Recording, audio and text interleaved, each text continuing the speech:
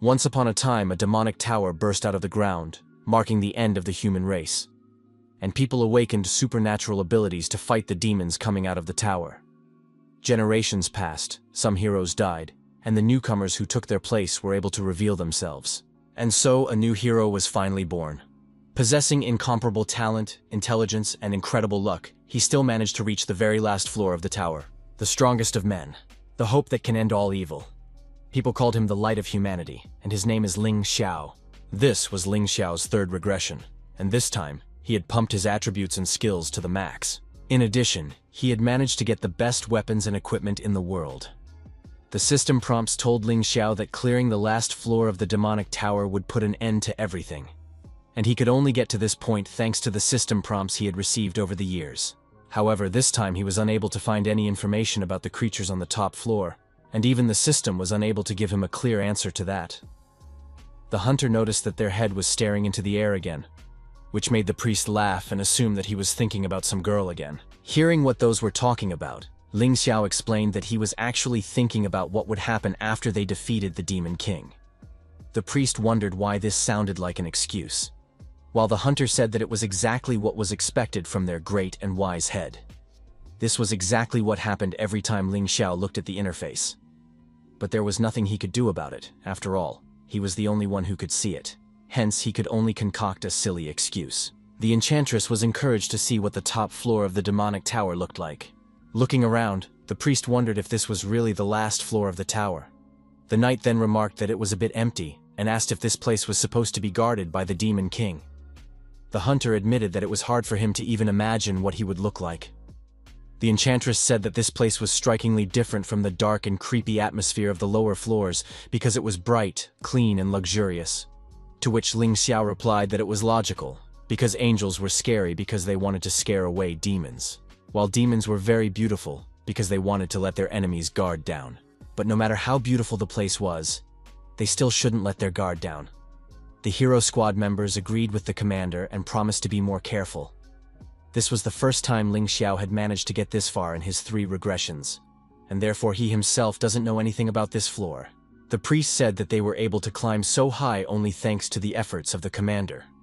The knight immediately agreed, because their leader was confronting the demons of the lower levels, as if he had fought with them many times, and knew all their weaknesses and strengths, as if he knew his own 5 fingers. The hunter said that only one chance separates them from triumph, and that the fate of all mankind will depend on them. The enchantress ran up to Commander Ling Xiao and addressed him. Afterward, she said with a smile that they would definitely be able to win with him. Ling Xiao smiled back at her and motioned for her to start, as blood suddenly splashed in front of Ling Xiao.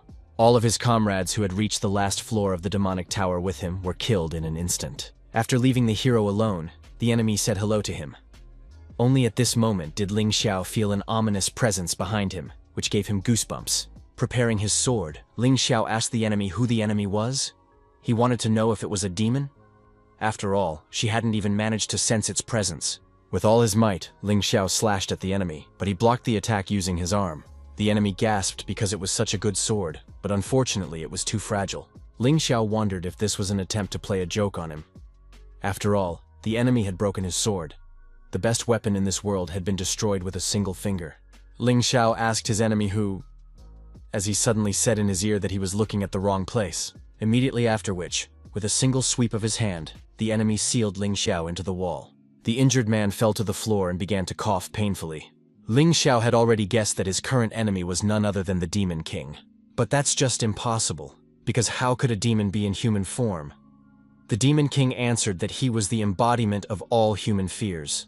He was born from the dark aspect of humanity, and by nature received the body of a human being. Ling Xiao activated the maximum level Eye of Truth ability to see the status of the enemy. But what he saw amazed him, because the enemy's health had not changed at all. He had hit him as hard as he could, but he hadn't done any damage to him, which was unthinkable. Suddenly, he noticed that the Demon King had a passive skill, unlimited survivability that gave him constant and unconditional infinite health. And his mana. What could this symbol mean? Does the Demon King really have an infinite supply of mana? Because if so, he is simply invincible. The system sounded the alarm and started shouting that the disparity between them was too great, and that there was only a 0.0000001% chance of victory, and so the system started calculating the best escape plan. In all the time, this was the first time the system had warned Ling Xiao of danger so vehemently. This meant that he had absolutely no chance of winning. Realizing this, Ling Xiao tried to calm himself down to think of what he should do now. But to his misfortune, the Demon King started to act. He raised his hand and reached towards Ling Xiao.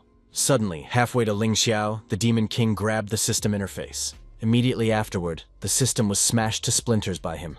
The Demon King assumed that he had seen some garbage that only a hero could see, and asked if this was what had been guiding him all this time. And was it really the thing that was showing him where these unique items were?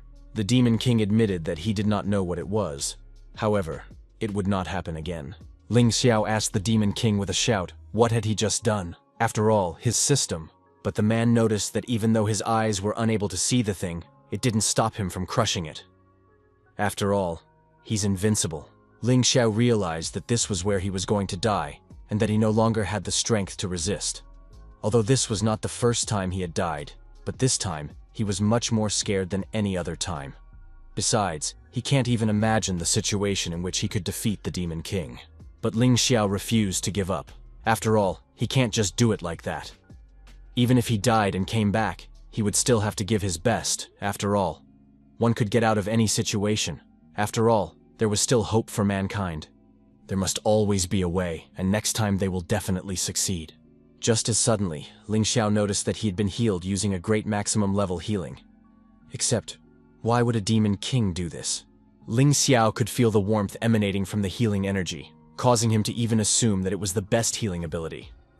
An incredible amount of healing energy poured into his body, as if there was no end to it. The Demon King suddenly lifted Ling Xiao up, and the latter asked, why did the Demon King heal him? Suddenly, the Demon King asked Ling Xiao if he was a regressor, considering how Ling Xiao fought the demons on the lower floors, as well as his skills and flaws. All of this shows as if Ling Xiao has the skills of a seer. But if that was really the case, Ling Xiao wouldn't have been so surprised when he met him. In the end, the only thing that comes to mind is regression. With more than one regression, in that case, what life is it? The second? Or is it the third? If he killed Ling Xiao right now, he would go back in time and come up with some new plan. Again and again, he will repeat the endless cycle. But sooner or later, he will still discover a way to defeat the Demon King. Looking at Ling Xiao's face, the Demon King assumed that all of this was indeed true. After which, he laughed as the hero had gotten too excited after hearing this. The Demon King snapped his fingers, and Ling Xiao immediately began to be enveloped in darkness. He agreed that Ling Xiao really did have the best equipment he could get in this world, and that no one could break it except him. As expected from a person that had been reborn in this world 3 times already. The hero managed to obtain some really good items. All this time, Ling Xiao was trying to understand why. Why did things turn out this way? The Demon King told Ling Xiao that he would never be able to die, because his ability would heal him all the time. While the armor would become a prison for Ling Xiao that would bind him and prevent him from escaping. Ling Xiao would live forever, with no way to live or die. At its core, the protagonist is the one protected by the story armor. The Demon King turned Ling Xiao into a throne, then placed him in the proper place.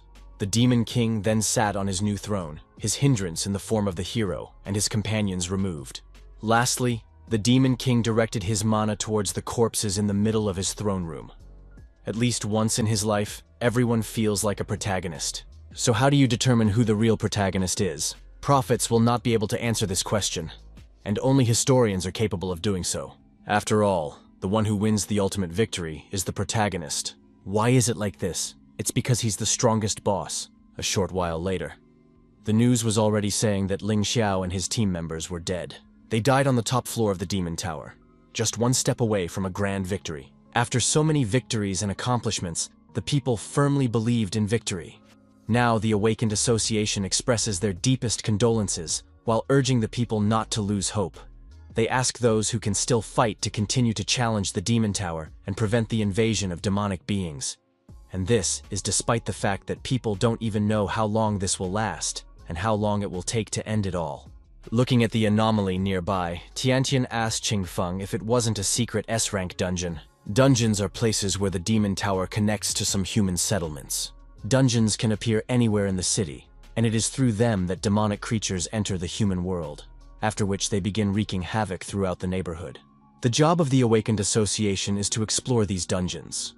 That's why most of the time the members of the association are busy cleaning up the dungeons, searching for rare goods, and ensuring safety inside and outside. After passing through the gate, Tiantian and Bai Qingfeng found themselves in a completely different place from the city, which was an S-rank dungeon. Tiantian asked Qingfeng if he was sure that the blood spike was right here, and that it was the item they would be able to defeat the Demon King with. Blood spike is a law-based artifact, and the law of this artifact allows you to deal at least 1 unit of damage with each attack. Bai Qingfeng reminded Tiantian that justice will always triumph over evil, and that Tiantian herself should realize this. Tiantian apologized for her foolishness and said that she believed in him, although Qingfeng is a genius, but he's still too young. It's worth it for him to train for a few more years, and he'll be able to far surpass Ling Xiao. But still, Qingfeng is her idol, and therefore she will always try to support him. Suddenly, Tiantian and Qingfeng noticed that there was someone else here who had already dealt with the monster. Tiantian wondered if this person had already obtained the blood spike. The Demon King said that just as he had anticipated, there would always be clever people among the humans who would try to defeat the Demon King using weapons based on laws. And that's why he came here beforehand, to force these lowlifes to give him the bloody thorn. Bai Qingfeng praised the stranger for killing the monster and obtaining the blood spike, after which he asked if he could give him the spike. The Demon King remarked that Bai Qingfeng didn't even know who he was, but he decided to rob him anyway. To which Qingfeng replied that it was for the sake of humanity, so could it be called robbery in that case? He then introduced himself as Bai Qingfeng, and assumed that the stranger must have already heard of it. Bai Qingfeng explained that this item would be much more useful in his hands than in anyone else's, and it was all to defeat the Demon King. All in the name of justice. Suddenly the stranger's eyes sparkled, and he began to gather magic. For a moment, Bai Qingfeng was still surprised, but he quickly realized what was going on, and used absolute protection at the last moment, managing to defend himself from the enemy's attack. Absolute protection is also a law-based artifact, and its rule is as follows. Within a radius of 2 meters, an indestructible shield is created that can protect one person regardless of the level of attack. While covering himself with his shield, Qingfeng wondered how a magic attack could be so strong. Could it mean that the person in front of him wasn't human, and that it was actually... Looking at the enemy, Qingfeng noticed that he had missed something during the enemy's attack. After all, the Demon King had already captured Tiantian. Hearing that the one named Bai Qingfeng, the Demon King asked if he was Ling Xiao's successor. After that, he decided to propose a deal. He would let his fan go, but only if Bai Qingfeng dispelled his cube. The Demon King assured Qingfeng that he would always keep his word. But if he didn't believe him, he could. Without letting the Demon King speak, Bai Qingfeng asked Tiantian not to be afraid, for she would die for the glory of mankind. And preparing his attack, he promised to build a memorial in her honor. Immediately after, Bai Qingfeng fiercely attacked the Demon King, but the latter managed to dodge. The Demon King was surprised that Bai Qingfeng didn't even hesitate for a moment, leaving his assistant to her fate. It also confirmed that his understanding of human nature was still far from perfect. But Bai Qingfeng explained to him that the strongest heroes were always loners, because sacrifices alongside heroes were inevitable, while the Demon King is the source of all human troubles. To which the Demon King replied that some people think otherwise. With tears in her eyes because of Qingfeng's betrayal, Tiantian asked why he had suddenly become so cold-blooded. After all, she had been following him for so many years. But even if he had always been like this, Tiantian shouted to Bai Qingfeng to not think about her anymore. She asked him to just run, using the magic cube to do so. But Bai Qingfeng was clearly not going to back down. After all, he was blessed by the heavens themselves and the new hope of mankind. Bai Qingfeng asked, how could he escape so easily? Justice would always prevail only because people like him always had the determination and will to win no matter what. And it's all for the sake of humanity, for the future, and for the world. After listening to this nonsense, the Demon King suddenly started laughing with Bai Qingfeng. Afterwards, he laughed and asked if he was really not going to run away, for in that case he was responsible for his own death. Immediately after his words, Bai Qingfeng was surrounded by the Demon King's energy. Before he could react, the ground beneath Qingfeng suddenly collapsed. Bai Qingfeng wondered how he had lost, and how was such a thing even possible? Was this really the end of him? Looking at Bai Qingfeng falling into the abyss, the Demon King offered him a drink of water from the river of the lower world, since he was so impatient. Besides, such a knight of justice should have been willing to sacrifice himself long ago. The Demon King admitted that he hoped that Bai Qingfeng would consider his death heroic enough. Except Bai Qingfeng didn't wish for that. He shouted that he couldn't die here. He didn't wish to be a victim, and he didn't want to end up like this. Falling through the boundless abyss, Qingfeng begged the Demon King to spare him, but it was all in vain. After dealing with Bai Qingfeng, the Demon King turned around and walked away. Since Bai Qingfeng was dead, Tianqian already realized that she would be the Demon King's next victim. But to her surprise, the man was in no hurry to kill her. On the contrary, the Demon King was just about to leave this place. Not understanding what was happening, Tianqian asked if he was really letting her leave. The Demon King recalled that he had promised to let her go on the condition that Bai Qingfeng dispelled his cube. Besides, he always keeps his word. Of course, he was sorry that Qingfeng wouldn't be able to leave this place anymore. The Demon King said goodbye to the little girl and said that the next time he saw her, he would definitely kill her, even though the Demon King had left.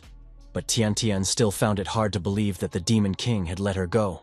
Meanwhile, in the human world, a black-haired youth emerged from the dungeon, whereupon he was almost instantly lost among the passers-by. The headquarters of the Awakened Association. A while later, the secretary asked the gentleman if he was sure he wanted to join their association. Suddenly, another guild secretary jumped out in front of her and said with a twinkle in her eyes that it was very cool. Recently, the monsters have been getting bigger and bigger, and they even managed to penetrate from the dungeons into the city. That's why they warmly welcome all the Awakened to join them, especially handsome men like him. She asked his name, level, and abilities, so she could help him register. The young man replied that he was that genius Bai Qingfeng, and suggested that they must have heard of him. Bai Qingfeng then said that he was very happy to join the Association of Awakened People. Headquarters of the Awakened Association, Hall of the Seven Elders. One of the elders said that only 6 of the 7 elders were left. After which, he admitted that he would never have thought that Ling Xiao, who possessed the regression ability, would also be defeated in the fight against the demonic tower. The president of the Awakened Association asked the elders to listen to him. He then explained that while the Demon King was in the tower, he was blessed with infinite life and infinite mana. Therefore, they could no longer let the heroes sacrifice themselves in the tower. Instead, they should come up with a new plan. He had already warned people not to go into the tower without thinking. Instead, everyone must search for an object that can seal the tower. They must make it so that dungeons can no longer appear in their cities. By doing so, they will finally be able to keep the population safe. One of the elders interrupted the president, saying that she had already summoned the Chosen One from the parallel world. From now on, they would address him as Traveler from Earth. And of course they should keep it a secret, because even he doesn't know that he was called to save this world. Besides, travelers have always done nothing but save other worlds. At the moment, the soul of the Traveler is in the body of Ling Xiao's younger brother, Linfun. Rumor has it that after entering this world, he began to behave with restraint, and even has thoughts about everything that is going on. Right now, he is leading an albeit small, but strong squad and advancing through the dungeons in search of artifacts that conceal the demonic tower. An old seer intervened in the discussion, taking a break from his flask to tell him that on the night of last month's full moon, he had made a prediction for Linfun. And his prediction said that Linfun would be able to find an artifact capable of sealing the demon tower. With a smile to his ears, the old seer advised not to worry about it, as it would all be over soon. Right after the elders' meeting, a girl from the staff asked if what the old prophet said was true. And did it mean that the demon tower would be sealed soon? After all, this is just fine, as people will finally be saved. The old seer approached the young lady sharply, which startled her, and asked her if she had thought about it well. After all, what would happen if the Demon King was not in the tower during the sealing, but instead wandered among them? In that case, would sealing the tower be of any use at all? The girl could not help but agree that such an outcome was indeed possible, and asked what would they do. Suddenly the old prophet took the opportunity to slap the young lady on the ass while saying that he would take care of everything. The old seer recognized that he was just joking and laughed loudly. He then asked a rhetorical question. Can a Demon King just leave his tower? Besides, if he left the tower, he would immediately lose his blessing. In that case, he would be on par with their best awakened ones, and if the people knew about it, they would do everything they could to finally kill the Demon King in no time. Thus, the Demon King has only 2 choices. Either he stays in the tower and is sealed with his servants, or he leaves the tower and is immediately surrounded by countless humans. The humans have already defeated the Demon King. All that remained was to wait for Linfun to find the artifact, which was what his vision showed.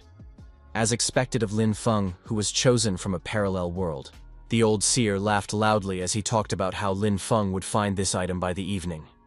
Wanting to get away from this old man as soon as possible, the girl quietly left, saying that she still had some duties to attend to. The old seer complained about what the current girls were like, after which he remembered the time, for Linfun should be coming soon. But opening the door to his room, the old prophet was confused. The old prophet asked the guy who the guy was, and what was he forgetting in his room. The black-haired youth glanced at the old prophet, finally waiting for him to arrive. He then greeted the prophet and introduced himself as Bai Qingfen, and said that he had recently joined their organization.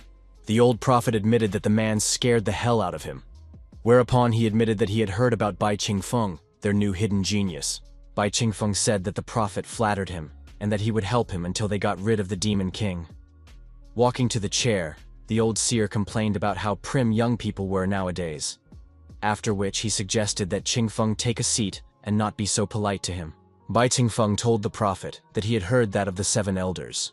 He was the only one who could predict the future. The old prophet confirmed this, and added that he was now too tired to do so. Bai Qingfeng admitted that he joined the organization just for that. He wants to know the future of the Demon King. The old prophet replied to the boy that he was too light-hearted about it all, because if he could predict the future of the Demon King, he would be the light of humanity, not Ling Xiao. The problem is that his predictions only work during the full moon, as well as in direct contact with the person to whom he will make predictions. Bai Qingfeng asked Mr. Prophet, "Isn't today the full moon?" Not feeling the hand at his neck, the seer asked if the man was completely stupid or just pretending.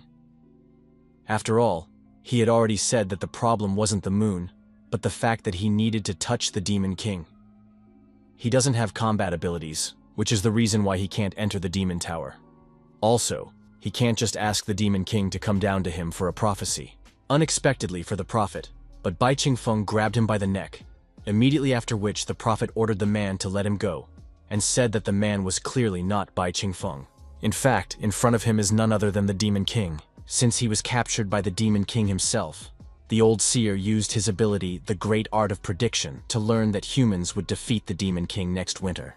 Meanwhile, the Demon King used mind reading to learn the prophecy about himself. Squeezing the old prophet's neck tighter, the Demon King asked if his predictions were accurate. He replied that they were, but a second later he changed his answer to not accurate. He told the Demon King that he could make him say anything his soul desired, then tried to win the chance by telling the Demon King how useful he would be to him. The Demon King asked an old man to predict his own future. He must find out whether he will die today or not. It's a rather banal story about the transmigration of a guy's soul from one world into the body of the dregs of society from another world, where he in his newfound body becomes a hero, acting cool and making fun of arrogant characters. It's a story where the scum defeats the Demon King. That's exactly the kind of character he is, being at rock bottom. And one day when he was reading this novel, on his way to work, he was hit by a car and died. It was the typical prologue of every such story. This is a soul transmigration story where he is the transmigrant. He is relocated in the novel and becomes one of the characters, the second son of the Lin family, the hope of all mankind, Ling Xiao. But it wasn't him, for he had shifted into the normally useless younger brother, Ling Feng.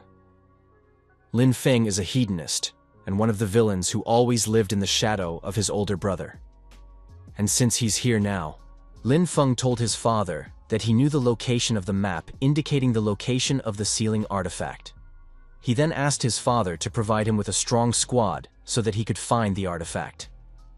Since he was already familiar with the storyline of the novel and had an omniscient point of view, he knew the location of the map that showed the item that could seal the Demon Tower. That's how he managed to get the card in his hands. The main hall of the Awakened Association's headquarters. Lin Feng knew that although his older brother had died, the real protagonist of the story had still yet to appear. And now is the hour when he will be the savior of this world. He will be a true hero. Lin Feng turned to Xiaoya and said that with his help, they would definitely be able to obtain the sealing artifact. Li Ya is a cold beauty. In his past life, he couldn't even dream of being intimate with such a beauty. Thinking about it, Lin Feng mentally laughed, because in this life, Li Ya was his fiancée. Along comes a girl he recently ran into. She looks like a rabbit, just as scared. She was looking for him to protect her from danger. Linfun petted Tian Tian and said that it was okay, because they were now at the headquarters where there were no dangers. Not understanding what was going on, Tian Tian thanked brother Linfun for his concern, immediately after which, this weirdo walked forward with a satisfied face. Linfun felt very comfortable with this frivolous beauty, and he also realized that this kind of person had nothing but butterflies in her head. Linfun clenched his fist contentedly, because soul transmigration could really be called cheating. Leaving ahead of the group, Linfun said that he would go as he still had things to do, and he asked his companions to handle the remaining things here. Tian Tian asked her brother where he was going. He replied that he was going to the great prophet to talk to him about something. Since he would be the hero who sealed the demonic tower, could he do whatever his soul desired? And does he have time for girls? Xiaoya greeted the secretary and said that there was something they wanted to discuss. Specifically, she wants to recommend someone to join the association. The secretary asked who she wanted to recommend, after which Xiaoya pulled Tian Tian up by her arm and introduced Tian Tian, who they had rescued together with Lin Feng during the dungeon sweep. After which, she revealed that she was the only person who was able to survive the encounter with the Demon King, which stunned the secretary. Tian Tian assumed that the secretary had already heard of Bai Qingfeng, who everyone thought was a hidden genius, and said that she was his follower. She then revealed that they had encountered the Demon King when they were passing through a dungeon, but the Lord had been killed, and she had somehow managed to escape. Later she met Mr. Linfun and Lady Liya, and then joined their team. The secretary was surprised by Tian Tian's story, and revealed that Bai Qingfeng had recently joined them, and that he was quite alive and well. Tian Tian asked what did the secretary mean, and the one told that Mr. Bai had been here recently, and that he had gone to the great prophet's chambers. Tian Tian and Liya were surprised together that Bai Qingfeng was alive, but only Tian Tian understood what it meant. Meanwhile, the Demon King was dealing with the old prophet. The old prophet begged the Demon King to spare him. The Demon King asked him if he had learned his future, but he only pleaded to the great Demon King and promised that he would do anything for him. Whatever orders he gave him, he would fulfill them. The Demon King tisked unhappily and asked the prophet if that was really all he had to say. He then complained about how boring the prophet was. The Demon King said that he used to think that all humans were just like Ling Xiao, full of courage, justice, and strength, but apparently, he still hadn't fully recognized humanity, so he should learn even more about his enemies. But at the thought that he could find people like the prophet amongst the humans, the uneasiness in his heart is greatly reduced. In gratitude for this, he agrees to finish off the prophet as soon as possible. Hearing this, the prophet asks for the last time not to kill him, after which he finally subsides. After dealing with one of the elders, the Demon King quietly left the great prophet's room. Once he returns to the Demon Tower, Linfun will get hold of the sealing artifact and he will be trapped. On the other hand, if he dares to thwart Linfun, he might not just fail, but even be killed by the hero, just as the prediction said. The Demon King wondered what he should do now. Leaving the Demon Tower is even more risky, since he knows the contents of the prophecy. So the Demon King decided that it would be better to return to the tower with the thought that perhaps he will someday have the opportunity to change the prophecy. Bai Qingfeng recalled that there must be an emergency exit somewhere around here. Suddenly a stranger grabbed him by the shoulder and asked him who he was. After all, he had never seen him here before. The Demon King panicked, for he had been discovered so soon. Bai Qingfeng replied that he was just one of the awakened ones that had recently joined the association, and asked what the one needed. Linfun was surprised at what he heard and was about to reply to Bai Qingfeng, but the man interrupted him, saying that only those who had reached S rank could have a badge like the one on his chest. Bai Qingfeng asked the stranger if he was really that strong. Linfun asked the S ranker if he would like to join his team. After all, they were just looking for an item that could seal the Demon Tower. After which, he introduced himself as Linfun. Linfun assumed that he had never heard of him, but promised that he would soon become world famous. Hearing that this guy's name was Linfun, Bai Qingfeng suddenly smiled and agreed to Linfeng's proposal. The Demon King wanted to know if the great prophet's prophecy would really come true. Next, Linfun and Bai Qingfeng headed towards the great prophet.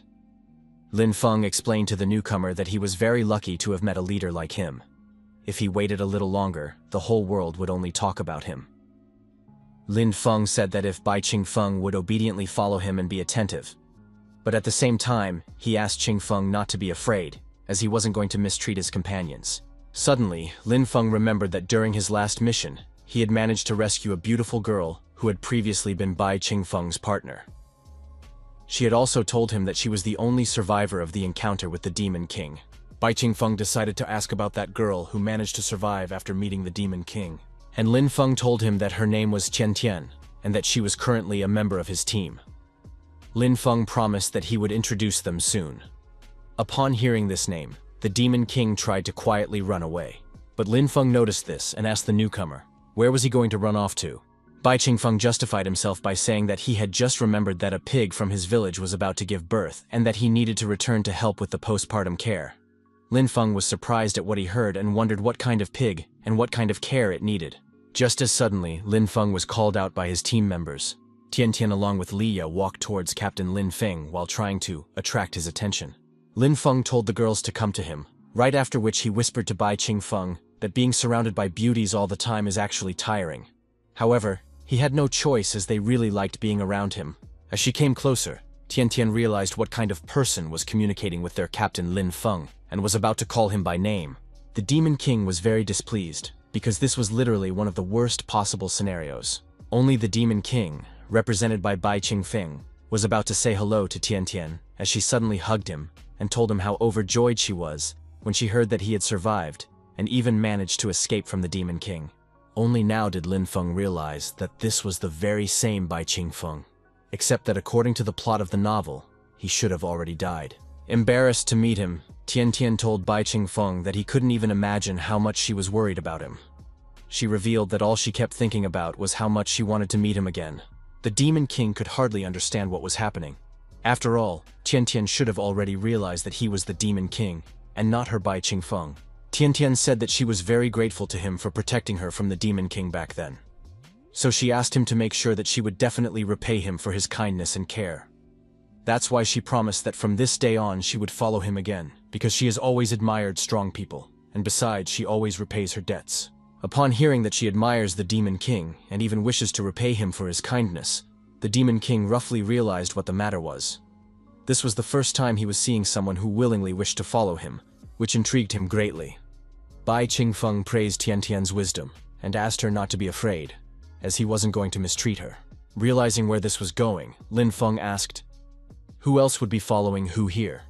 And hadn't they forgotten that he was the leader of the group? Upon hearing that it was the same Bai Qingfeng, Liya said with a smile that she had heard of him and that she was pleased to meet him. Linfun turned to Xiao Liya and reminded her that she was his fiancée. But Liya didn't let him finish, recalling that he had already met the Demon King and asked what was he like. Bai Qingfeng replied that the Demon King looked like an ordinary villain, and Tian Tian said at the same time as him that the Demon King was ferocious and terrible. Afterward, the three of them laughed off it. A vein swelled on Linfeng's cheek, for this brat was annoying him more and more. According to the plot of the novel, Bai Qingfeng was supposed to die at the hands of the Demon King, and only Tian Tian was supposed to stay alive. Therefore, Linfun wondered if his intervention could have caused the butterfly effect.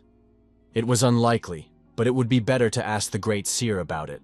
Suddenly, a woman's cry was heard from outside the Great Prophet's room. When he saw the secretary running towards them, he asked her what had happened, to which she replied in horror that the Great Prophet had been killed. Only an hour ago, the Prophet was alive, so they must lock up all the entrances and exits of the association and find out with whom he had met. Tian Tian, Liya, and Linfun were stunned to hear of the Great Prophet's death and wondered who he was meeting with this evening. Immediately afterward, Bai Qingfeng said that he and Linfun had met with the Great Prophet. Linfun shouted out that this was nonsense. After all, he had yet to meet the Prophet, and the very moment he was walking towards him, he saw Bai Qingfeng standing at the door, looking rather suspicious. Just as suddenly, a realization came to Linfun as to what had happened here. Linfun accused Bai Qingfeng of killing the Great Prophet, and said that he realized it as soon as he saw Bai Qingfeng. Liya grabbed Linfeng's hand and asked him not to make any hasty. Just as suddenly, Linfeng threw Li Yu aside and ordered her to shut up, for this person has deceived all of them, and he is not even Bai Qingfeng. Linfun shouted to Bai Qingfeng that the latter might have managed to fool the others, but it was pointless against him, and rushed towards Bai Qingfeng. Only Linfun felt as if he had gotten Bai Qingfeng as he dodged his fist. Immediately after, Bai Qingfeng was at Linfeng's back and said that the latter was just trash that he had never been able to compare to Ling Xiao. He asked, "So did a person like that have the right to talk to him like that?" Immediately afterward, he hit Linfun on the head. Linfun asked, how could something like this happen? But a second later, his head was crushed to the floor by a foot. Leah ordered both of them to stop. Meanwhile, Tian Tian smirked, for the Demon King had done exactly what befitted the strong persona she had chosen to follow. Bai Qingfeng suggested that this should be enough to appease such a person. But there's something strange about it. Why is this brat so sure he's not Bai Qingfeng? Bai Qingfeng said that he had heard of Linfun before. After all, the latter is the younger brother of Ling Xiao, nicknamed the Light of Humanity. Linfun is rumored to be worthless and talentless trash, and as he sees it, that's just how it is. Besides, Linfun is even worse than he had imagined. Bai Qingfeng admitted that he liked Ling Xiao much better. Linfun asked, how dare he call him trash? He had transferred into this body and even gained incredible strength, becoming an outstanding person, standing above the rest, so how come? Li Ya asked Bai Qingfeng to go easy on Linfun since he wasn't going to hurt him. She said that Linfun was actually a good person, and that he had just become a bit impulsive lately. Listening to Li Ya trying to defend him, Linfun told himself that he wasn't trash. After which, he asked to be allowed to ask a question. Linfun asked, who was it that Qingfeng was calling trash? Immediately, he broke free from Bai Qingfeng's leg, using his S-class omni-destroying claw weapon. Bai Qingfeng was surprised that such a bastard had his own S-ranked weapon. Although ordinary S-ranked awakened ones were not his opponents, but the Demon King didn't see Linfeng's name on the Genius of Humanity list. Just as suddenly, an outsider intervened and shouted orders to the two to stop fighting. Linfun wondered, why the hell did his magic suddenly disappear? While the Demon King assumed that it was a rule-based ability. The person who stopped the fight was the president of the Awakened Association, whose ability is to nullify all superhuman abilities within a certain area. The president explained that every member of their association was a real treasure in the fight against the demons. So how did they manage to have an internal showdown here? This was the first time the Demon King had seen the president of the Awakened Association, and he was actually doing badly. After all, right now he was not in the Demon Tower, because of which he did not possess infinite health, infinite mana, and ignoring all the rules. Bai Qingfeng said that he was very sorry for the trouble he had caused, and even admitted that what had happened was his fault. He also promised that this would not happen again.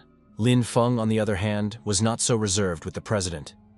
Calling him an old man, Linfun asked why he didn't stop Qingfeng when he punched him in the face, but only decided to intervene the moment he dared to punch him back. Does this mean that the president has taken Bai Qingfeng's side? Or does he look down on him because he also considers him trash? Listening to Linfeng's embarrassment, the Demon King wondered if he was definitely the genius who had managed to get hold of an S-class weapon and a divine artifact map. After all, from the looks of it, this person has absolutely no brains or resilient character at all. The president asked Linfun to stop talking nonsense. After all, he didn't take sides, and everything he does is only for the good of humanity. Linfun interrupted the president, asking if he really thought he would believe that. As he left, Linfun complained about how they all looked down on him. He asked them to wait, because they still had no idea how valuable he was. After all, the sealing artifact would soon fall into his hands, and then they would know who the savior of the world really was. The president sighed after talking to Linfun, after which he put his hand on Bai Qingfeng's shoulder and admitted that he admired him a lot, for he was not only strong, but also polite and calm. Feeling relieved, Bai Qingfeng replied with a simple, yes. But was he only thinking that this was really some kind of damn thing, because people admired him too much for some reason? The president said that he had already conducted a preliminary investigation into the death of the prophet, and in the process, he had found traces of demonic power at the scene of the crime. This means that there is no human involvement, and that it was probably the work of a demon who has already escaped. As for the final verdict, it will require more in-depth investigation. But what is heartening is that they will soon have a divine object in their hands, and so the president advised Bai Qingfeng to go along with Linfun. After all, Bai Qingfeng also carries the cross for the future of humanity. Bai Qingfeng could only squeeze out an awkward, yes, of course. The Demon King was indeed carrying the cross for the future of mankind. Except he was carrying the cross on the other side. Leaving, the president advised them to continue their hard work, because one day the future of mankind will be in the hands of such young people. After resolving the conflict, Li Ya said that she would go look for Linfun, explaining that he had become irritable lately. Just as suddenly, Bai Qingfeng grabbed her hand and asked her to wait for a while. Bai Qingfeng apologized for grabbing her and explained that he had one question. How much had Linfun changed relative to his past self? And what was it that could have happened? The Demon King hoped that Leah would not become suspicious of him because of such questioning. Seeing Leah embarrassed, Bai Qingfeng remembered that he hadn't let go of her hand and apologized again. After which, he explained that he was worried about Linfun. Besides, he himself had acted impulsively and therefore wanted to apologize. Realizing what the latter meant, Leah mentally recognized Bai Qingfeng as not a bad person who even cared about Linfun. In reality, Linfun was an honest but cowardly brat, until one day he woke up and became a completely different person. That day, he started saying strange things about books, soul transmigration, cheat codes, and parallel worlds that made her think he was still dreaming. But after that, he became a completely different person. Not only did he become bright and bold, but he also unknowingly learned the location of some first-class items and weapons. He even found a map of divine artifacts, as if he possessed a gift and could obtain anything. This was the reason why, even being weak, relying on S-ranked weapons and items and weapons, he barely managed to reach the S-rank threshold. Leah also revealed that the elders from both of their families said that Linfun had obtained enlightenment. Perhaps he had awakened an incredible skill. However, he didn't answer them. Enlightenment? Awakening skill? The Demon King was certain that something didn't add up here. After all, Linfun was certain that he wasn't the real Bai Qingfeng, but he never dared to tell the reason why he accused him. And considering his temper, what possible reason could there be for him not to tell it? It was something he couldn't even tell his family or fiancé, unless it's because he's not the real Linfun. After all, he can't die telling them the truth. Parallel world, changes in personality, knowledge of everything. Linfun's body is definitely possessed by someone. Suddenly there was a rumbling sound, and the ground beneath my feet began to shake. Shouts immediately went up around the neighborhood. The A-rank demon had gotten out of the dungeon and went to circle the city. Some people began to doubt that anyone would be able to defeat this demon, but immediately, word came out that Mr. Linfun had gone to fight it. The rampaging enemy was an A-ranked demon, a dog corpse, and to fight him, Linfun used an S-class weapon, a flying sword of raging flame and ice. Linfun asked the pitiful demon, how could he only dare to rage in his presence? Immediately after, he swung his flying sword, attacking the canine corpse with a hail of ice spikes. Linfun immediately pulled out his second S-class weapon, the Star Sword Meteor. He shouted that he was a hero who would protect everyone, and that all eyes would be on him. Immediately afterward, he chopped up the dog's corpse with his swords landing on the ground. The people in the surroundings were delighted, for not even an A-rank demon was capable of their Mr. Linfun, the new genius who was now on everyone's lips. The Demon King smirked, for Linfun's opponent was a dog corpse. While alive, this demon was a stray dog that was killed by humans. After its death, its grudge got caught up in the tower's demonic energy, which turned the dog into an A-rank demon. Most importantly, it is a rather rare type of demon, and thus most people are not familiar with it. Moreover, it has one distinguishing feature. Linfun ordered the dog corpse to die and continued to chop the demon over and over again. Unable to withstand all these attacks, the demon was eventually piled on the ground. The peculiarity of the dog's corpse was that after receiving a certain number of attacks, it would pretend to be dead. While those around you rejoice at the death of the A-ranked demon, the dog's corpse regenerates, becoming even stronger and turning into an S-ranked monster. Without making much effort, Linfun was content with everyone discussing him. People were screaming that they loved him, and that this fight was incredible. This was only after Linfun had killed some A-ranked dog. However, he knew that once he sealed the demon tower, his name would be all over the world. Suddenly, Linfun heard a growl behind him, and an eerie aura began to emanate from the demon he had recently killed. Upon recovering, the corpse of the dog mutated into a SS-ranked demonic hellhound, and before Linfun could react, the demonic hellhound exhaled a pillar of flame straight at Linfun. Seeing what happened to their hero Linfun, the people around the area fell silent. But after a few seconds, panic broke out, and people began to save themselves while they could. Because the fact that the demon is not dead can only mean one thing. Meanwhile, Linfun wondered how such a thing could happen. This beast had managed to fell him using only one attack, which meant that the corpse dog he had recently defeated had become a legendary SS rank demon. The demonic hell dog raised its paw and was about to crush Linfun. Suddenly, Leah jumped out to them and asked the gentleman to lean on her to help him escape. After picking up the master, Leah tried to run away, but it was already too late. Leah was already despairing when suddenly one of the awakened jumped out to help them. The Demon King was unwilling to kill Linfun right now. After all, he needed him to find the divine artifact to destroy it. That was why he couldn't allow Linfun to die and would have to endure it. Gathering his energy into a fist, Bai Qingfeng attacked the demonic dog. At the same time, he asked the dog if he didn't recognize his master. Suddenly, the demonic dog lay on the ground and began to shiver right in front of Bai Qingfeng.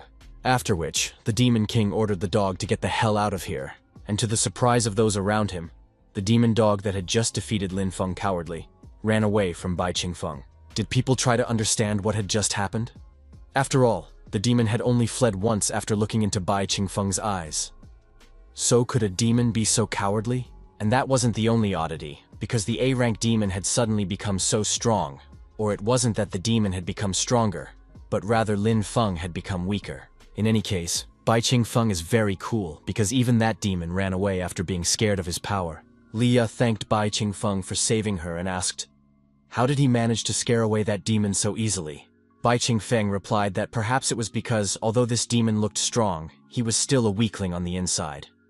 In any case, it didn't matter to him because the most important thing was that Linfun was fine, and it was possible that he would become like Li Tiantian in the future.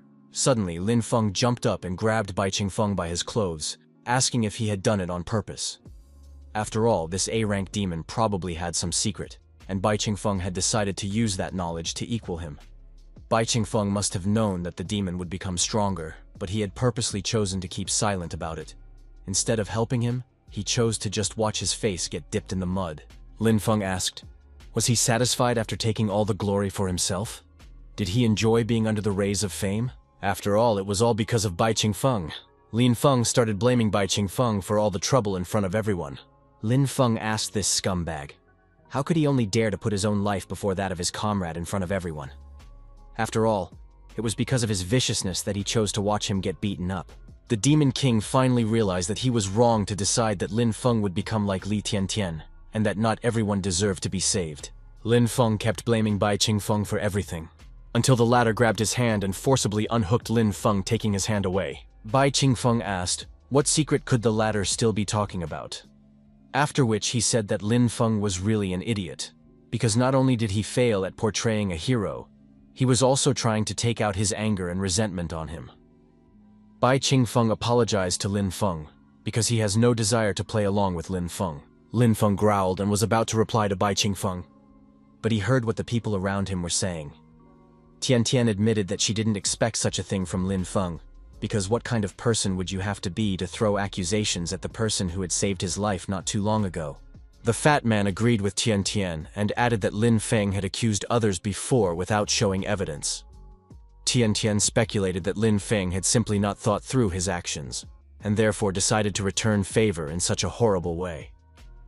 The secretary recalled that only the two of them had been found near the prophet's room, and wondered again which one of them could be the killer.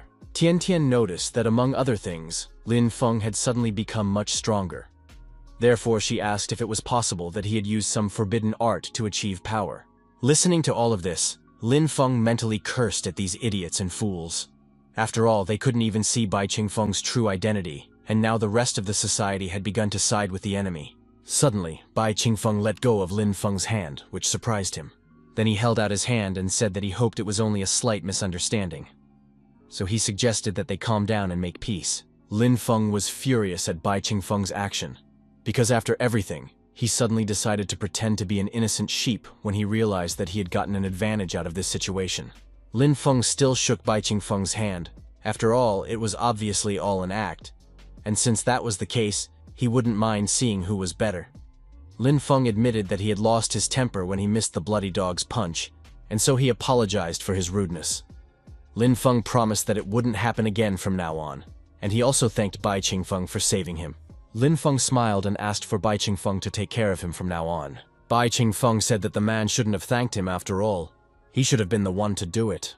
Bai Qingfeng moved closer to Linfun and whispered that he was grateful that he was not the only suspect in the murder of the great prophet. After all, it was he who killed the prophet. Hearing this, Linfun instantly became furious. After all, it was precisely because of Bai Qingfeng that he had to endure all of this. Linfun pulled his hand out of Bai Qingfeng's grip and shouted that it was just as he thought, and no sooner had Linfun hit him than his hand was grabbed by Leah, whereupon she asked, "What is he doing?" And why is he suddenly acting like he's off the chain? There were people crowded around them who had seen all of this, and thus Linfun was forced to swallow his resentment. Once again wrenching out his hand, Linfun said that he knew it, after which he looked at Bai Qingfeng and wondered, who was he and what was his purpose? Also, the novel didn't say that Bai Qingfeng is that powerful. He just can't let the story take a completely different path. In Linfeng's gaze, the Demon King saw nothing but anger. After all, he only wanted to take the sealing artifact away from him. However, if it suddenly became a hindrance, he would shamelessly take Linfeng's life. After all, after destroying this artifact, he would be able to destroy the rest of humanity sooner or later, and annoying people would be better off. A while later at Café Sempre, as soon as the waitress left, Li Ya thanked Bai Qingfeng for saving her yesterday, to which the man replied that there was nothing special about it. The Demon King wondered if he had saved her yesterday. If so, he had already forgotten about it. Li Ya revealed that their team was about to embark on a mission to find the sealing item. After which she said that actually Linfun didn't even let them look at the map, and only said that the artifact was in the south. Li Ya said that the journey promised to be a long one, and that she hoped Bai Qingfeng could get along with Linfun. A little embarrassed, Li Ya asked Bai Qingfeng to try to ignore his current behavior. After all, she has known since childhood that Linfun is not a bad person at all. Except that the Demon King already knew that the man was gone. A pathetic human from a parallel world took possession of the body of an innocent child, and now he enjoys the love and care of his beloved, who does not even belong to him. So also, this person calls himself a future hero who will save the world. Thinking about how ironic it was, the Demon King tasted the coffee. Suddenly he spat out the drink because it was too bitter. It was just disgusting. After tasting the coffee, the Demon King realized that he was still far from the concept of human tastes. And this was despite the fact that in the past, he didn't have much to choose from. Bai Qingfeng asked Li Ya if it had ever occurred to her that her fiancé was sick. After all, it was possible that he had changed so drastically because of his illness. After which, he asked if she wanted Linfun to go back to his old self. After all, there was just one item in the south that they could pick up along the way, and maybe it would help Linfun get back to normal. Leah suddenly jumped up and asked, was it true that he would be able to make Linfun the same? To which Bai Qingfeng replied that of course it was true. Meanwhile, on the streets of the city, a disgruntled Linfun pondered that the current story was just a prequel to the main story that hadn't even started yet. However, the narrative is no longer going as he remembers it. For Bai Qingfeng was not supposed to return alive after meeting the Demon King. So even the Great Prophet was killed before the main narrative began. Suddenly, Linfun remembered that yesterday when he had met Bai Qingfeng, he had seemed very suspicious. It even felt like he was trying to escape from the association building. But once Bai Qingfeng heard about the artifact, he immediately agreed to join their team. Was it really because of him that the story started to unfold differently, and Bai Qingfeng was actually supposed to leave that day?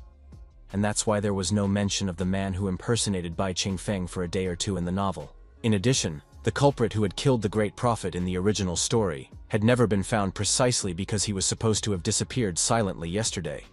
No one was able to find him because he was no longer pretending to be Bai Qingfeng.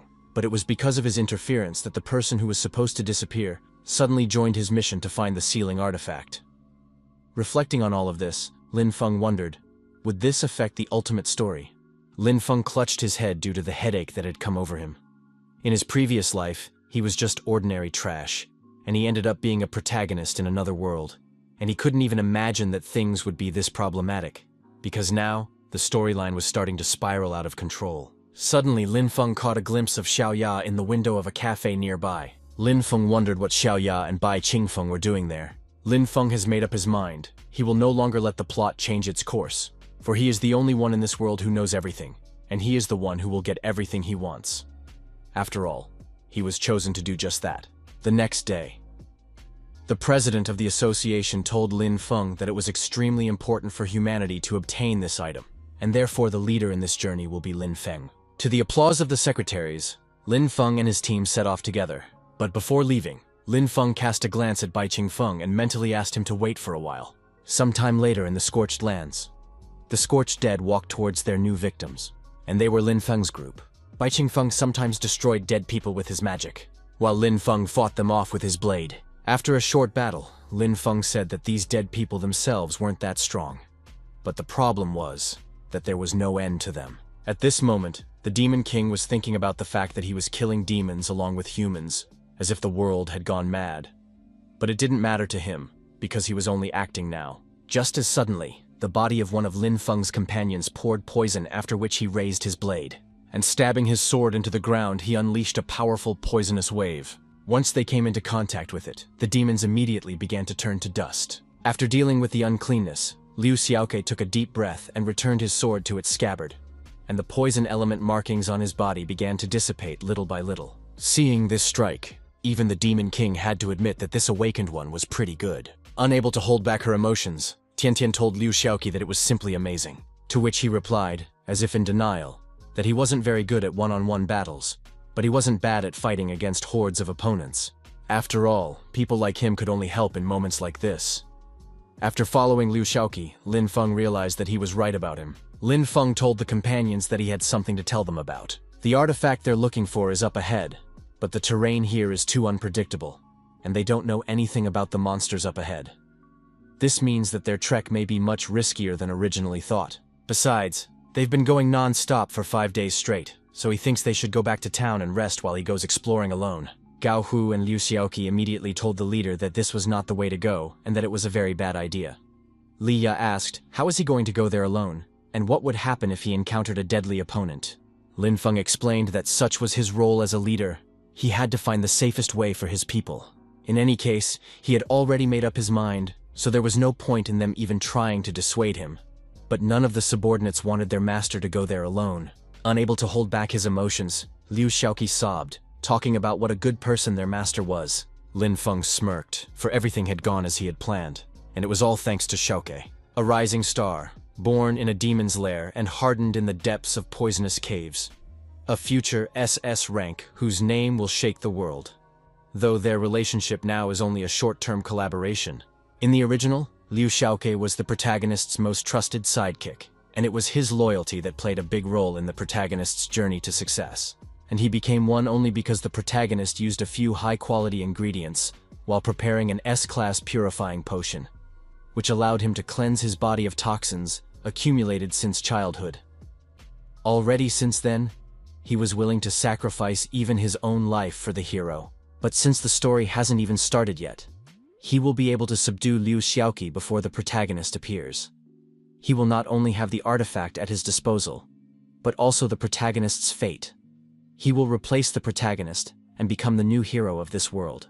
Linfun ordered his companions to wait for him in the city, and afterward, they would continue on their way. Only a few people in the whole world know where to find those high-quality ingredients, and fortunately, he is just among them, as the book mentioned their location. Linfun was already convinced that Liu Xiaoke would soon become his pawn. Although the Demon King doesn't know much about human nature, but he is certainly certain that Linfun is not the kind of person who is capable of self-sacrifice. Since they were free, Li Ya said that she had heard rumors that an underground auction was to be held somewhere nearby. Therefore, she suggested that they meet in a few days. After hearing about the auction, Tian asked to go with Li Ya. With the corner of her eye, Li Ya looked at Bai Qingfeng and thought about his words again. After all, if it's really like he said, and it's all about Lin Feng's soul being devoured by a demon, causing him to start changing his personality, then she should buy the item at the auction. An object capable of cleansing the soul and bringing back the him of the present. Li Ya and Tian walked off together towards the underground auction. Gao Hu noticed that the three of them had gone their own way, and so he suggested that they return to the city and rest properly, as the young master had previously ordered them to do. But before he could turn around, Bai Qingfeng asked Gao Hu to stop. Gao Hu asked if the man had any problems? Or did he just decide to challenge the young master's order? Gao Hu noticed that the young master didn't like this person, and thus he assumed that it was a rather murky type. Bai Qingfeng admitted that he was deeply moved by Lin Feng's decision not to put them in danger, but even that didn't mean that he wouldn't worry about him. After which, Bai Qingfeng asked, why don't they discreetly follow him? After all, that way, they would be able to help Lin Feng in a difficult situation. Upon hearing of such a proposal, Gao Hu immediately agreed, for he is also very worried about their lord. And Liu Xiaoke praised Bai Qingfeng for wanting to protect the lord so much. Hearing what the remaining three were talking about, Li Ya realized that Bai Qingfeng was really worried about Lin Feng. A person like Bai Qingfeng is very kind-hearted at heart. Bai Qingfeng said that they flatter him, because everything he does for the sake of humanity. Now, he wants to finally see what Linfun is really like. The first dungeon Linfun headed to was the S-rank dungeon, a malicious chessboard. As described in the book, the cleansing crystal is on this chessboard, but the exact location is unknown. All of a sudden, Linfun felt as if his heart had fallen to its very heels. Wondering where this feeling of fear suddenly came from? Linfun looked around, and behind him he saw a red king who was also very fast. And the worst thing here was that this king is coming right at him. Suddenly the red king stopped, and a chess spirit began to emerge from it.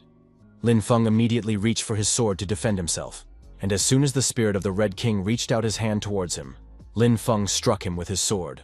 But that one was much stronger than Linfun had expected, causing Linfun to be thrown straight back to the figure behind him.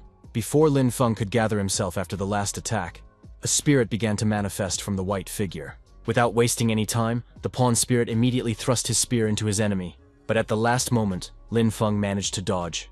Immediately afterward, the spirit of the horse appeared in front of him. Linfun took out his S-class weapon, the horse cutter, and shouted to the spirit horse that he was about to chop it up. But as soon as he tried to give the horse a single blow, it bit off the blade of his horse cutter. All those countless souls who had fallen here had been absorbed by the chess pieces, and would remain here as long as the battles continued. During their existence, these pieces have absorbed so many vengeful hunter souls that they have long surpassed the S-rank. Realizing how much he had rushed coming here, Linfun decided to escape as soon as possible, and for that, he just had one suitable artifact. As soon as Linfun used this artifact, wings grew from his back. Immediately afterward, he flew upward and immediately drew his sword, preparing to fend off more attacks. But something happened that he never expected. The enormous Soul Queen swung her hand and was already ready to flatten little Linfun with a single blow, before the frightened Linfun could wonder what the hell had happened. How the spirit of the queen brought him back to Earth so quickly he couldn't even notice it.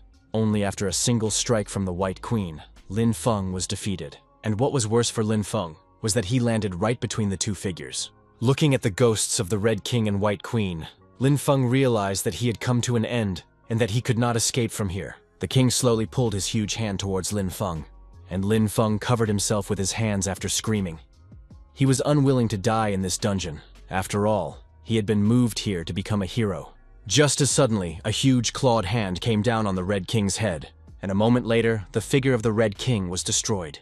Taking cover from the wreckage of the red figure, Linfun wondered who it was. In fact, it was so fast that he didn't even have time to notice the movement. Meanwhile, the savior destroyed the figure of the White Queen. In fact, in the blink of an eye, he destroyed not even two, but all the chess pieces. So who the hell could have done this? Suddenly, Linfun heard Liu Xiaoke and Gao Hu calling out to him worriedly. Running up to him, Gao Hu asked Linfun if he was all right, to which Linfun replied that he was fine and asked why they followed him. Gao Hu said that Bai Qingfeng was very worried about him. And although he wasn't very helpful, he was also worried about the Lord, so he decided to follow him together with Bai Qingfeng. They waited nearby in case he needed their help, after which, Liu Xiaoqi confirmed Gao Hu's words and asked Linfeng, didn't he say that he was just going to go for reconnaissance? So in that case, why was he going to the S-class dungeon alone? This was utter madness, but fortunately, Bai Qingfeng asked them to join him. Linfeng was dumbfounded when he heard about Bai Qingfeng. After all, this meant that it was him. Not far from them, Bai Qingfeng stood amidst the debris of chess. Suddenly, a multitude of souls began to fly out from the destroyed chess pieces, and one of the souls held out a crystal-shaped object to Bai Qingfeng. The Demon King assumed that these were the souls of all those hunters who had died in the battle against the chessmen, and now they thank him for freeing them, even though they know his true identity. The ghosts gave him a rare material, a purifying crystal. Meanwhile, Linfeng was mentally cursing over what had happened, for this was literally the worst possible outcome of events. For Bai Qingfeng had now taken possession of one of the materials for the elixir. The Demon King noticed the look Linfeng was looking at him with, and with a little tinkle of his crystal, Bai Qingfeng asked Linfeng, was this what he so desired? After which, he said that it was no good, for it now belongs to him. Although the Demon King doesn't know the true value of this item, but since Linfeng wanted it, it must be very useful. Gao Hu said that they were very lucky to have Bai Qingfeng in the same group with them, and offered to continue working with him. The veins on Bai Qingfeng's face swelled with anger. He was unwilling to stoop to fighting for this item in public. After all, everyone now believed that Bai Qingfeng had gotten it deservedly. This was despite the fact that he didn't even need any help, for if he had a little more time, he would surely be able to defeat the king. Linfun loudly told the guys that they shouldn't have worried about him. Immediately after that, he ran away shouting that they had better go back while he would handle everything himself. Even though he hadn't managed to get the crystal, he would still be able to prepare a half-purification potion. Its effect wouldn't be as good, of course, but even that should be enough. But the longer Linfun tried to hide it, the more suspicious he became. Therefore, the Demon King was already eager to find out what he was up to. From now on, he would do what Linfun was doing. The S-Class dungeon is a lake of dried bones. Before Linfun could reach the dungeon boss, Bai Qingfeng was already sitting on his skull.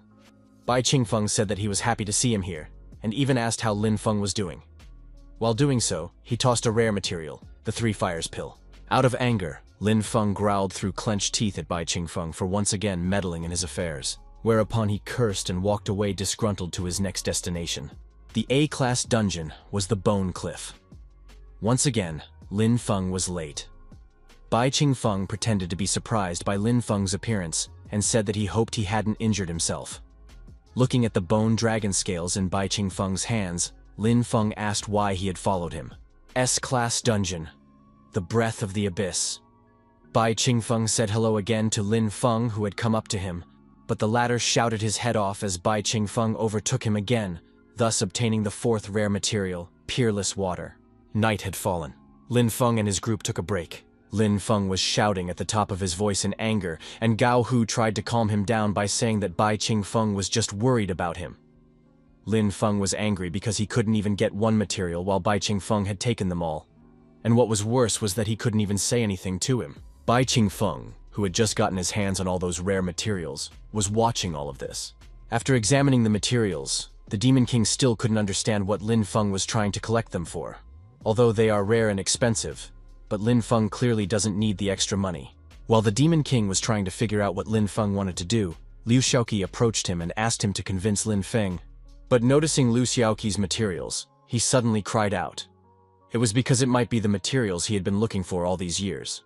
Liu Xiaoqi approached Mr. Bai Qingfeng and asked to let him look at these materials, which surprised him. The Demon King used refinement and combination on the materials he received, thanks to which he obtained an S-Class refining potion. As soon as Bai Qingfeng created a cleansing potion, Liu Xiaoqi cried out once again. With tears in his eyes, he said that it was the same S-Class cleansing potion that he had asked many alchemists about, but none of them could make it. Bai Qingfeng asked if he needed the potion. After dropping the potion, he offered to take it away because he didn't need it. Strongly nervous about the value that was given to him for nothing, Liu Xiaoqi asked if he was really sure about it. Liu Xiaoqi cried out in shock and asked, did Bai Qingfeng just give him the potion without asking for anything in return? Thanks to this potion, he will finally be able to cleanse his body of the toxins that have accumulated over the years. Unable to hold back his emotions, Liu Xiaoqi hugged Bai Qingfeng's leg and shouted that he was a very good person. Liu Xiaoqi vowed that from now and forever, he would be his most loyal follower. Bai Qingfeng asked this fool to get off his back, after which he asked, where is all this passion coming from? After all, this was just an ordinary S-Class potion. But Liu Xiaoqi squeezed Bai Qingfeng's leg even harder, and added that he was very selfless, since he didn't even ask for anything in return. Therefore, he promised that he wouldn't let go of him again. Bai Qingfeng said that this was just disgusting, and tried to unhook Liu Xiaoqi. He is none other than the Demon King, so why then did he have another human follower?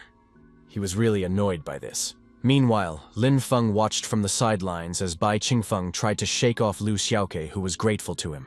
And looking at this, Linfeng could barely contain his anger. After all, Bai Qingfeng had helped Liu Xiaoqi after all.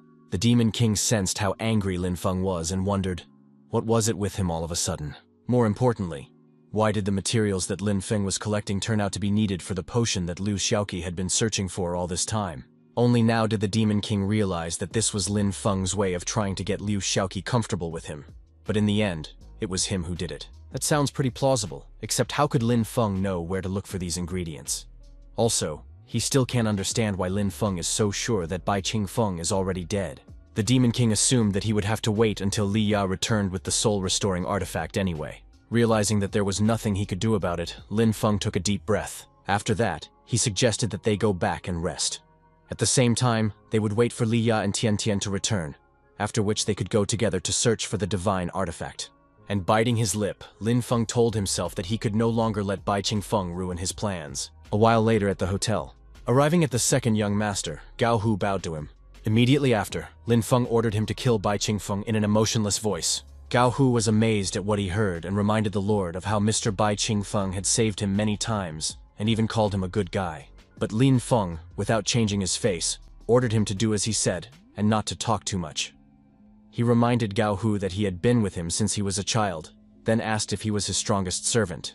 Gao Hu reminded the Lord that Bai Qingfeng possessed a strength that was unfathomable to them, which meant he was no match for him. Linfun asked Gao Hu with a smile. Couldn't he use a forbidden technique that would elevate him to a legendary SS rank for a short time? With a tremor in his voice, Gao Hu said that this technique would cost him his life. After which he recalled that his family had been serving the Lin family for generations, and that Linfun had told him even as a child that he would treat him as one of the family. Linfeng asked, "So what of it? So what of—" And had Gao Hu already managed to forget about his loyalty oath? Linfun assumed that Gao Hu shouldn't have forgotten that he was about to become the hero who had obtained the sealing item, which meant that he carried the burden of responsibility for all of humanity. So why wouldn't Gao Hu sacrifice himself for the future of mankind? Gao Hu was about to answer the young master, but in the end, he humbly said he understood. Gao Hu said that he was willing to make this sacrifice, but he was not doing it for the sake of humanity, but to fulfill the vow he had made to his master. Linfun mentally chuckled. After all, this loyalty was utter nonsense. A short while later, Bai Qingfeng was strolling through the city park. As he got closer to the fountain, Bai Qingfeng noticed that there was something wrong with the water in it. As suddenly, the water from the fountain rushed towards him, turning into a huge block of ice. But Bai Qingfeng managed to dodge. The Demon King realized that someone was clearly trying to kill him, but leaving him no time to ponder, the invisible enemy attacked Bai Qingfeng again, this time raising the water from the fountain into the air. After that, all that water in the air instantly turned into ice blocks. The Demon King wondered why the hell the pond had frozen over in an instant. He assumed it was SS rank, except when did he have time to insult someone of that caliber? Without giving Bai Qingfeng any extra time, the enemy attacked him, bringing down all the ice, after which Bai Qingfeng was completely buried under the ice. Guo Hu was able to obtain this kind of power thanks to the forbidden SS rank technique, giving the user immense strength in exchange for an exorbitant amount of life energy. Unexpectedly, Bai Qingfeng was alive and even managed to get out from under the ice. And what amused him was that Gao Hu's attack managed to do him any harm at all. Bai Qingfeng told Guo Hu that the latter was the first person who had managed to injure him. However, that's all he'll be able to accomplish. Gao Hu turned to Mr. Bai and explained that out of respect for him, he wished to end everything in one blow so as not to cause unnecessary suffering. After which, he used the endlessly exuding life force. Bai Qingfeng couldn't agree with Gao Hu's words, but he was still curious to see what the SS rank could do. Suddenly, the blood that dripped from Bai Qingfeng's face turned into bloody ice, immediately after which it attacked him. But Bai Qingfeng managed to dodge such a sudden attack. The Demon King was surprised that Gao Hu was even able to freeze his blood, because it meant, before he could think about it, he was bent over from the cold inside. He felt as if he were slowly turning to ice from the inside out. Gao Hu told Bai Qingfeng that he had gotten it right. He was able to control any liquid, including the blood inside the human body. Looking a little closer, Gao Hu was surprised as Bai Qingfeng's blood was somehow different from the rest of the people. More importantly, it's blood that's not even under his full control. Since that was the case, Gao Hu decided to use another, more brutal method. Gao Hu released his aura. The sky was covered in clouds, and an icy flame ignited in Gao Hu's hands. Seeing such a concentrated black-colored substance, the Demon King realized that it was mana. Bai Qingfeng asked Gao Hu how a person like him only dared to use mana like demons, and wasn't he afraid of going crazy because of it? To which Gao Hu replied that it was for the young master's sake, and for the glory of the Lin family. The weather kept getting worse, and lightning began to strike in the sky. After which, all of the water rushed towards Bai Qingfeng in passing, turning into ice blades. Unable to dodge so many attacks, Bai Qingfeng only had to block them with his body while taking damage little by little, until Gao Hu roared loudly and attacked Bai Qingfeng with everything he had, creating a huge ice blast. After that, the attack stopped and the entire park was strewn with blocks of ice. Having expended too much life force, Gao Hu fell to his knees and tremblingly tried to hold on. After overcoming his trembling, Gao Hu exhaled and said that it was finally over, which means his life is also over. But Gao Hu suddenly heard footsteps approaching, which clearly surprised him. Looking at the living Bai Qingfeng, Gao Hu asked, How was such a thing even possible? Shaking off the icy dust, Bai Qingfeng said that it was over, after which he replied that he hesitated. Bai Qingfeng even praised Gao Hu, since he was able to reduce his health to such an extent, although if you thought about it, he didn't take down that much. In any case, since Gao Hu was done, it was his turn to attack. Still unable to believe what was happening, Gao Hu said that it couldn't be. But Bai Qingfeng reached out his hand to the face of the panicking Gao Hu, whereupon he said that in that case realizing his fate, Gao Hu bowed down and asked Bai Qingfeng to just kill him, because he wouldn't be able to live much longer anyway. Everything was no longer important to him, and all he wanted to do now was to sacrifice himself for the Lin family. Gao Hu asked Bai Qingfeng to do it faster. Bai Qingfeng explained that even if he didn't kill him, Gao Hu would still die soon because of what he had done. He had overestimated himself too much, since he had even sacrificed his own life to activate a forbidden technique. While saying this, Bai Qingfeng used healing magic. Gao Hu asked what was going on and why was Bai Qingfeng healing him. Bai Qingfeng asked, did he tell him to die? In fact, the Demon King did not wish to get into trouble, and besides, his target had never been a minor character like Gao Hu. Gao Hu asked, how could one be so disinterested? Besides, he was the one who had just tried to kill him. Bai Qingfeng replied that he was simply touched by Gao Hu's loyalty, and he respected people like that. The Demon King just made up a random excuse. After all, his goal is not to simply kill powerful people. His goal is to destroy the sealing item, and afterward, to destroy mankind. He knew that he couldn't risk more for less. Besides, they've been under surveillance for some time now. Leah was pleasantly surprised at how kind and gentle Bai Qingfeng was. It was also the first time she had seen a guy like him, so strong and so straightforward. Finished with the treatment, Bai Qingfeng told Gao Hu to go back as he should still rest. And if he's afraid he can't explain it to his master, he can play along. Pretend to be wounded or something. Gao Hu was amazed at what Bai Qingfeng was willing to do for him, and so he grabbed Bai Qingfeng's hand and asked him how he could repay him for this kindness. Having failed in the assassination, Bai Qingfeng, Gao Hu was eventually forced to return with nothing. Meanwhile, the Demon King rejoiced that he had one less problem. Now he only had one problem left. And so the Demon King wondered if he had been too harsh in his actions, and had not caused unnecessary suspicion. Just as suddenly, Bai Qingfeng fell to his knee and grabbed his chest. Realizing that Mr. Bai Qingfeng was indeed injured in the fight with Gao Hu, Leah ran out of hiding and rushed to help. Trying to help him, Leah asked if he was okay and what was wrong with him. But in response, Bai Qingfeng only gave a pained mumble. The Demon King mentally chuckled, for she had bought into his game. Leah said that she was right in thinking that few people could remain unharmed after SS rank attacks. Bai Qingfeng had indeed acted, fighting decisively against Gao Hu. Bai Qingfeng was surprised to see Li Yu and asked, how did she end up here? And did she get that soul restoration potion? Li Ya replied that there was no one at the auction who had more money than her. So she bought everything at a very high price, except she admitted that she had a feeling that because of this, Linfun might think that she didn't believe in him if she offered to drink the potion like this head-on. Moreover, she keeps thinking, what if his soul wasn't replaced? After all, this kind of potion might actually harm him. Just as suddenly, Bai Qingfeng lifted her face and said that he was thinking that the whole reason was because of her. She's beautiful, so he's sure that just by that alone, many guys will already like her. That means that she might just be the target of the new soul in Linfeng's body. Meanwhile, he's just worried about her safety. Slightly embarrassed, Leah asked, did she really think she was beautiful? Countless men had complimented her beauty, but it was only when Bai Qingfeng said it that she felt joy instead of rejection. Bai Qingfeng admitted that although he knows that she and Linfun are engaged, but he is still worried about her and doesn't want her to get hurt. Leah took out a vial and looked at it and said she understood everything. Immediately afterward, she thanked Bai Qingfeng and immediately pushed him away, promising that she would do her best to make Linfun drink the potion. Bai Qingfeng said that he could be calm for them now. But the Demon King was thinking about how easy it was to manipulate people using their greed, obsession, jealousy, apathy, and even lust. Plus, besides Li Yi, he has another person who can be easily manipulated. Gao Hu was surprised to hear that their young master was possessed and wondered if someone had really taken over the young master's body. A short while later, Linfun was having dinner together with Tian Tian, Li Ye, and Liu Xiaoke.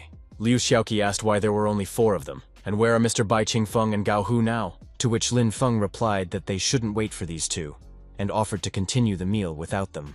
After that, he turned to Xiao Ya and told her that while she was away, He had surveyed the dungeons here and mapped out some routes, which meant that she would be able to follow him without a doubt. Leah was very nervous about what she was going to do to young master. Right now, her goal is to make Linfun drink this potion to see if Mr. Bei's assumptions are true. Leah handed Linfun a bowl of potion and told him that she had heard that he had been injured a couple days ago. Hence, she decided to prepare a medicine for him. Linfun thanked her for her concern and abruptly grabbed Li Yu by the waist. Whereupon he lowered his hand lower, promising that he would treat her very well in the future. Noticing her blushing, Lu Shaoqi asked Li Yi if she was okay. Leah replied that nothing was wrong. Leah knew that the real Linfun would definitely not do such a thing.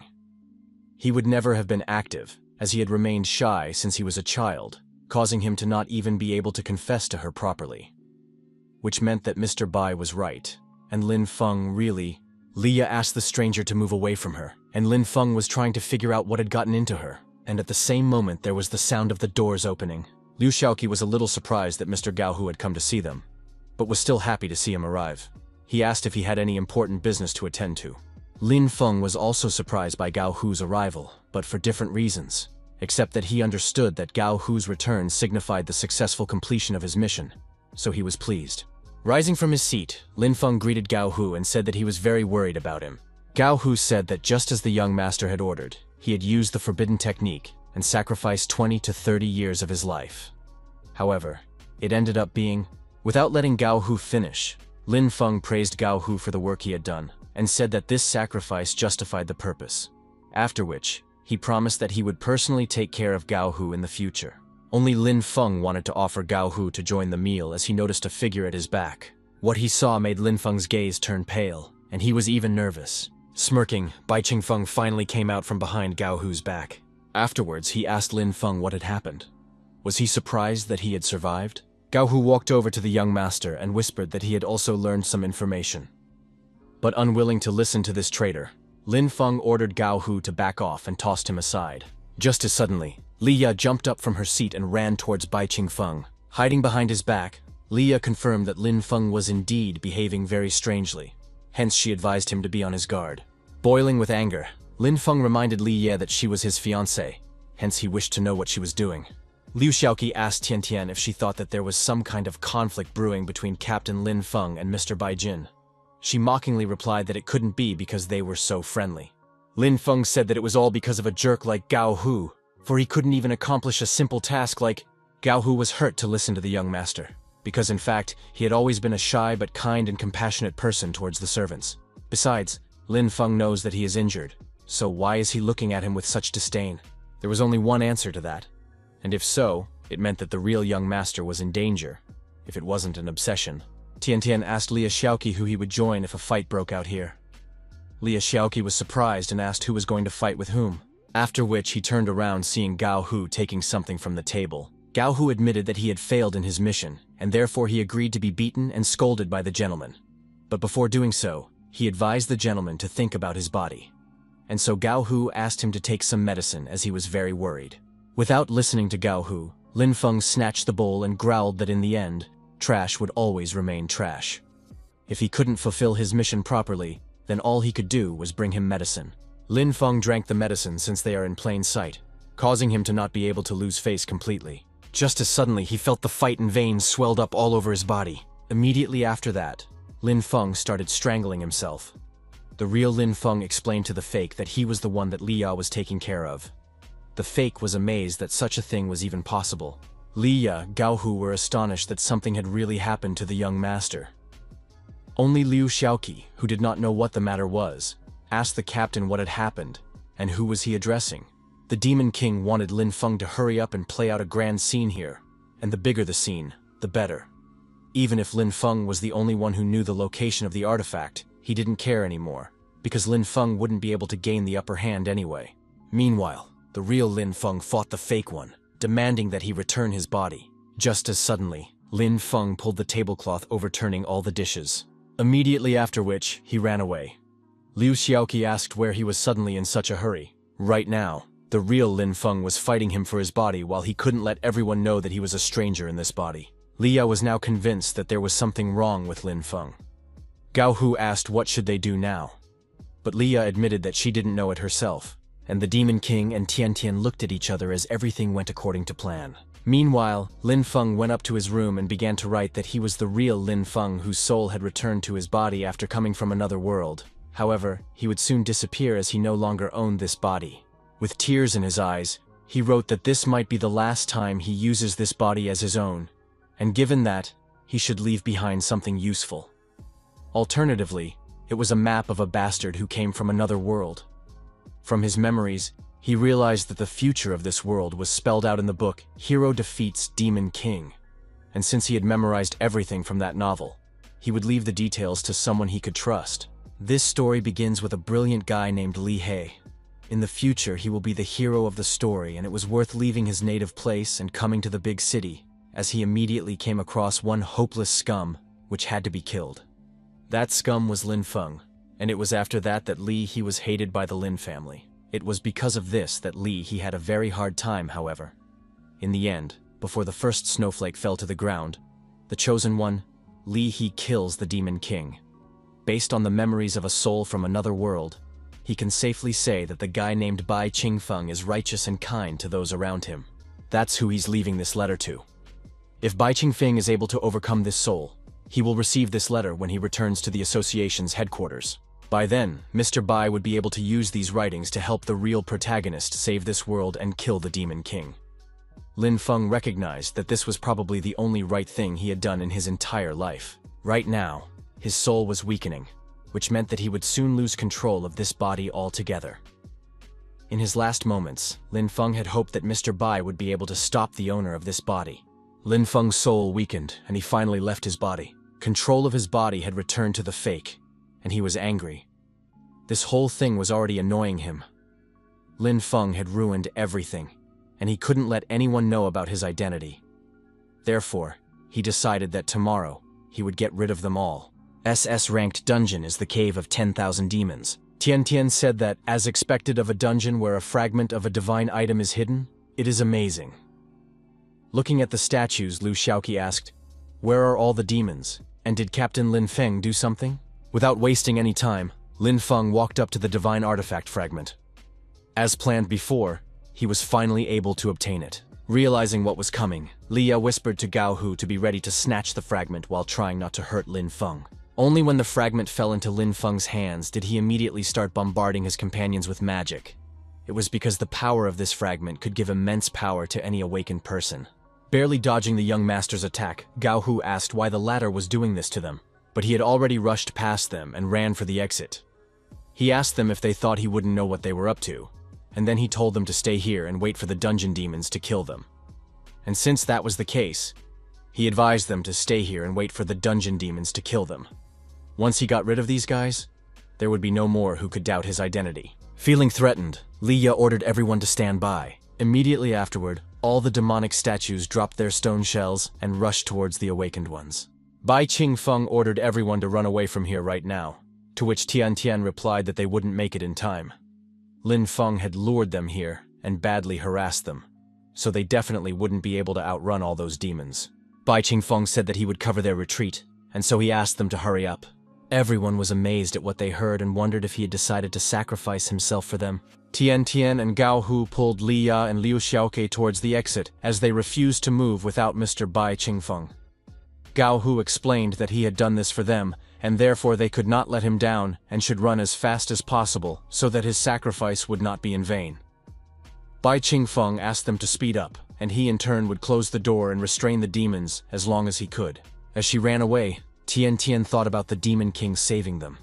People even though it was not beneficial for him, and therefore she hoped that he would be the one to kill this imposter in Lin Feng's body. Finally shutting the door, the Demon King told his darlings that they were the only ones he could show his true form to, then greeted them. Except that the demons didn't recognize their king in human form and pounced on him. The Demon King agreed that it had been quite some time since he had left the Demon Tower, and striking the demons he asked, had they already forgotten him? Immediately after which, the Demon King unleashed his all-consuming aura. Afterward, he asked the demons if they remembered him. After reminding the demons of himself, the Demon King used one of the servants as a throne, while the others bowed before him. The Demon King was pleased with their obedience. He ordered his demons to take revenge on Linfun. Meanwhile, the fleeing Linfun continued to rejoice that he had managed to get his hands on the fragment. plus he had made a blood contract with it, which meant that no one but him could break it.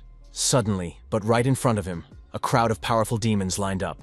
What's more surprising is that one of the demons is in human form, and his creepy grin looks painfully familiar.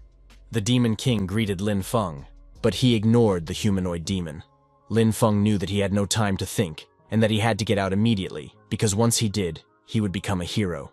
The Demon King ordered his darlings to kill Linfun and take his divine artifact fragment. Immediately after which, Linfeng was attacked by a demonic ogre, along with a huge worm.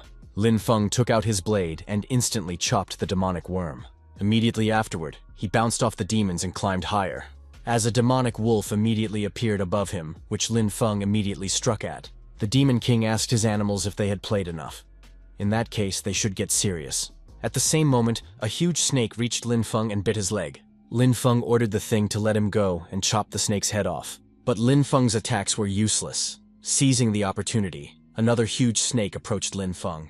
Since Linfun had no way to dodge, the serpent still managed to catch up to Linfun. Except at the last moment, Linfun released his wings and saved himself by sacrificing his leg.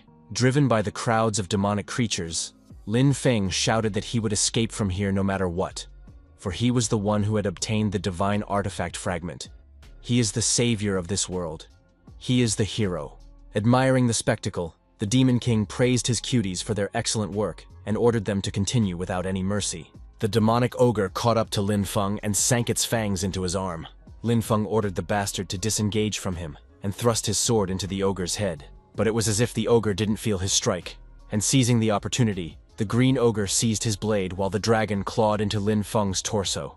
Not wanting to die here, Linfun began to swing his blade in all directions to disperse all the demons. Wasting the last of his strength, Linfun growled that he was almost at the exit, and that he still had hope. Upon hearing this, the Demon King asked, "What was hope?" After which he explained to Linfun that hope was the cruelest violence. Meanwhile, Linfun was already flying towards the exit, just a little more, and he would be able to become a hero as he wished.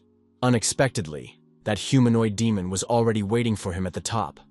But how could he be here so quickly? Just a second ago, he was at the bottom of the dungeon. The Demon King told Linfun that he couldn't escape. Linfun kept trying to figure out if this demon was really that strong. If that was the case, then he was just playing with him. Right at the exit, the Demon King attacked Linfun with magic. Then, he went straight to the bottom, all mangled. With a great rumble, Linfun once again returned to the SS-ranked dungeon. Immediately afterward, Linfun approached him and tried to take the fragment for himself, but was prevented from doing so by a barrier appearing around Linfun. The Demon King was surprised that the fragment was rejecting him and wondered how such a thing was possible. And why couldn't he even touch it? Seeing Bai Qingfeng in front of him, Linfun laughed and asked, how did he survive? And did he really come here to take something? Does he want his fragment? And does he want it in order to become a hero of humanity? Except he's not destined to, because the fragment has a blood contract, and now it only has one owner. And what's more, even if Bai Qingfeng kills him, there's no way to break the contract. Hearing about the contract, the Demon King felt a headache over the whole thing. Just as suddenly, Linfeng's true soul returned to them. Linfun said that he couldn't let the fate go unpunished, because the one was unworthy of becoming a hero, and therefore go to hell with him. The Demon King assumed that the soul of the real Linfun had manifested because the soul of the migrant was unstable due to the wounds he had received. Linfun influenced the shard, after which the settler asked, what was that shard doing? Linfun asked the settler not to forget that they were both owners of this bloodline, which meant that he could also cancel the contract he had made. With true Linfeng's help, the contract was cancelled and the divine artifact fragment was returned to a derelict state. The immigrant told Linfun that he was just a crazy idiot and asked if he knew how much effort he had spent to obtain the fragment. The migrant explained that if he sealed the Demon King, he would be world famous. But he was thwarted by the body's true owner, who is a stubborn freak. The settler said that now it's no wonder everyone thought he was scum, because he fully deserved to be killed by the protagonist at the beginning of the story. Linfun explained that even though the migrant had the knowledge from the novel as well as the blessing of the fragment, he was still too corrupted. If he continued to rampage, as his actions would bring a new threat to the world. Yet he didn't do it all to save the world, but only for fame. Worst of all, he even decided to kill his companions. While Linfun was dealing with the settler, the Demon King drew the fragment to himself.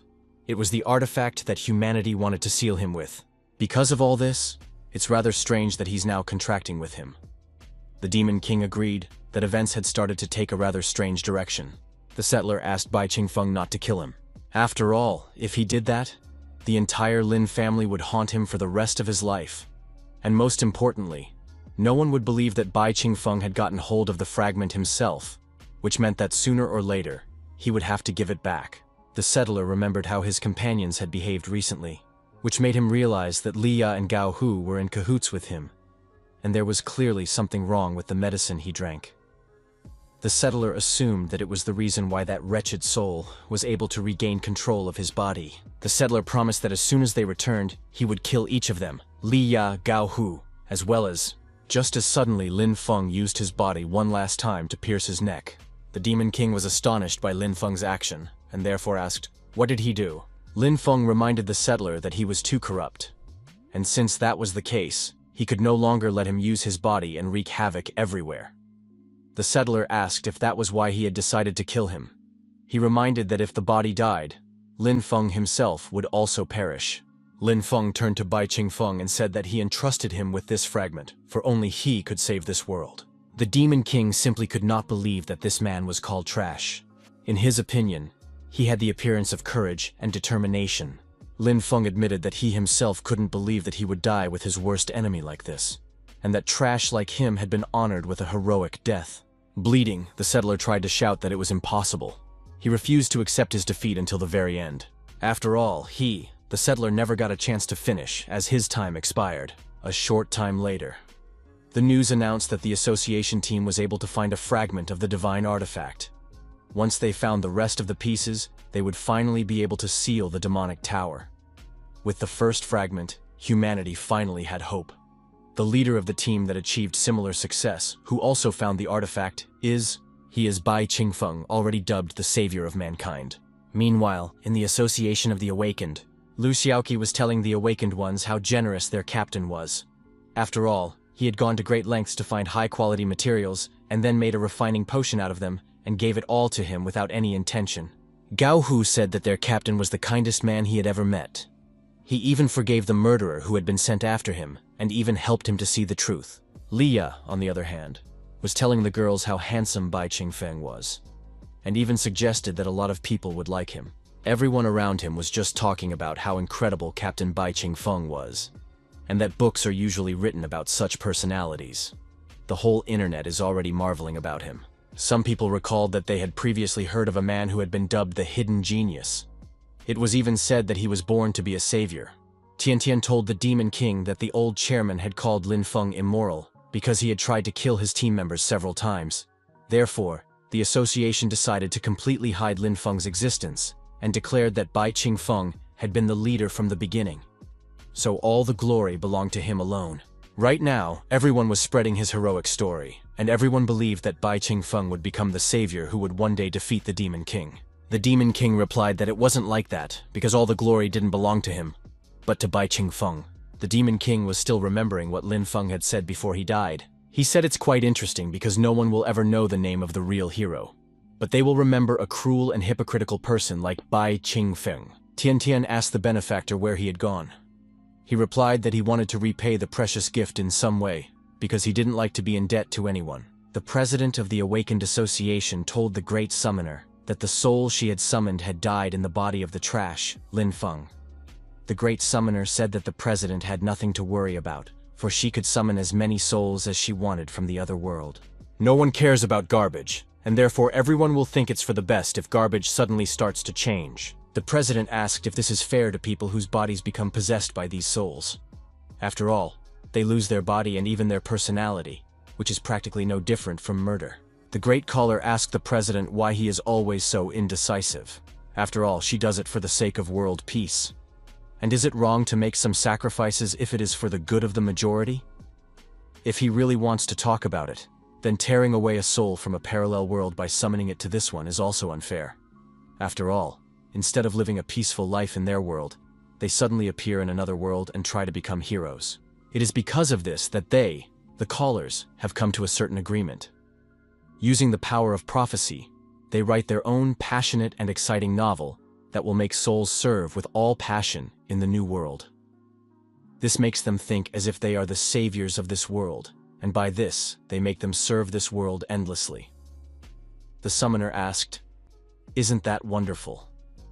After all, if one dies, they can immediately summon another, thus endlessly replacing souls." The president of the Awakened Association was shocked to hear from the great soothsayer. Still, he agreed that it was indeed a great plan. It's just a shame that the great prophet is dead, and will no longer be able to help her with her novel writing. What's more, she's also about to die. Seeing the true face of her interlocutor, the great summoner immediately guessed that it was a substitute appearance, and asked who he was. Immediately afterward, the Demon King pierced the great summoner's chest, and replied that he was only the usual opponent of passionate romances. The great summoner realized who was in front of her and asked, "Why?" The Demon King took out the fragment and told him that an idiot had sacrificed himself by giving him this incredible fragment of a divine artifact. Except he doesn't really like to be indebted to anyone, so he decided to at least avenge it. Soon the Awakened found the great prophetess dead and panic set in the association. Leaving the scene, the Demon King thought that although he had obtained one of the fragments, he had also taken it away from the humans, which meant that even after collecting the rest, the humans would still not be able to completely seal the Demon Tower. The Demon King wondered what he should do now, just return to the tower, or else. Just as suddenly, a secretary ran up to Bai Qingfeng and said that he had received a letter a few days ago. Bai Qingfeng was surprised by the letter and wondered who it came from. Opening the letter, he was surprised at how much was written here, but as he began to read, he realized that it was a story, or even a novel. It was a letter from Linfun, and it described a novel written by a great summoner and prophet. From the letter, the Demon King learned that the hero of the story still hadn't appeared, and that Lin Feng was just an ordinary statistic, and the real hero's name was Li He, and he was the one who would kill the Demon King before the first snow fell. And since that was the case, why wouldn't he stay among the humans and kill this genius? A short while later, a huge demon attacked the group of awakened ones, but one of the awakened ones struck the demon with a bolt of lightning straight to the head, thanks to which he managed to defeat the demon with just one blow and return to his group. The awakened recognized that they hadn't even expected that the little guy would be able to handle a C-rank monster. Well, since he had dealt with the demon, he could take his reward. Unexpectedly, the awakened man refused the reward, and so he suggested that the others split the reward amongst themselves. He wasn't interested in a reward of such a low rank. The awakened suggested that it was all about the young age, and the awakened one in armor asked Li Hai if he wanted to act together. But Li Hai refused them, and explained that he didn't trust anyone, and didn't even need teammates. After that, Li Hai and the awakened ones dispersed. Left alone, Li Hai reached for the interface window to collect the reward for killing the monster. This kid's name is Li Hai, and he comes from a small town in the suburbs. Half a month ago, a system panel appeared in front of his eyes. The system sends him new tasks every day, and if he completes them, he gets rewards. For killing the last monster, he received body enhancements 10 times. Li Hai tries to complete as many tasks as possible to become even stronger. After noticing how strange Li Hai was acting, the hunters began to discuss the fact that Li Hai was once again staring at one point and gesticulating. They had talked about Li Hai just half a month ago, but he was acting rather reserved and cautious in every action. They assumed that a happy future awaits such a person. Like any main character in the story, only Li Hai can see the system panel and the tasks to it. That is his specialty. But he knows one thing for sure. If he wants to become stronger, he must keep a clear mind and be careful. He still has a long way to go, but he believes that one day he will be able to achieve what he wants. The secretary turned to Mr. Bai Qingfeng and recalled that half a month ago, he had asked to know the identity of one Li He. Whereupon she said that a person with that name had appeared before the association. Upon hearing that Li Hai finally showed up, Bai Qingfeng said that he wanted to see him. In passing, Bai Qingfeng asked the secretary what time of year it was, to which she replied, fall. Upon arriving at the association building, Li He introduced himself to the secretary and said that he wanted to join the association. But the secretary apologized and explained that he could not join the association at present because his level was too low, and so she suggested that he leave the application for the future.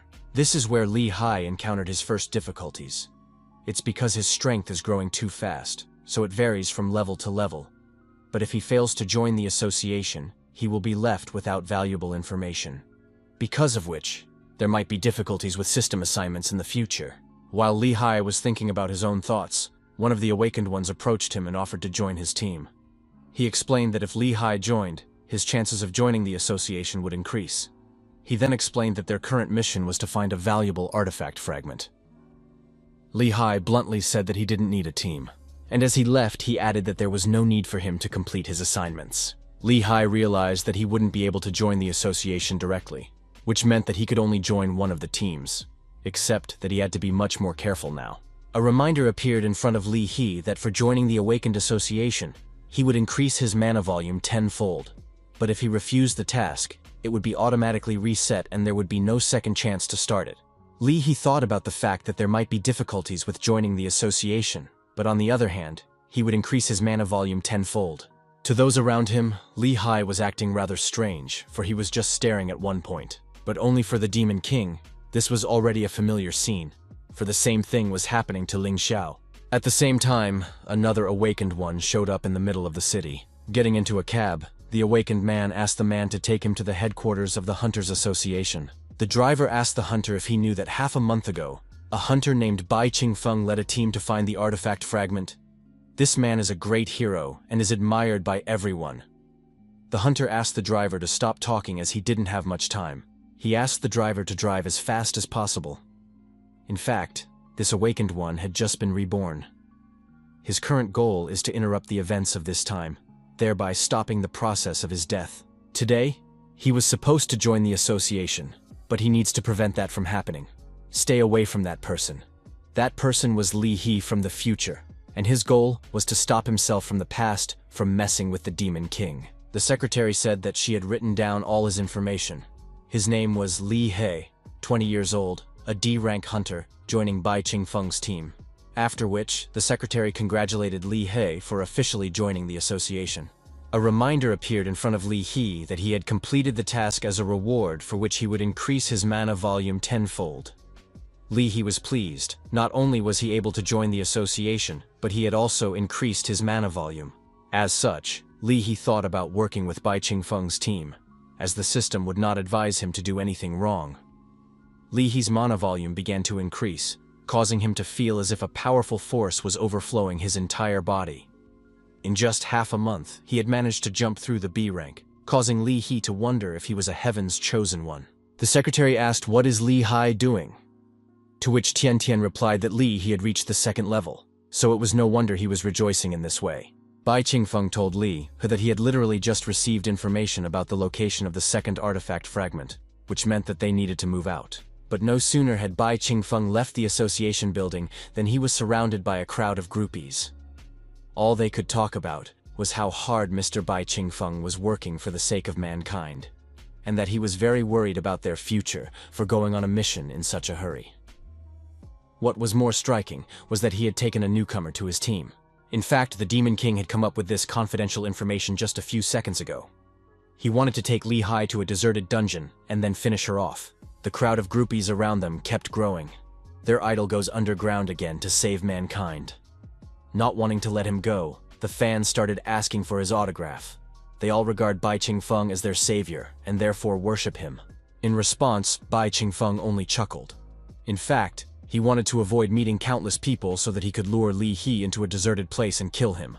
Moreover, if they continued like this, he wouldn't even feel ashamed. An abandoned hotel on the outskirts. Bai Qingfeng suggested that the team take some rest since they had been on their feet all day.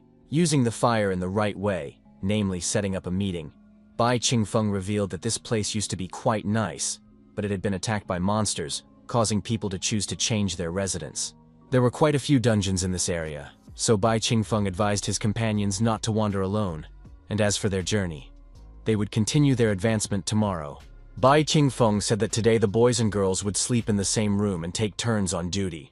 He advised to keep an eye on safety and to listen to his instructions. Suddenly, he heard the sound of the system, which was strange because it was only 12 o'clock now, and it was too early for a new task. Li He must go to a dungeon 3 kilometers to the north and kill a rank A monster. The reward for completing the task is an S-rank potion.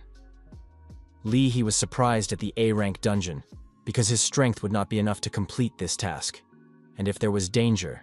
But once Li Hai saw the award, he almost changed his mind, because half a month ago he couldn't even eat properly, and now the S-rank award was available to him. Li He told the rest of the group that he needed to go out.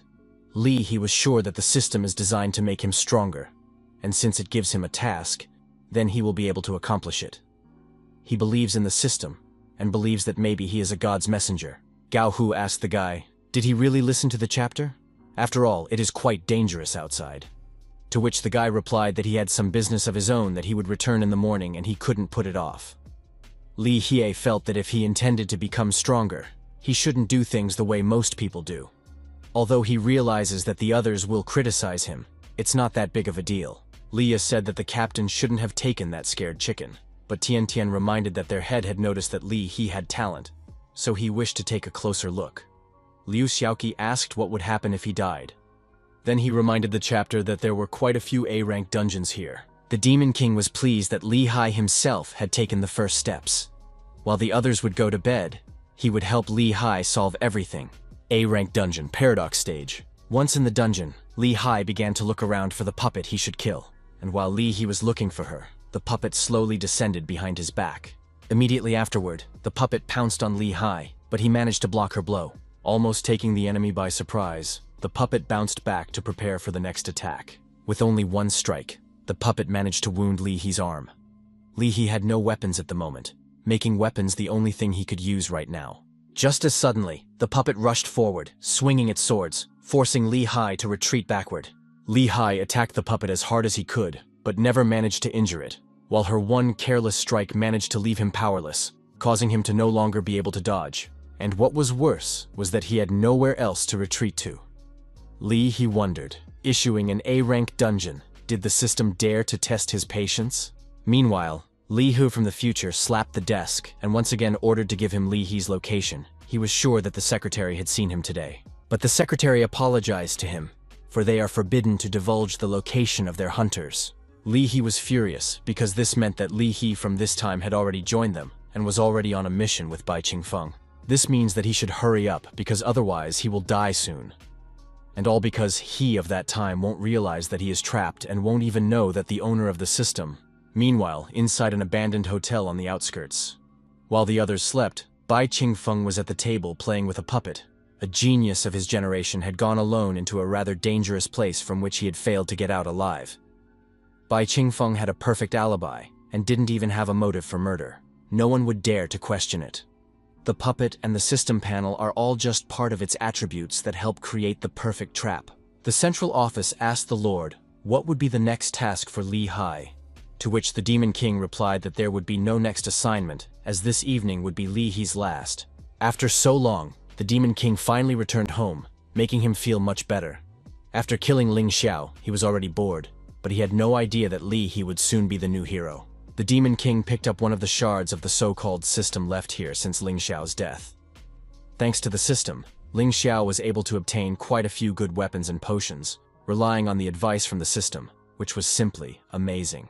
After affecting the shards of the system, the Demon King reassembled the interface, and then the system recognized the Demon King as its new master. The Demon King ordered the system to find Li He, since she was so good at searching. And once the system finds Li He, it should bring him to him. The Demon King advised to give Li He better rewards, so that he would begin to consider himself a god's son, so that he would no longer waste time on constant training. The system should achieve the fastest results possible. The system obeyed the Demon King's order and said that it would need half a month to bring Li He. After finishing with the system, the Demon King walked over to the throne and then said hello to Ling Xiao. The Demon King asked if he was already used to being the throne. And how does he feel? The Demon King admitted that he used to think that all humans would be like the hero Ling Xiao. Intelligent, cautious, brave, and selfless. But after being in the human world, he realized that people like Ling Xiao who could kill demons were quite rare, true heroes. It's just a pity that their deaths are always tragic. As he was about to leave, the Demon King remembered something and told Ling Xiao that his brother Linfun had also become a hero. After which, the Demon King once again left the Demon Tower. Half a month ago, peaceful province. Li Hai village. Li He suddenly woke up due to a strange sound in front of him. Seeing something hanging in the air, Li He assumed that it was just a hallucination due to hunger. The system welcomed and also congratulated Li Hai on becoming the new owner of the system. It then explained to Li Hai that he would be able to receive rewards for completing daily tasks. The system asked if he was ready to change his destiny and become stronger. He was surprised by the system and what it offered. But what interested him was the possibility of becoming stronger. He fought and completed the tasks of the system as he wished to become stronger. After all, he believed that he was the chosen one, reflecting the puppet's attacks with his bare hands. He shouted to himself that there was no way he would back down, for he believed in himself. Finally getting the chance, he attacked the puppet, except that the puppet was faster, and therefore impaled He with his sword. Hu clamped down on the blade so that the puppet couldn't take it out. Immediately afterward, he cut the strings controlling the puppet. He defeated the puppet, which surprised even the Demon King. But unfortunately for him, the Demon King was already prepared for something like this, and so he prepared an S-rank trap. The Demon King recognized that he was worthy of being called a hero of the future, and if he hadn't fallen for this system from the beginning, he might have been able to become the new Ling Xiao in 10 years. But it's too late for that, because Hai is in too much of a hurry to become strong, causing today to be his last day. After barely surviving the fight with the puppet, he wondered, wasn't it all supposed to be over? For unknown reasons, the system was in no hurry to give him an S-rank potion. A new figure appeared not far away from He and immediately drew the puppet's sword. The Demon King asked He what was the matter, and was he already thinking about the words he would say in the next life? He wondered, who was this person? He was amazed at how powerful the energy emanating from his enemy was, and wasn't even sure if he could handle it. Before he could even notice the movement, the Demon King chopped him with his sword. Meanwhile, in the main hall of the Awakened Association headquarters, the secretary asked the guy why he had come back, to which He from the future replied that he wanted to make an urgent order.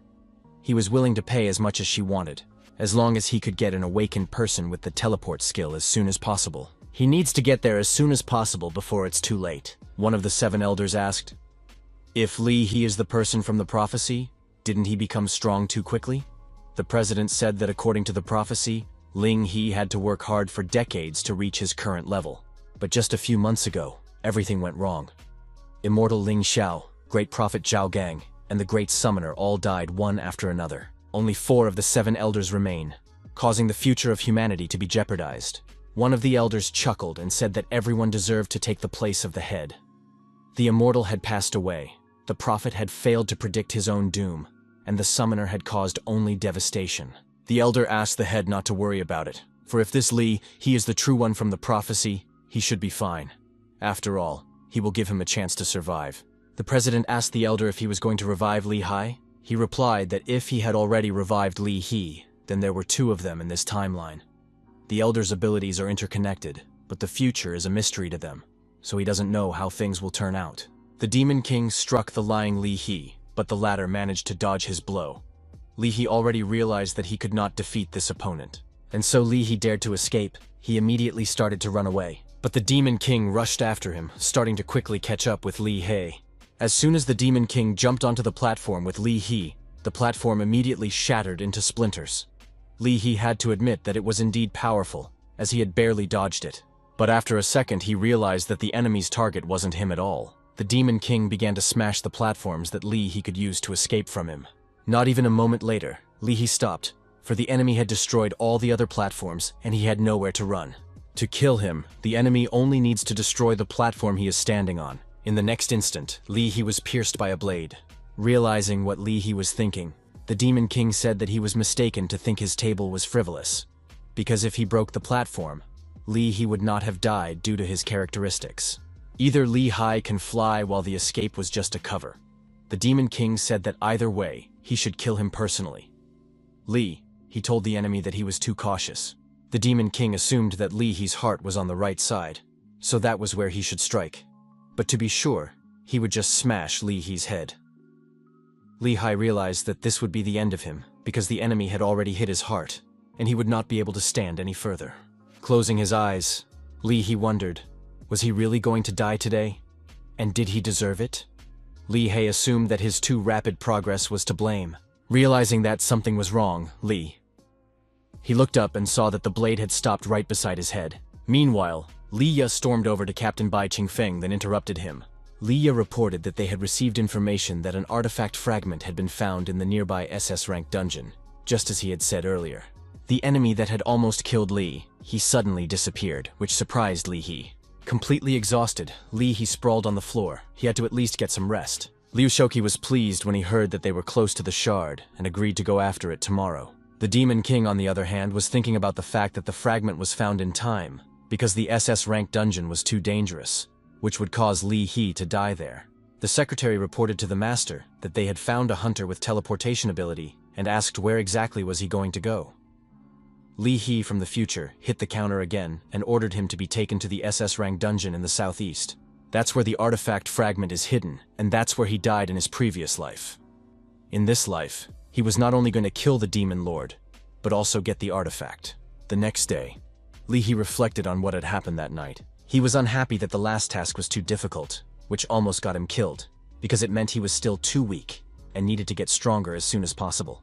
Just as suddenly, a reminder appeared in front of Li He. For completing the task, he gets a random S-rank potion as a reward and asked if he was ready for the next task. Feeling the difficulty, Li He realized that he had to proceed more cautiously, and that the next task wouldn't be easy either. Last night, he had almost died, and so Li He thought about abandoning the assignment, but still he wished to become stronger. Suddenly, more and more interface windows began to appear in front of Li He, offering him 100 mana units, 100 points of vitality and power, an S-rank potion, a special S-rank weapon, and even a treasure map for the task. The system reminded the Lord that he was a true son of heaven and a true genius, so he would surely be able to achieve greatness. So it recommended him to take on this task. After that, the system continued to offer him more and more rewards. Li He was amazed at how many rewards the system was willing to give him and was ready to accept, because now he would definitely be able to become the strongest. Li He wondered, was it really that simple? He doesn't need to train hard, fear trouble, accumulate strength. So maybe he shouldn't have been so cautious before? Without thinking long, Li He accepted the system's assignment. Now he realized that the hard work and difficult path of cultivation was only deserved by weaklings, while geniuses only need to turn on their brains and go with the flow. He is a true son of heaven. As soon as Li He left the building, Tian Tian turned to him and asked him to get ready as they would soon be heading to the SS rank dungeon nearby. There were traces of the fragment in it, but Li He slapped her hand and said that he would not follow them from now on, as he had his own things to do as well. Tian Tian popped up in front of Li He and explained that she wanted what was best for him. After all, they are members of the same team, and therefore must obey the captain's orders. But Li He asked Tian Tian to stay out of his business and pushed her with his shoulder. Gao Hu asked how dare he do that to Tian Tian. He threatened to teach such an arrogant person a lesson. The Demon King turned to the system, and the system immediately understood what he wanted. Immediately, a reminder appeared in front of Li He that the system aimed to create an honest and obedient son of heaven, and therefore condemned actions against girls. After which, the system gave Li He an additional task to immediately apologize to his comrades and apologize to the girl. The reward for the task is an S-rank weapon, but if he refuses, he will be suspended from using the system. Li He was surprised to be given an S-rank weapon for something like this, but he wasn't too happy about the fact that he would be suspended if he refused. Li He was trying to figure out what the system was doing. All he did was insult them, and he was already facing disqualification. This assignment was too humiliating for him. The Demon King smirked as he watched Li He agonize over the dilemma. Meanwhile, Tian Tian's comrades demanded that Li He hurry up and apologize. Li Ya even threatened to personally deal with him if Li He didn't. Realizing that he had no other choice, Li He still decided to buck the system. Li He fell to his knees and bowed in front of Tian Tian. After that, he started shouting that he was wrong and apologizing while hitting his head on the ground. Everyone was amazed at this kind of behavior. Liu Xiaoqi said that he didn't even have time to get involved in the showdown. Li Ya wondered if Li Hi's head was okay, and Tian Tian asked Li He to stop apologizing. After completing the task, Li He immediately ran away, covering himself in shame. He shouted in shame because he had never been so ashamed before. Li Ya laughed and asked Tian Tian to ignore that weirdo, to which Tian Tian replied that she wasn't going to get upset with him. Seeing Tian Tian laughing, the Demon King smiled sincerely. SS Rank Dungeon, Mirror of Rebirth. Li He had finally arrived at the dungeon where he would be able to obtain the artifact fragment meant to defeat the Demon King. By obtaining the fragment first, he will be able to defeat the Demon King and protect himself. For over 100 years, no one has been able to pass this test. And it's not because of monsters. It's because of the rules. People who enter the dungeon see an exact copy of themselves, and therefore you can only pass the dungeon by killing your doppelganger. But no one has ever managed to defeat his copy. However, even in these rules there are exceptions, as the mirror is only able to copy you in the present, due to which he from the future cannot succumb to such copying, and only the future him would be able to defeat his present self. Lee. He jumped out of the mirror and immediately attacked his original. After all, he not only knows the techniques of himself from the past, but also prepared the necessary weapons in advance. Weapons of thunder and lightning. According to his habits, Lee He knew exactly at what point he should dodge. After hitting the doppelganger behind his back, Lee He immediately pierced his heart. Immediately afterward, his doppelganger split into mirror shards. After all, a copy will always remain a fake. While he is the true son of heaven, and now he can become the only one who managed to pass this dungeon. Lee He returned to the mirror, whereupon it split open, providing him with a fragment of a divine artifact. At this moment, Lee He agreed that even without a system, he was the chosen son of heaven. Not only will he become a true hero, but he will kill the demon. And when he exacts his revenge, he will be even more majestic. Lee He placed the fragment into his blade. Then he turned around to the entrance of the dungeon. Time was up, and the demon should appear soon. Entering the dungeon, the Demon King sensed something ominous. But seeing Lee He with the fragment in front of him, he asked why he... But before he could finish speaking, Lee He was already right beside him. Lee Hu realized that when fighting a demon, he must act decisively, which meant he must assure himself. Taking the Demon King by surprise, Lee He pierced his chest, after which he shouted that he had pierced his heart, which meant that the legendary Demon King had finally come to an end. As soon as future Lee He killed the Demon King, something strange happened. The Demon King's illusion dissipated, and underneath was the real Lee He. Future Lee He immediately pulled out his blade and wondered, how did this happen? He wanted to understand. Where could Lee He from back then have come from? And how come he had killed himself? As a shout was suddenly heard, Bai Qingfeng's group members were surprised that there were two Lee He's here. Rushing forward, Liya reminded that this dungeon was known for being able to create a copy to fight against its original. Gao Hu assumed that Lee He had already challenged himself. Except which one was the real one? Tian Tian noticed that in the dead Lee He's hand is the same weapon he carried today. And yes, the clothes are the same, which means that the real one lies in front of them. While the second Lee He is carrying an artifact fragment that only the boss is rumored to have. Liu Xiaoqi shouted that this fake Lee He was just a monster, and suggested that he should just kill him. Before Lee He could explain that he was not a monster, Liu Xiaoqi caught up to him with his poison blade. Immediately afterward, Lee He was hit by a bombardment of ice from Gao Hu. The future Lee He realized that he wouldn't be able to overpower the opponents as there were too many of them. More importantly, attacks using the artifact fragment had almost no effect on humans, which meant he couldn't be defeated so easily. Taking advantage of Gao Hu's support, Li Ya climbed on Lee He's back.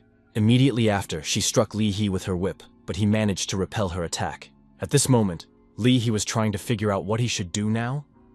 And how come he had killed himself? How come the current he ended up here, and moreover, why did he take the form of a demon lord? Half a day ago.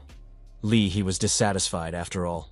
Yesterday's task almost cost him his life, which meant that he was still too weak. For completing the task, he received an S-rank transformation potion, which wasn't too bad, because it could help him at a critical moment. Suddenly, a reminder from the system appeared in front of Lee He. He must immediately go to the Mirror of Rebirth dungeon and kill the monsters.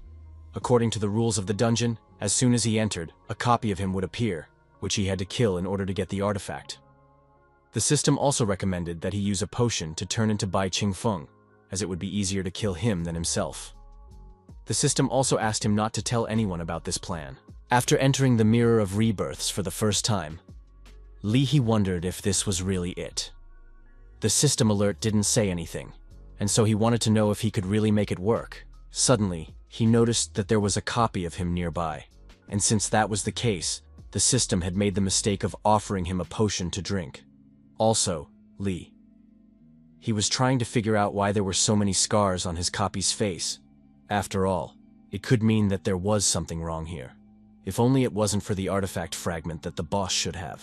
Before Lee He could realize anything, the copy stabbed through his chest, satisfied that he had finally killed the Demon King. Lee He tried to figure out what his copy was talking about. Calling him a demon lord? Lee He wondered if he was dead. And why had everything happened so quickly?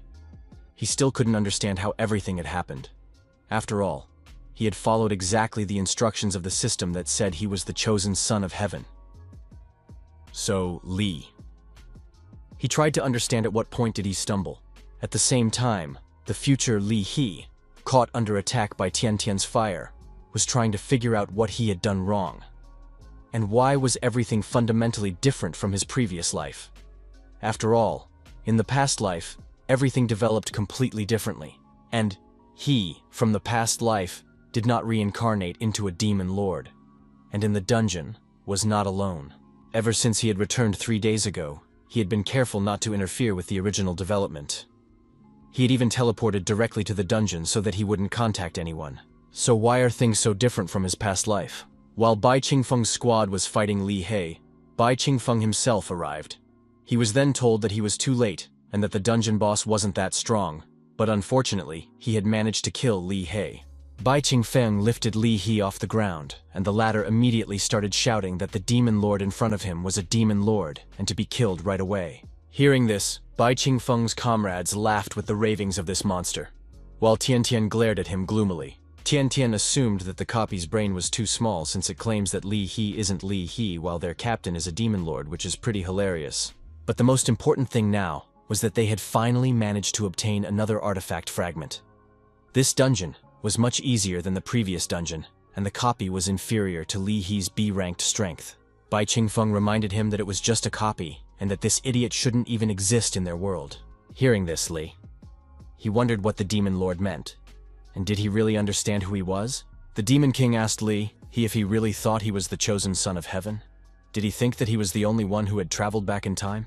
A while ago, Bai Qingfeng asked Li He if he would like to join his team. After which, he told him that they intended to obtain the artifact fragment, and they could also help him join the organization. And what's more important is that he just received confidential information about the location of the new fragment. Finished with everything in the organization of the Awakened Ones, the Demon King told Tian Tian that he would return to the room to rest and ordered him to notify him once everyone was ready.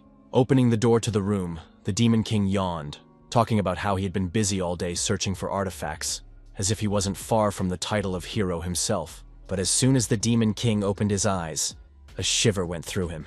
After all, in front of him was none other than the Demon King. After waiting for himself, the Demon King said hello to himself from this world. Li He was stunned by what he heard, and now he realized that he had knowingly lost. Bai Qingfeng punched Li He and ordered Gao Hu to attack, immediately after which, Gao Hu pierced the fake ice with a sweep of his hand. Once again facing himself, the future Li Hai said to himself that he was supposed to be a hero. Taking out the second fragment, Tian Tian presented it to the captain and said that their mission was accomplished. Lu Xiaoqi thanked and praised Tian Tian for her efforts, but the latter replied that it was without the captain they wouldn't have succeeded. Bai Qingfeng told his comrades that they should keep this artifact. In his mind, however, he was happy about it. Besides, it was really dangerous. Having dealt with all the targets here, Bai Qingfeng ordered the squad to return to the city. Back in the tower, Bai Qingfeng said to himself that if he wanted to hide the fragment, he had to do it in a place where no human could reach, so the best place was the tower. The Demon King asked the future self to keep the 2 fragments, but he must not take them out by any means. After which he asked how he could avoid being wounded in the chest in the future. The future Demon King said that in 2 months, winter would come and snowflakes would fly. After that, a hero named Uang Wuang would severely wound him using artifact fragments, causing him to be on the verge of life and death. After being wounded, he was barely hanging on until he managed to travel back in time. From the future self's words, the Demon King realized that he would be safe for the next 2 months. After that, he asked his future self, what about him? After all, with such an injury, it was unlikely that he would be able to survive for long. The future Demon King remarked that this was the first time he was talking to himself, and that he was still too weak. Then he reminded his past self that he had not returned to the tower for more than 3 months, and asked if he had forgotten about it. After all, the Demon King has the passive skill Fixing Blood while he is in the tower, and therefore, as long as he is sitting in the tower, it will not be possible to kill him. The Demon King chuckled and asked his future self if he would then find himself imprisoned in a tower, like a princess in a locked tower from some fairy tale. The future Demon King agreed that it sounds really unpleasant, but they simply have no other choice. The future Demon King asked himself to be careful, because the 7 elders were constantly raising their powers, and if he didn't pay attention to them, no good would come of it. An eternally reborn, a great prophet, a soul-summoning spellcaster, and an elder who can travel back in time. The timeline of this world has changed. and even he can't say what will happen in the near future. The current Demon King summarized that Uang Wuang would appear in 2 months anyway, which meant that he could now live peacefully. After which, he reminded that he had already been in this world for 3 months, and he had been searching for fragments without rest, which had already made him tired. In addition, during this time he had already studied the enemies and their abilities, lifestyle, and more. This means that in the future, they will have more opportunities to attack. The future Demon King asked his past self if he was too arrogant. He had been in the tower for several years, so he wanted to look at his current self if something like this happened to him. To which the current Demon King replied that he did not care about it, and that he was going on vacation. Such an act from himself simply infuriated the future Demon King. The news anchor congratulated Captain Bai Qingfeng and his team for returning and obtaining the second artifact fragment, which means that very soon they will seal the tower. The future of humanity is going strong, and people are full of hope. More and more people arrived, rejoicing at such good news, and no one noticed how a bush nearby suddenly trembled. Suddenly, a red-haired boy emerged from a bush. He wondered if this was what this city looked like 20 years ago. Besides, there were so many compatriots around him. The boy breathed in the fresh air, and then he looked up and saw the clouds and the blue sky. And what made him even happier was the sun, for it looked just like in the book. Suddenly, a large blob appeared out of nowhere and addressed the 13th. The blob advised him to appreciate the opportunity he had been given, and that the gods were always watching over him, which meant that he should definitely find the artifact fragments. 13 promised that he would definitely complete this task, after which a chat window appeared in front of him. Odd of truth. M77 marveled at how the city looked 20 years ago. The Cancer God remarked how many animals were around, while the Wind God praised the program for it had as many as 20 channels. The Lord of Hell asked, "Is this some kind of battle channel? And where do they get such news from?" 3 billion years ago, he noticed that there were no demons around, and the center of the universe was already anxious to know when it would be possible to go in search of the fragment. After jumping out of the bush, 13 shouted that there was no hurry anyway, because he was finally in the age of peace. And that meant that he should familiarize himself with the world first. First of all, he went to the coffee shop, where he immediately ordered a coffee. With a twinkle in his eyes, he gazed at the mythical drink he had seen in some book. The waitress felt sorry for the red-haired guy, so she decided to give him a discount. 13 said that even though he had come here for an assignment, the coffee was also worth a try. And there was a Demon King nearby. After drinking the coffee, 13 and the Demon King simultaneously spit it out, shouting about how bitter it was. The Demon King wondered how people who lived 1,000 years ago drank this poison. 13 wanted to understand how people who lived 20 years ago drank this nasty stuff that tasted even worse than medicine. The waitress realized that now they had 2 weirdos. Next, 13 went to the movie theater for a horror movie, where in one scene a creepy snarling girl suddenly started coming out of the TV. While the girls in the movie theater sobbed in horror, neither the Demon King nor 13 could understand what was so scary. 13 recognized that it was no wonder their world had become like the future, since people 20 years ago were so fragile.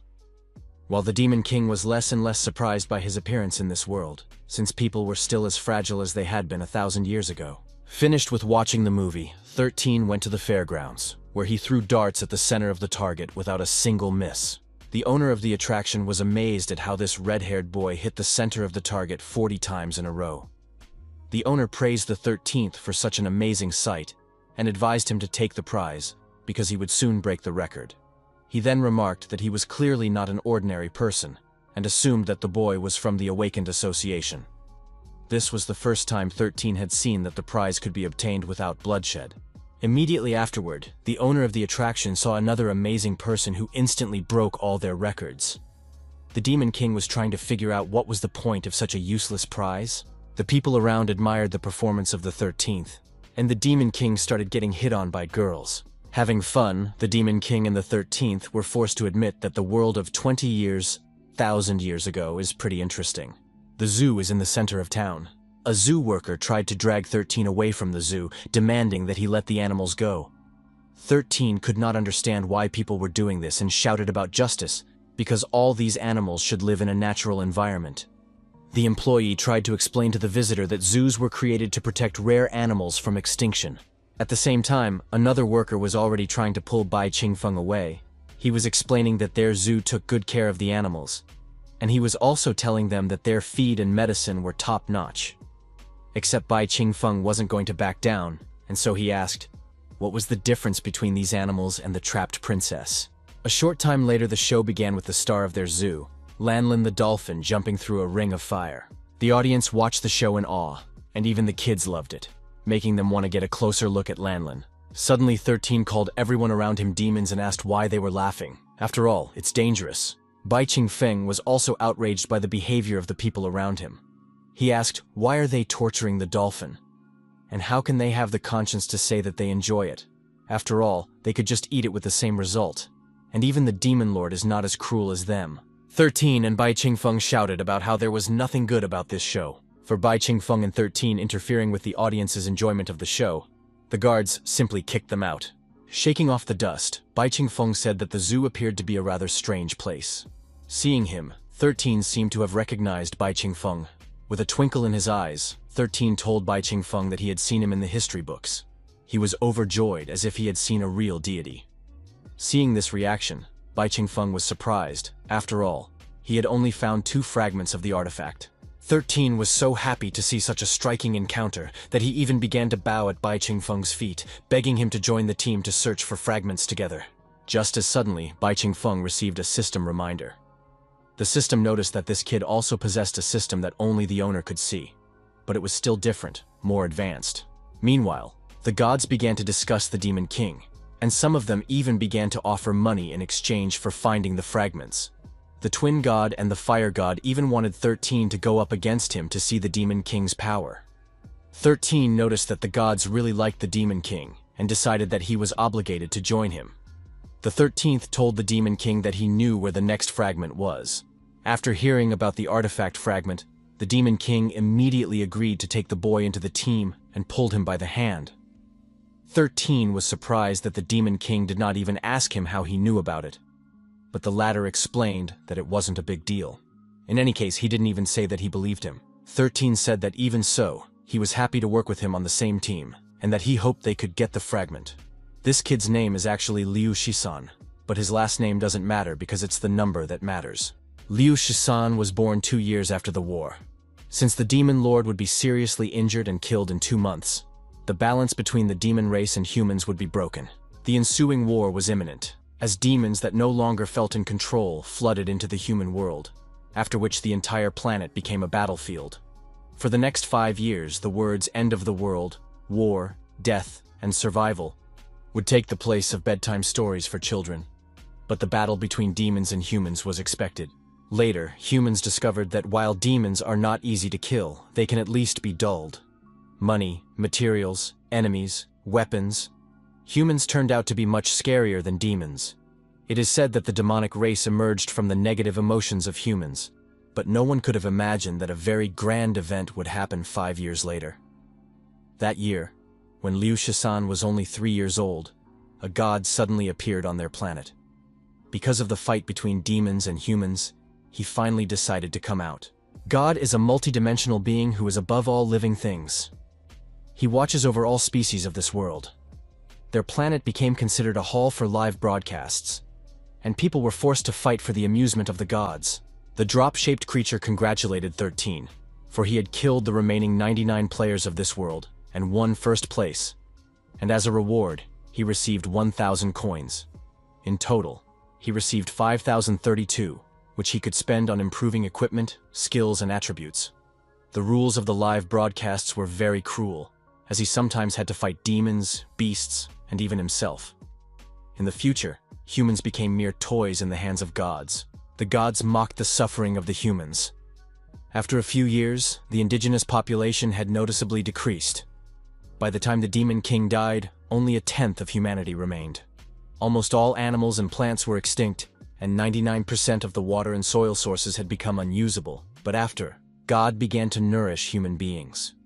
People began to live in cages, like animals in zoos, and the gods kept sending them into battle. Since the wilderness was no longer habitable, the cages protected the remaining survivors who were given everything they needed to live. When Liu Shisan turned 10, he received his number, 13. He lived in Park 12, cage number 48. The children born after death were called the war generation, and then they became slaves. Since God was not willing to just keep them alive, people were forced to create a show for them to get a chance to continue living. The planet had changed a lot. They lived as if they were living in the time of ancient Rome, when slaves fought wild beasts for the favor of their masters. Therefore, the generations that followed did only one thing. They strived to learn how to fight in order to kill their rivals. The gods showered 13 with coins since he was very strong. They even wondered if he would become the strongest. The twin gods suggested sending him to battle the Demon King from 20 years ago. Liu Shisan was happy that he was able to win the favor of the gods after all, and was even able to become a star player. Thanks to this, when he turned 18, he met an elder who has the ability to travel through time.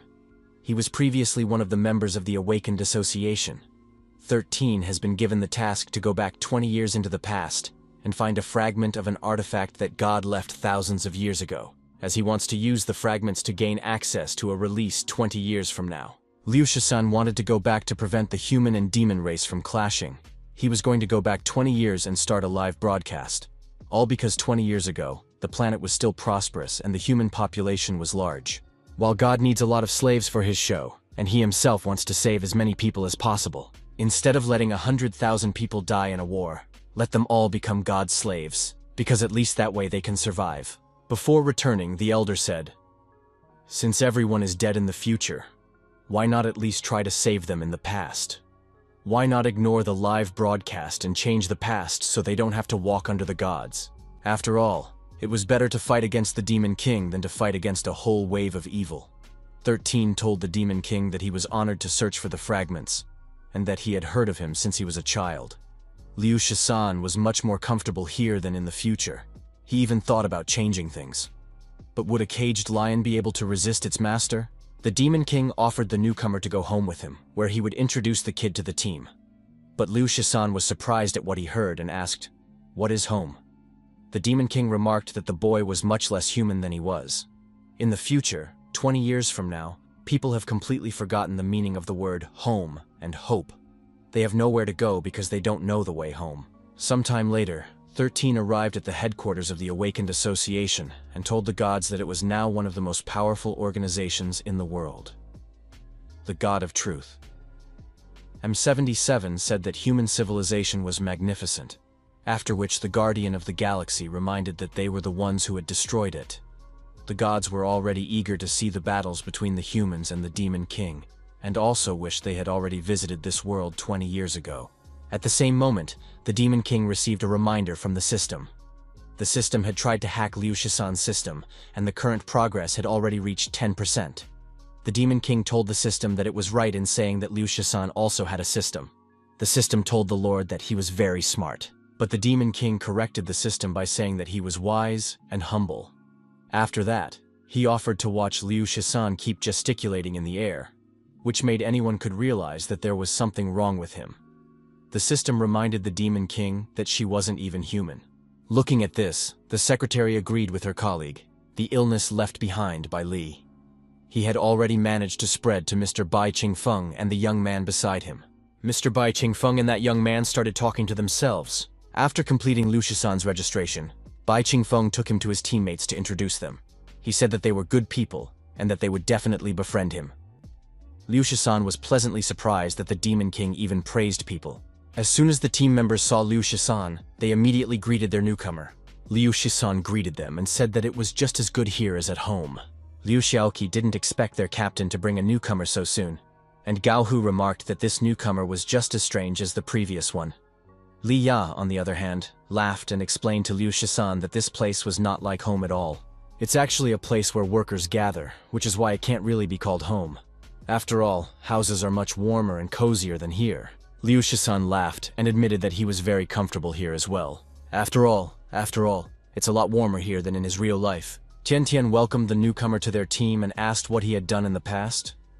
After which she said that she thought it was important for each of them to live warm, dress well, and never go hungry.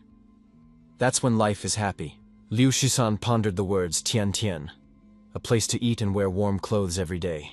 In the future, God had given them food and shelter, and the inhabitants should have been grateful to him. Thinking back on it, Liu Shisan told Tian Tian that he already had a home, Thinking back to his tower where he from the future is located, the Demon King wondered if he also had a home. Tian Tian said that it was wonderful if everyone had a home. Then she asked the newcomer if he had always been alone. And had he never had any teammates? Hearing about the comrades, Liu Shisan once again fell into memories. The theme of one of the contests was killing your teammates.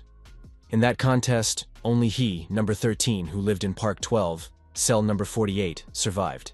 Liu Shisan replied to Tian Tian that he too had many teammates. Remembering the future of himself and the demons, the Demon King wondered if he too had comrades. Gao Hu told Liu Shisan that they trusted him since he was brought by their captain, and as long as they pursue the same goals, they will remain teammates. After which, Gao Hu said that they believe that they will become the hope of humanity. Liu Shisan struck a pose and said loudly that it believes that he will always be grateful to the god and give them everything he has. He hopes that the gods will come to this planet as early as possible for the sake of saving more people. After all, everyone should become the god's favorite. The Demon King believed that he would collect 10 fragments of the artifact, become invincible, and destroy all of mankind. But the Demon King decided not to talk about it in public. The members of Bai Qingfeng's team folded their hands and wished each other good luck, and also to make every effort to retrieve the third artifact fragment. The SS rank dungeon is an endless maze. It is the largest and most confusing labyrinth, drenched in dark air. The third artifact fragment is located in one of its parts. The labyrinth is very confusing and even somewhat similar to the SS-ranked double mirror dungeon, as it has very strict rules that must be obeyed. The top floor of the demon tower also has its own laws, due to which the demon on the very top floor and applied bloodlock and unlimited magic power. Liu Shisan said that this was where the fragment of the third artifact he had read about in the book was located. First of all, they would have to pass through the labyrinth, but something surprised even Liu Shisan, namely the fact that all these people were here. It's all about the fact that there are about 100 entrances to the endless maze, because of which hundreds of teams can participate. 2 days ago, the television said that the artifact fragment was in this particular dungeon, and immediately after that, all the awakened people went crazy. Now every single one of them is intent on obtaining the fragment, and this was despite the fact that even the awakened realized that more than half of the teams would die in the SS-ranked dungeon. Many people paid attention to the fact that one of the strongest teams led by Bai Qingfeng had arrived at the maze, and some people even wanted to take a photo with him and get his autograph. Liu Shisan cried out, clutching his head, for he had no way of understanding where this kind of information leak could have come from. His contribution was to inform the location of the artifact, but now it was useless. Meanwhile, the girls from one of the teams were taking pictures with the savior of mankind. Seeing Liu Shisan feeling bad, the Demon King took him by the shoulder and asked him not to be upset about it. After all, if he became a member of their team, then so be it. He would remain one until the end, and if they fought side by side, they would surely deal with everything. Liu Shisan couldn't hold back his emotions and cried with happiness. He told the Demon King that he was very good and promised to do his best, even though his name was 13th. The Demon King was pleased with himself because he had managed to fool this kid. The Demon King invited the team members to head inside. Each team had already chosen an entrance, so it was time for them to go. Realizing how much the Demon King was in a hurry, Liu Shisan asked where they would go, and shouldn't their team think better about which entrance they should choose? And what would happen if they wandered into a dead end? The Demon King asked Liu Shisan to just shut up and not think too much. For some unknown reason, next to the Demon King, Liu Shisan was beginning to feel peace of mind. Liu Shisan wondered if this was the reason why his comrades trusted him so much. After a short while, the group reached a fork in the road. Tian Tian wondered where they should go next, and Liu Xiaoqi noticed that there were rules written on the slab ahead. The rules of the fork are, kill your teammates, then the survivor can move on. There are no wrong paths in this fork. Only 13 began to feel joy as everything was once again ruined in the first challenge. He must kill his comrades again. The worst thing here was that the rules had already come into effect, and now there were spells imposed here. But even so, Liu Shisan refused to just give up. He knew that he had to do something. If they don't complete the mission in time, they could stay here forever. Do they really need to kill each other? Gao Hu said that the rules in this dungeon are still the same standard rules, and laughingly said that killing teammates sounds too boring. Liu Shisan was trying to understand what was going on, and why were the team members just chatting with each other. Don't they realize how dangerous and desperate the situation they are in is? But Liu Shisan immediately pushed these thoughts aside, because Tian Tian had started to act. First she had raised her hand, and most likely she would attack Liu Xiaoke now. All of this means that each of them is only pretending to be relaxed, but they actually wish to blunt their opponent's vigilance in order to attack first. Liu Shisan watched as Tiantian's hand accelerated, as suddenly, Tiantian just yawned, after which she complained that she wanted to sleep and suggested that she should hurry through the dungeon and return home. Besides, at home, she had baked cookies that were still languishing in the oven. Liu Shisan tried to understand why she was yawning. And did she understand the situation they were all in? Suddenly, Liu Xiaoqi slipped his hand into his back pocket. Liu Shisan assumed that he was trying to pull out a weapon to hit Tiantian and decided to stop him. But the latter simply took out a carton of milk, then asked Uncle Gao Hu to use a spell to turn the milk into ice cream. The shocked Liu Shisan wondered who would even use an S-rank skill to make ice cream. And besides, they didn't have long to live. But after a second, things only got weirder. Even in times of peace, one should not be relaxed. But Gao Hu made an ice cream in the shape of the Demon King. Liu Shisan clutched his hands on his head and asked God, why is he the only one here who cares about the rules? Do these people really trust each other that much? Or do they have another reason? Noticing how much the younger one was sweating, Liu Xiaoke offered him some ice cream. He assumed that Liu Shisan was unwell because of the hot weather, and asked him not to worry because winter was coming soon. Not expecting such a gift, Liu Shisan thanked Liu Xiaoke and explained that he was actually pouring cold sweat because of fear. As it turned out, these people were very good, and they treat him so well. Liu Shisan was unwilling to kill people like this. Realizing that they were lingering here, the Demon King reminded them that they were not here for a stroll and ordered them to get ready as they needed to get the fragment. The events were moving too fast, and so Liu Shisan asked them to wait for a while and at least come up with some plan. He didn't wish to kill them. He is in a good era, together with excellent teammates. He doesn't want such people to die, and so he suggested to think of another way, to which the Demon King replied that there was no need for them to think of another way, and extended a hand filled with energy. According to the rules, a heavy blow had been struck, and the stela was about to collapse. Liu Shisan tried to understand what the Demon King was doing. He couldn't see anything because of the bright light, but just as the light began to dissipate, Liu Shisan saw something amazing. The rules were broken and the passage was opened. The Demon King asked, who would even follow such childish rules? It's easier for them to break them, and more interesting what awaits them next. After something like this, Liu Shisan urgently needed to think things over, because just now, the Demon King had broken the rules before his eyes. He had violated the boundaries.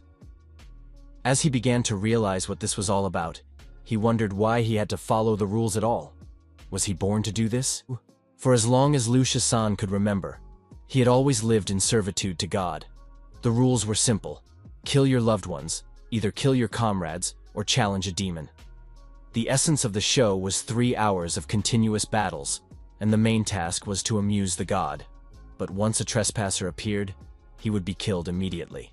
The gods enjoyed watching humans kill their loved ones and challenge impossible opponents, and humans were constantly doing things to please the gods. They were like dolphins forced to jump out of the water through a burning hoop. He also always followed the rules, and it never even occurred to him that you could jump not into the hoop, but into the open sea. The Demon King said that if they didn't like the rules, they should just destroy them, because after all, they were the strongest team.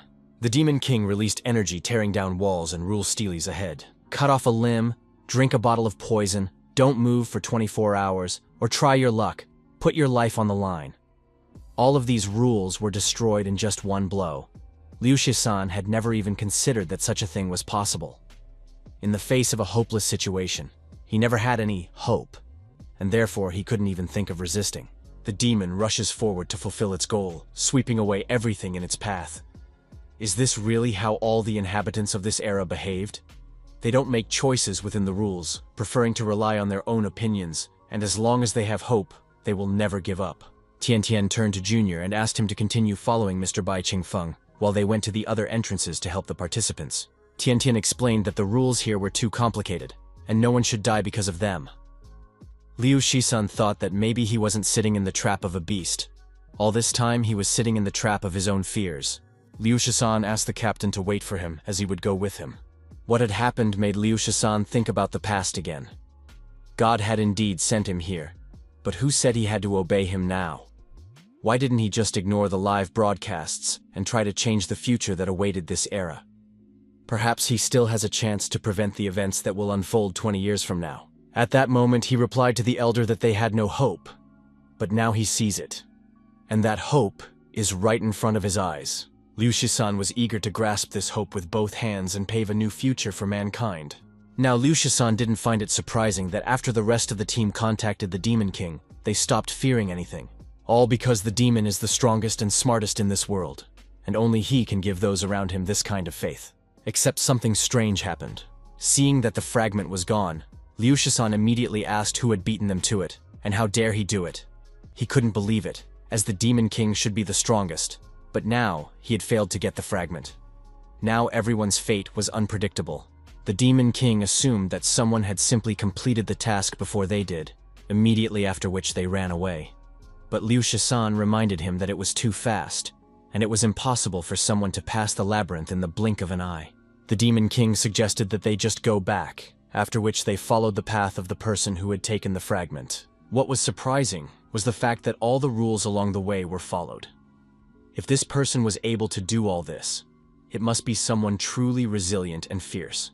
A few minutes later, the Demon King and Liu Shisan found their comrades at the exit. But next to them, Liu Shisan noticed something terrible. Tian Tian told the captain that all the rules had been followed because someone had already taken away the artifact fragment, which meant that they would soon cease to function. Fortunately, they arrived in time. Most of the hunters hesitated when they saw the rules about killing their own comrades, so they left without attacking each other. But there was one exception. The first team did something different. Liu Xiaoke said that when they came to the exit, they saw that someone had already completed the test, and all the remaining team members had been killed. Liu Shisan realized that that person had been making quick decisions from the beginning. He killed all the comrades and then took his comrades afterward. Tian Tian was shocked that someone had already taken the fragment and clenched her fist in anger and said that this person must be a truly horrible person. The Demon King at this moment was surprised at the ominous premonition he had gotten. Suddenly, Liu Shisan realized what this was all about. The person who killed his comrades and took the artifact fragment is the one who will kill the Demon King in 2 months. The undercurrents continue to intensify. The fight between demons and humans is getting fiercer, which means it's time to distribute resources between the clans. 1,000 years ago, all the powerful people were from the Eastern clan, but after a few years, the East declined while the West continued to strengthen. The 7 great clans, the home of the Uang family. Fortunately, an ancestor of the Uang family who lived 1,000 years ago collected 10 artifact fragments and sealed the demonic tower, and with that, he established the centuries-old reputation of the Uang family, which they still maintain to this day. The Lin and Li families emerged from the blending of the clans of the West and East, and both families have been gaining strength and advantages recently. But since the deaths of Linfun and Ling Xiao, the Li clan has started to fall behind the Li family. Because of which, the 6 great clans are going to fight for supremacy, which means that their Uang family should speed up their preparations. One of the elders asked if it was too dangerous to make contact with the other families while the demons were busy rebuilding the tower. Then another elder reminded him that heroes always appeared in troubled times. Thousands of years ago, a hero had appeared in their family, and then made the clan famous by his deeds. That was why they needed heroes now more than ever. The old elder added that no matter how it was, the awakened association was going to oppose the demons now, so it was too early for them to do anything against the demons. It was more important for them to bring the Uang family back to the peak of their greatness. Right in the middle of the meeting, one of the guards ran into the elders and shouted that their business was bad, as some strange man had appeared outside and had already dealt with many of the guards. The man who attacked the Uang family home was a Taoist on a winged horse. Next to him, for reasons unknown to himself, the guards couldn't even move, which was bad. The Taoist told the guards that they were too weak. It had only been 1,000 years, but it was enough for the Uang family to fall. Suddenly, the guards noticed that the Taoist's blade is quite unusual, as it contains a fragment of an artifact, which means that this awakened man is the mysterious hunter who has passed the endless labyrinth. The Taoist was surprised to hear the word awakened and immediately assumed that this was what cultivators were called nowadays. He then explained that he was not an awakened one, he was none other than Uang Wuang. The others, however, could call him an ancestor. Upon hearing this, the head of the Uang family was astonished, because Uang Wuang was the hero of their family who had collected 10 artifact fragments 1,000 years ago. except that legend has it that Uang Wuang mysteriously disappeared after sealing the demon tower. Could it be that he had traveled to the future? The guards had to ask him, what could he do to prove his identity? Uang Wuang replied that he didn't need to prove anything, because they should realize that the Uang family needed a strong man now, and only he could help them. This cultivator's name is Uang Wuang, and he teleported through time 1,000 years into the future. He was certain that if there was a hero at every point in history, he would be the hero in this era. His era was turbulent, with wars going on everywhere. Resentment and fear led to demons becoming very powerful beings, after which he, Uang Wuang, was born. He had been cultivating since he was a child, and after he became the leader of a group of immortality cultivators to attack the demon tower together. He later learned that the demon lord could not be killed by simple methods, and so he went in search of artifact fragments to at least seal the demon tower. But in order to save the prevailing number of people, someone had to give up their lives. The way to success was very difficult, and when he had already come to his senses, all his comrades were dead. As it turned out, the method of universal salvation was the cruelest of all. He clearly remembered the moment when he rushed to the tower with the 10 artifact fragments. Then thunder rumbled in the sky, and he was in this millennium. Uang Wuang explained to the clan members that he had been sent by the god to help them accomplish the mission of saving mere mortals. And to do that, they need to collect the 10 artifact fragments in their era and reseal the tower. Uang Wuang revealed that he only has 2 goals. He must obtain the 4th fragment and return the first 2. Upon hearing this, the head told him that the first 2 fragments were taken away by the Awakened Association, and that they were now being kept by Captain Bai Qingfeng. He is rumored to be a very righteous man, which means that the fragments are safe. Uang Wuang told the chapter that people are too unpredictable, and that no one can be called righteous. Each person has 7 emotions and 6 main desires that they will do anything for. Therefore, the artifact fragments will only be safe in his hands. Besides, they know nothing about Bai Qingfeng's origins, causing him to have a bad feeling about it. The head asked the ancestor, had the ancestor decided to take the fragments from Bai Qingfeng? Bai Qingfeng is a hero of humanity, and the Uyang clan would be laughed at if they did that. But Uang Wuang explained that the way of universal salvation was the cruelest, and that reputation was nothing. After which, Uang Wuang folded his seal and glowed blue. A second later, Uang Wuang disappeared, which meant that this person was indeed their ancestor. But right now, it didn't matter to the Uyang family who this person was. The most important thing was that they would become great again by collecting the 10 artifact fragments. Liu Shisan kept complaining about how the artifact fragment was taken away right from under their noses. Liu Xiaoqi asked him to stop complaining and speed up since he wanted cookies. Suddenly, the Demon King felt someone's presence. Immediately afterward, strange seals flew into their group. After a second, they realized that they couldn't move for some reason. The Demon King assumed that it was the technique of that cultivator who lived 1,000 years ago. Yin and Yang energy, talismans that appeared so suddenly. Just then, a Taoist appeared behind Tian Tian and grabbed Tian Tian by the neck. Liu Xiaoqi asked who the man was and demanded to let her go. The Demon King used his powers to burn the talismans attached to them. Immediately after that, Liu Shisan shouted that the shackles had fallen, which meant that they should save Tian Tian. Liu Shisan realized that he was right, which meant that the person in front of them was Uang Wuang, a cultivator who lived about 1,000 years ago, and through the one who would kill the Demon King in a few months. Uang Wuang demanded that Bai Qingfeng give him his artifact fragments, otherwise he would kill the hostage. Liu Shisan had a terrible premonition. After all, from the looks of it, this was similar to the very scene where Li Tiantian meets Demon for the first time. Therefore, Liu Shisan wondered what Demon would choose. The gods, meanwhile, were happy with the developments and could no longer wait to battle Uang Wuang. The Demon King assumed that this person was exactly the one who had obtained the artifact fragment and killed his comrades without hesitation. Worst of all, the enemy had inserted the fragment into his blade, making it much more dangerous for the Demon King. With tears in her eyes due to fear, Tiantian asked the captain to ignore her, because he had made great efforts to obtain those fragments, so he shouldn't give them away so easily. Uang Wuang squeezed Tiantian's neck and ordered him to be quiet. Seeing this, Liu Xiaoqi was about to rush to Tiantian's rescue, but was stopped by Captain Bai Qingfeng. After which, the latter told Uang Wuang that they didn't have the fragments with them and that they were safely hidden. Besides, Tian Tian wasn't that important to him and could just get rid of her.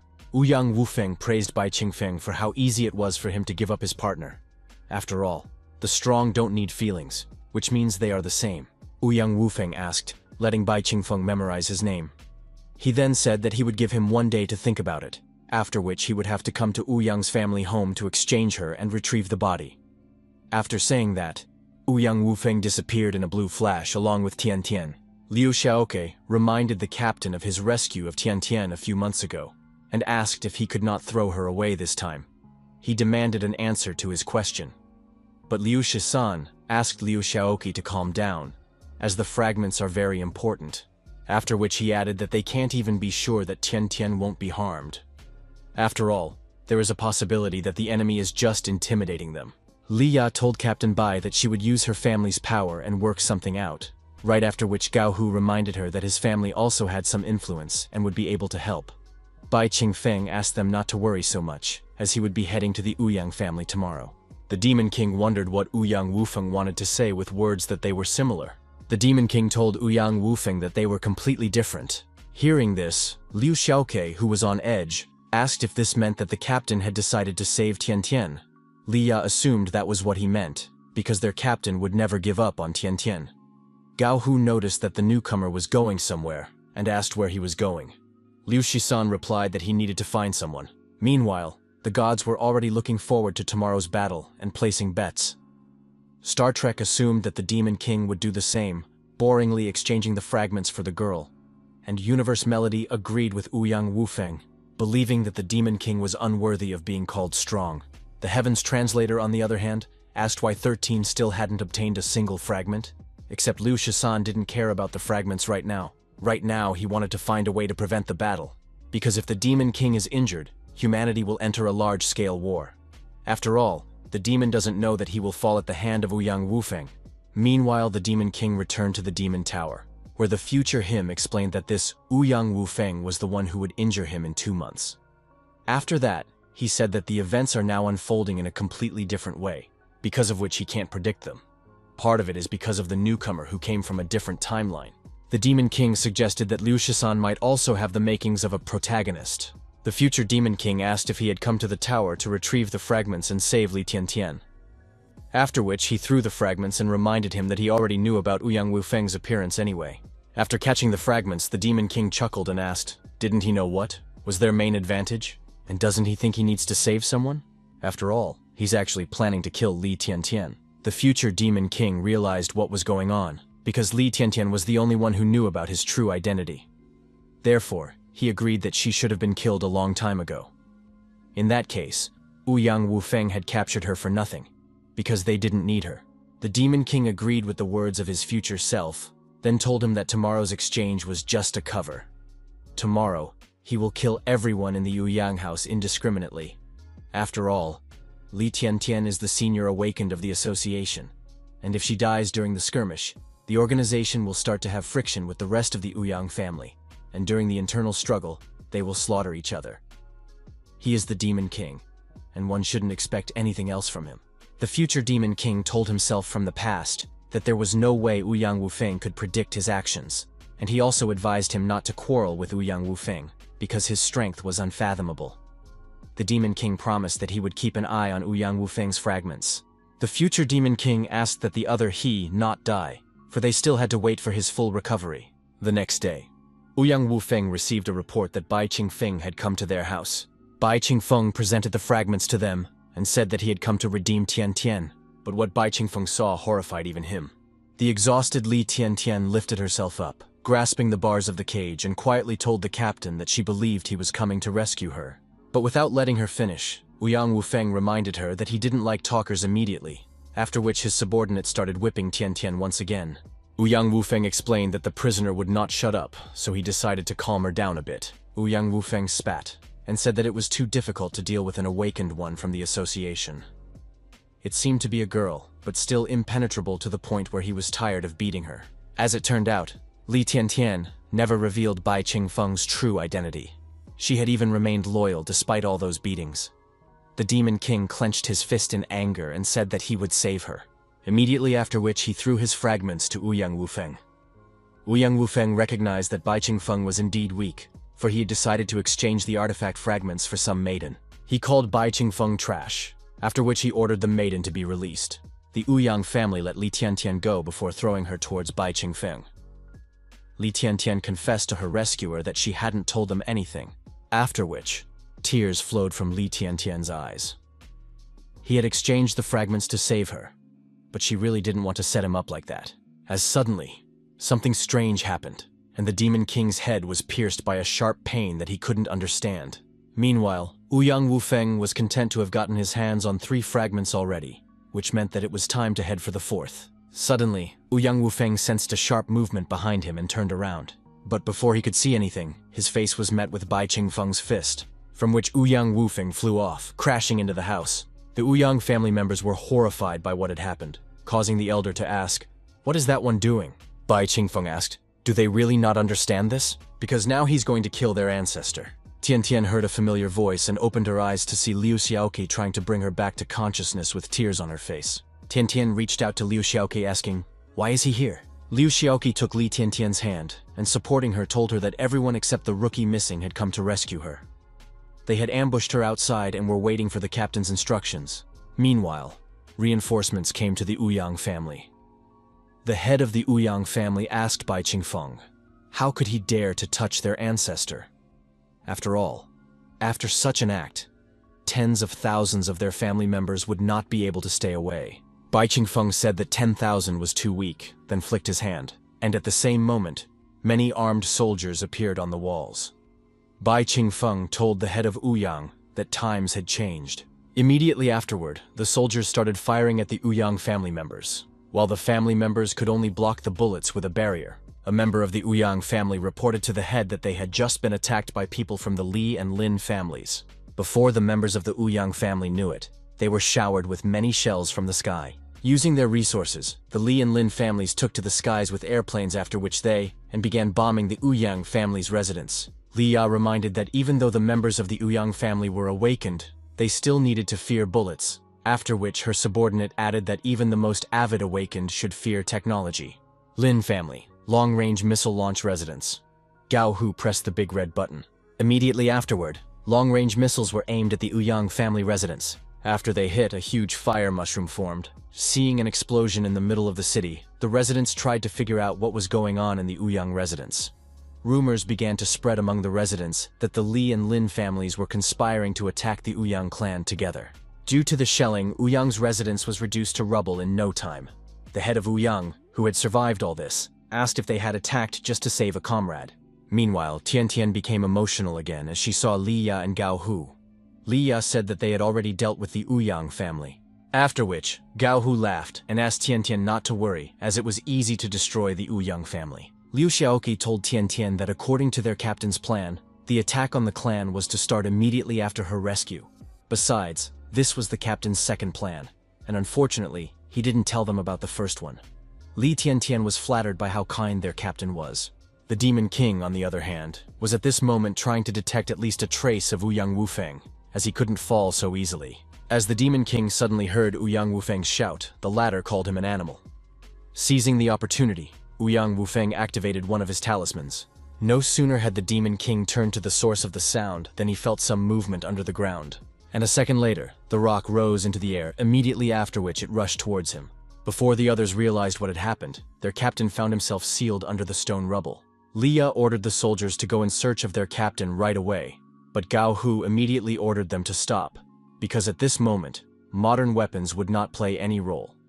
After all, there was now a battle between the two strongest awakened ones. Head Ouyang turned to the ancestor and said that Bai Qingfeng needed to be dealt with as he held a grudge against their family. From within the stone rubble, a rumbling sound was heard, and a gap cracked along the shell.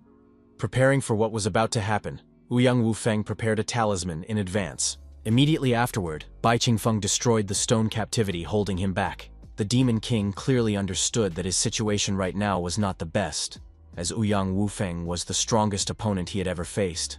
And the worst part was that he could only use his awakened ability to hide Bai Qingfeng's identity, making him unable to unleash his magic power along with his true power. Uang Wuang used the Endless Life Talisman, causing it to glow green, and huge vines immediately sprouted from the ground and rushed towards Bai Qingfeng. Upon catching up with Bai Qingfeng, the vines immediately began to restrain him and stab him with their thorns. The Demon King noticed that the thorns of the vines were exuding poison, and assumed that it was one of the 5-element techniques that had been lost for several thousand years. Since Uang Wuang possessed such a thing, he deserved to be the one to kill him. Without giving Bai Qingfeng any time to ponder, Uang Wuang immediately activated 2 more talismans of indestructible gold. Immediately after that, many assault rifles appeared around Bai Qingfeng, pointing their muzzles at Bai Qingfeng. Seeing what Uang Wuang was capable of, the Demon King was forced to admit that there was no way he could defeat Uang Wuang while awakened. Meanwhile, the assault rifles were ready and immediately began shooting Bai Qingfeng. Bai Qingfeng's comrades were frightened for him, while the head of the Uyang family rejoiced at the punishment of the criminal and shouted about how wonderful it was. Bai Qingfeng managed to chop down the vines enveloping him and destroyed all the assault rifles in a flash. The Demon King realized that this could not go on, because in a few seconds he lost several 100 million health points. But if he used his magic power, tens of thousands of people would be killed, and then he would have to return to the Demon Tower afterward. Uang Wuang recognized that Bai Qingfeng was simply incredible and promised to remember his name, immediately after which he used 2 more talismans, Water Renewal and Fire Incarnation. Panic broke out in the city. The townspeople didn't understand what was happening in Uyang residence, but unfortunately, the city began to flood, forcing them to flee. Water from all over the city rushed into the sky, after which it transformed into a huge water dragon, and that dragon flew towards Ouyang's residence. After which, a fire dragon flew out of the earth's depths and rushed towards Bai Qingfeng in sync with the water dragon. Uang Wuang explained to Bai Qingfeng that the end of an era always required some sort of sacrifice. The Demon King couldn't help but wonder if the devil was fighting against him now. Either way, he could no longer hide his strength. Opening their mouths, the dragons of fire and water attacked Bai Qingfeng. And when they collided, they formed a massive explosion of the elements. Tian Tian cried out in horror while Head Uyang rejoiced in victory. Except Uang Wuang wasn't as satisfied, for Bai Qingfeng didn't die during the clash for a moment, but he noticed some force that managed to repel his attack, and that force was similar to, for a moment. But the Demon King unleashed his magical power, thanks to which he was able to repel the attack of the dragons of fire and water. It was because of this that Uang Wuang felt a surge of demonic power. But instead of thinking too much, Uang Wuang simply assumed that Bai Qingfeng had resorted to forbidden demonic techniques for the sake of increasing his strength. Like the guy from the Lin family, Bai Qingfeng decided to part with a part of his life for the sake of gaining more power. Uang Wuang was saddened at the thought that such people existed. Bai Qingfeng told Uang Wuang that for the sake of victory, he decided to use a powerful and deadly formation. But everything was pointless, and many innocent people died as a result. Since Uang Wuang had yet to reveal it, the Demon King assumed that he had not deeply thought about what had happened. This was not surprising. After all, who in their right mind would believe that the Demon King would strut around amongst people? Uang Wuang called Bai Qingfeng ignorant, and explained that he was only warming up, and took out a gourd, and said that it was time to get busy for real. The purple golden pumpkin is an ancient relic from thousands of years ago, the ultimate artifact that can span the heavens. In order to use it, the user must call out the name of an enemy, and then be sucked into the gourd. Uang Wuang admitted that Bai Qingfeng was his first worthy opponent in years. He said that he had memorized his name. Uang Wuang lifted the gourd, then shouted the name Bai Qingfeng, and the gourd began to suck in. Uang Wuang said that he would let him come closer. But before he could react, Bai Qingfeng was already in front of him, and Uang Wuang immediately received a punch to the face. Uang Wuang wondered what had happened, and shouldn't the gourd have sucked Bai Qingfeng in? This gourd had either broken, or Bai Qingfeng punched Uang Wuang once more, causing him to drop the gourd and continue attacking him. Blocking Bai Qingfeng's attacks, Uang Wuang assumed that since his gourd didn't work, his opponent's name wasn't Bai Qingfeng. In that case, the question would have to be asked, who is he? After a series of lunges, the Demon King kicked Uang Wuang, knocking him further away. This was exactly what a person who managed to collect the 10 artifact fragments should be capable of. This is the strongest person the Demon King has encountered, and for the sake of killing him, he will use his powers. He is forced to reveal his identity, because if there is a threat that Uang Wuang will kill him in the future, he must deal with him as soon as possible. Uang Wuang dared to use his strongest weapon, a blade with artifact fragments embedded in it. The Demon King and Uang Wuang decided to end the fight using all their strength and release their aura. They rushed towards each other for the final blow. Just as suddenly, a thunderous shout ordered them to stop, and Uang Wuang and the Demon King's auras were instantly dispersed. Uang Wuang wondered why his techniques had suddenly dissipated, while the Demon King felt something familiar, the same as it was during his first encounter with Linfun. This was the awakened ability of the head of the Awakened Association. The president of the association asked what they were doing here, and reminded them that they should be fighting demons, not each other. Liu Shisan stood next to the president of the association, and he was glad that he had made it in time. He had managed to prevent the Demon King from dying early in this duel. If he hadn't done so, the war between demons and humans would have started earlier. And the worst part about it was that God had not yet ascended, which meant that humans would not be able to save themselves. After realizing what the matter was here, Li Tiantian praised the newcomer for being smart. She admitted that she knew that he would be able to think of something, but even without him intervening, the captain would have killed Uang Wuang. Bai Qingfeng ordered the old man to cancel his ability, as he wishes to finish off this cosplayer. Uang Wuang also advised the man to mind his own business, as he would get to that person anyway. The president of the association turned to the awakened and asked them to listen to him carefully. If they both continued to fight, they would die, while humanity would lose two strong allies. Instead of fighting, he advised them to do something useful. Over the years, their association had been looking for ways that they could help them fight the Demon King, and in addition to sealing the Demon Tower, they decided to do something else, namely, to summon the Protoss to help them defeat the Demon King. Bai Qingfeng and Uang Wuang were surprised by what they heard. Bai Qingfeng asked, "Hadn't the Protoss gone out of business 1,000 years ago?" Uang Wuang in turn had just learned that the Protoss had long since disappeared from this world. The president of the association said that humans and demons have been at constant war since ancient times, and now they only need one fragment of the artifact to open the Protoss portal. The history books say that if they can open the Protoss portal, the Protoss will come to their aid to help them fight evil. Ever since the first fragment was obtained, they had been continuously searching for the portal. And finally, after so long, they had learned of its location thanks to the newcomer's information. Now, the association would be issuing important quests that would greatly help in their advancement, and for that reason, the two of them should fight side by side and enter the SSS rank dungeon. Uang Wuang said that he had also heard of such a thing, and since it was like this, he suggested that he should leave soon. In his era, the Protoss were the most powerful than the demons and humans, and if they came, the demons would definitely end. The Demon King in turn thought it would be great if he could convince the Protoss to work together with the demons. Bai Qingfeng said that he would also go to the portal, after which Liu Shisan also expressed his desire to go along with them. Liu Shisan knows better than anyone that the information in the book is a fake that the Protoss deliberately left in this world 1,000 years ago to force demons and humans to open their portal. In fact, if they open the portal, the Protoss won't help anyone. Instead, they will enslave every living thing on the planet and become the new masters. Except that something was keeping Liu Shisan uneasy about the fact that the portal would open 5 years early.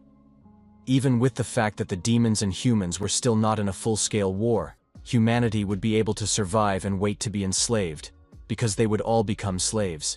Bai Qingfeng thanked the newcomer for the information. For now, they would all know where the portal was. Mentally, the Demon King regretted that he couldn't watch his system. Even though he had given them important information, he still wished he knew what his true purpose was. Uang Wuang meanwhile pondered about this. Bai Qingfeng, the one is very strong and can use demonic techniques, but the true identity is still a mystery. Uang Wuang tried to at least understand what kind of person is in front of him. Uniting under one mission, Uang Wuang, Bai Qingfeng, and Liu Shisan made a scene as if they had reconciled and were ready for a joint mission. But the president of the association didn't believe them much, and they were overplaying their hand. Hall of Elders. The association director told the newcomer that he decided to trust his information precisely because of the elders. Hearing this, Liu Shisan once again said that he wasn't lying, and that the portal was indeed where he had indicated. Liu Shisan felt trepidation upon seeing the Hall of Elders, and he couldn't help but utter that it was as if time had gone backwards. The time-traveling elder chuckled when he saw Liu Shisan and admitted that he was quite good. He told them that he could clearly see that he had come back from the future, which was amazing. He couldn't wait to see what new things he would tell them. After all, he was well aware of everything himself. Although the elder is quite cheerful now, Liu Shisan still remembers that 20 years from now, his face will be fundamentally changed, because at that time, he will already be a prisoner of the Protoss. Like all the surviving people of that era, the Elder's heart and mind will be completely devastated. Liu Shisan had hoped that the Protoss would descend and save humanity as soon as possible. Now he wondered if he was thinking right. The Absolute Order Elder received an alert from his system that a newest system had been detected in Liu Shisan's body, which was currently being analyzed. The Absolute Order. Elder turned to the gentleman in the Elder Hall and said that he had something to tell them. Namely, that this time he wished to personally challenge the dungeon and finally take on a new appearance. After the incident with the Uang family, coffee shop, after ordering a cup of coffee, Uang Wuang began to use the Immortal's technique of telepathy. Tomorrow he would go on a mission, which meant he had to notify everyone in the Uang family and tell them everything. Telepathy is an ancient technique that used to be used to send secret messages, and it will require many seals. Seeing the man's effort, Liu Shisan asked him not to bother so much and held out his phone. After which, he explained that it was what the vast majority of people used now for quick communication. Uang Wuang was surprised that such an item was being used for communication nowadays. He simply couldn't help but admit that he liked the current era. Liu Shisan confirmed that this was indeed a beautiful era, and H2O was also 99.9% pure. In 15 years, it would already be possible to drink such a thing anywhere, as it was too expensive. Realizing this, he will appreciate it more. Liu Shisan began to talk about how blue the sky was now, how the clouds used to be, and how fresh the air was. When Uang Wuang couldn't understand the phone, he asked how hard he had to hit the phone to make a call, and why he had to hit it. Meanwhile, the waitresses were discussing how strange their customers were today, and after all, it was rumored that these people would be going to search for the portal tomorrow. Looking at those two, the Demon King stirred the sugar in his coffee, thinking about how bad things were with them. He even wondered why he was the Demon King looking so much more normal than them. After which the Demon King suggested that it was because he had already studied the daily life of people well. One of the waitresses turned to Bai Qingfeng sitting on the roof and asked him to come down and sit at a table. The second waitress added that they were all very strange. At this moment, the Demon King, Uang Wuang, and Liu Shisan were pondering about how good the current era was. While the Demon King and Liu Shisan were enjoying the sky, Uang Wuang dared to taste the black liquid in his bowl. It was only when he tasted it that he spit the coffee out, wondering what the hell it was and why it was so hard to drink. While Uang Wuang was trying to cough up the coffee, Liu Shisan said that he would still get used to the taste of coffee, to which the Demon King also agreed. The waitresses silently watched the number of weirdos growing rapidly. The next day, a broadcast began on all the screens in the city, where Li Tiantian announced that the SSS rank dungeon passage would be broadcast live, allowing people to follow their favorites.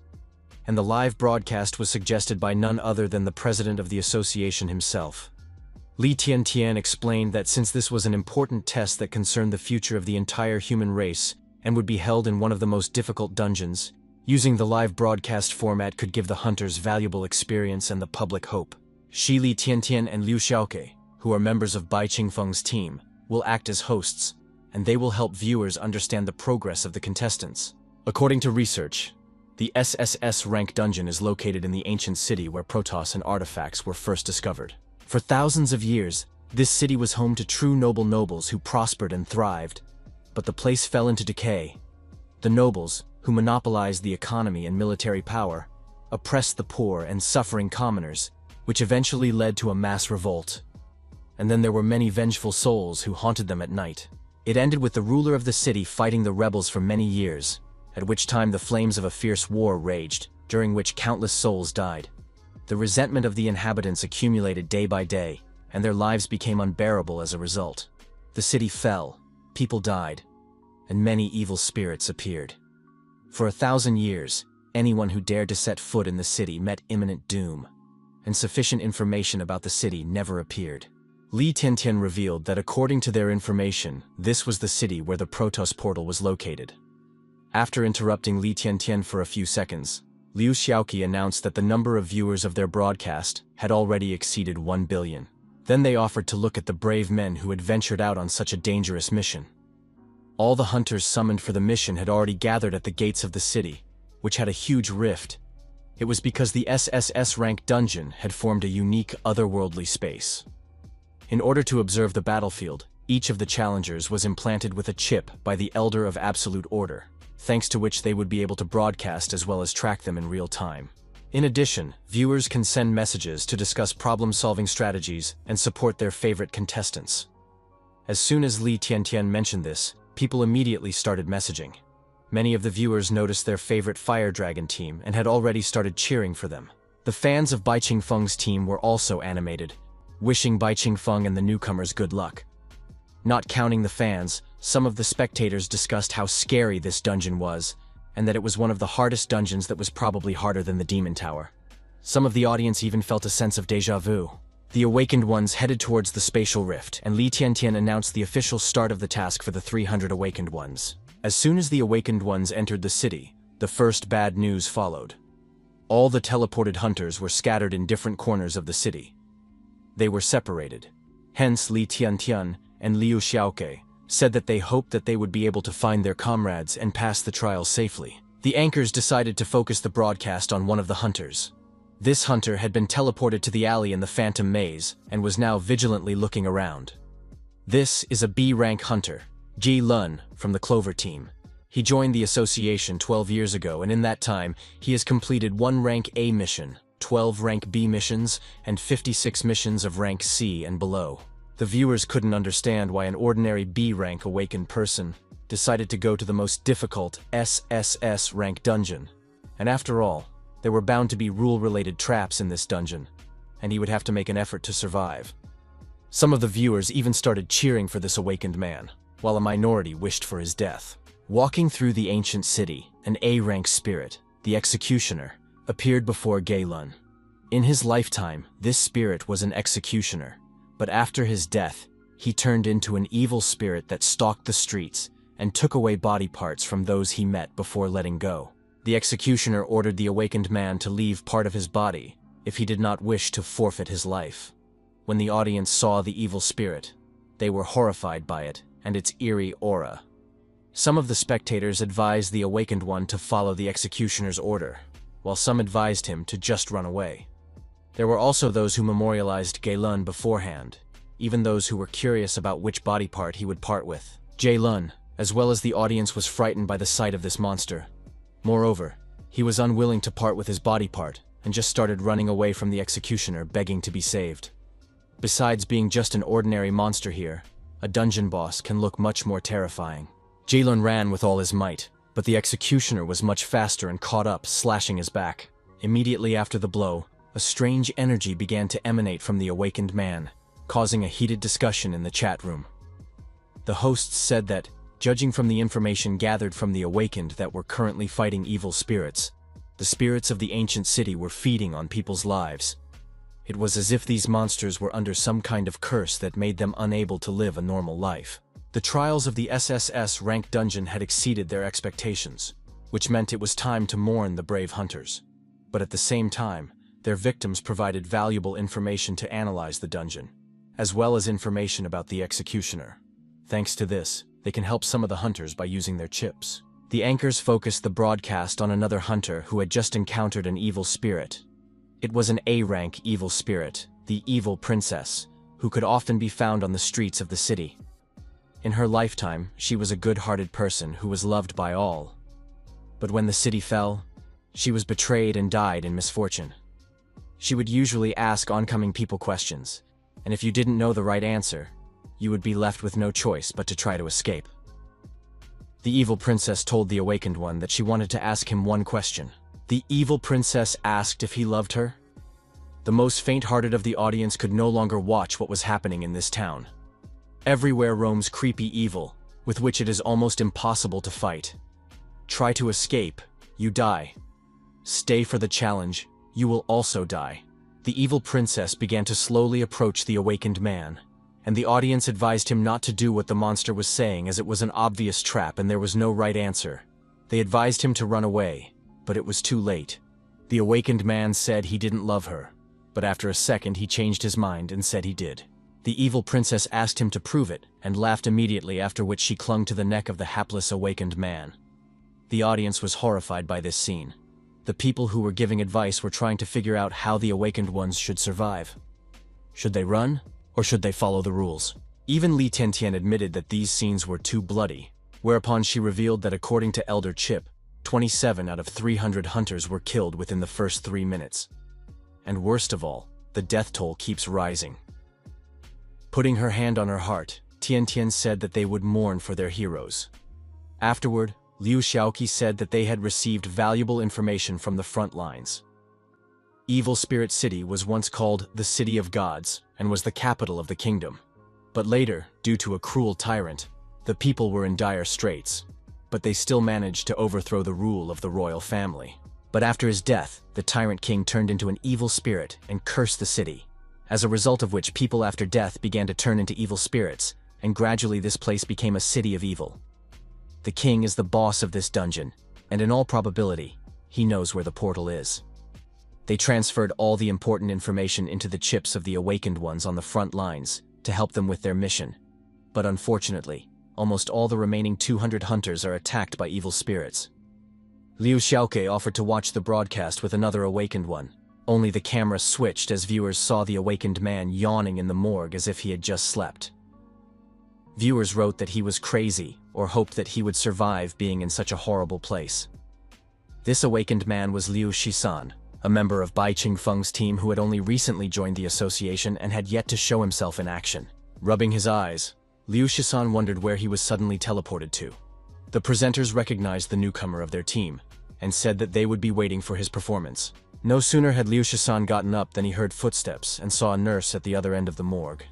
The nurse said that there was no key and that it might be in one of the corpses. She asked if he could help her find that key. On the screen was the information that it was a crazy A-rank nurse that was not uncommon to see in the City of Unholiness. In her lifetime, she was a dedicated nurse, but after the riots in the city, the number of people killed in battles was increasing day by day. The nurse couldn't stand the way patients were dying one by one and began to go insane. She ended up locking herself in the morgue and started stitching corpses together in an attempt to paralyze her own soul. The audience felt sorry for the nurse, but still she was doing a terrible. Liu Shisan jumped up from his bunk and giggled. The audience thought that the newcomer suddenly started giggling due to the fear of death and started feeling sorry for him. But to their surprise, Liu Shisan suddenly told the nurse that there was no problem with it, and that he could help her with such a small thing. The audience's opinion changed drastically. There were of course those who called the newcomer cool, but most of them were trying to understand what was going on here. As Liu Shisan walked towards the corpses, everyone wondered how many corpses there were, and how long it would take to check them. Could there be bodies of dead awakened ones here?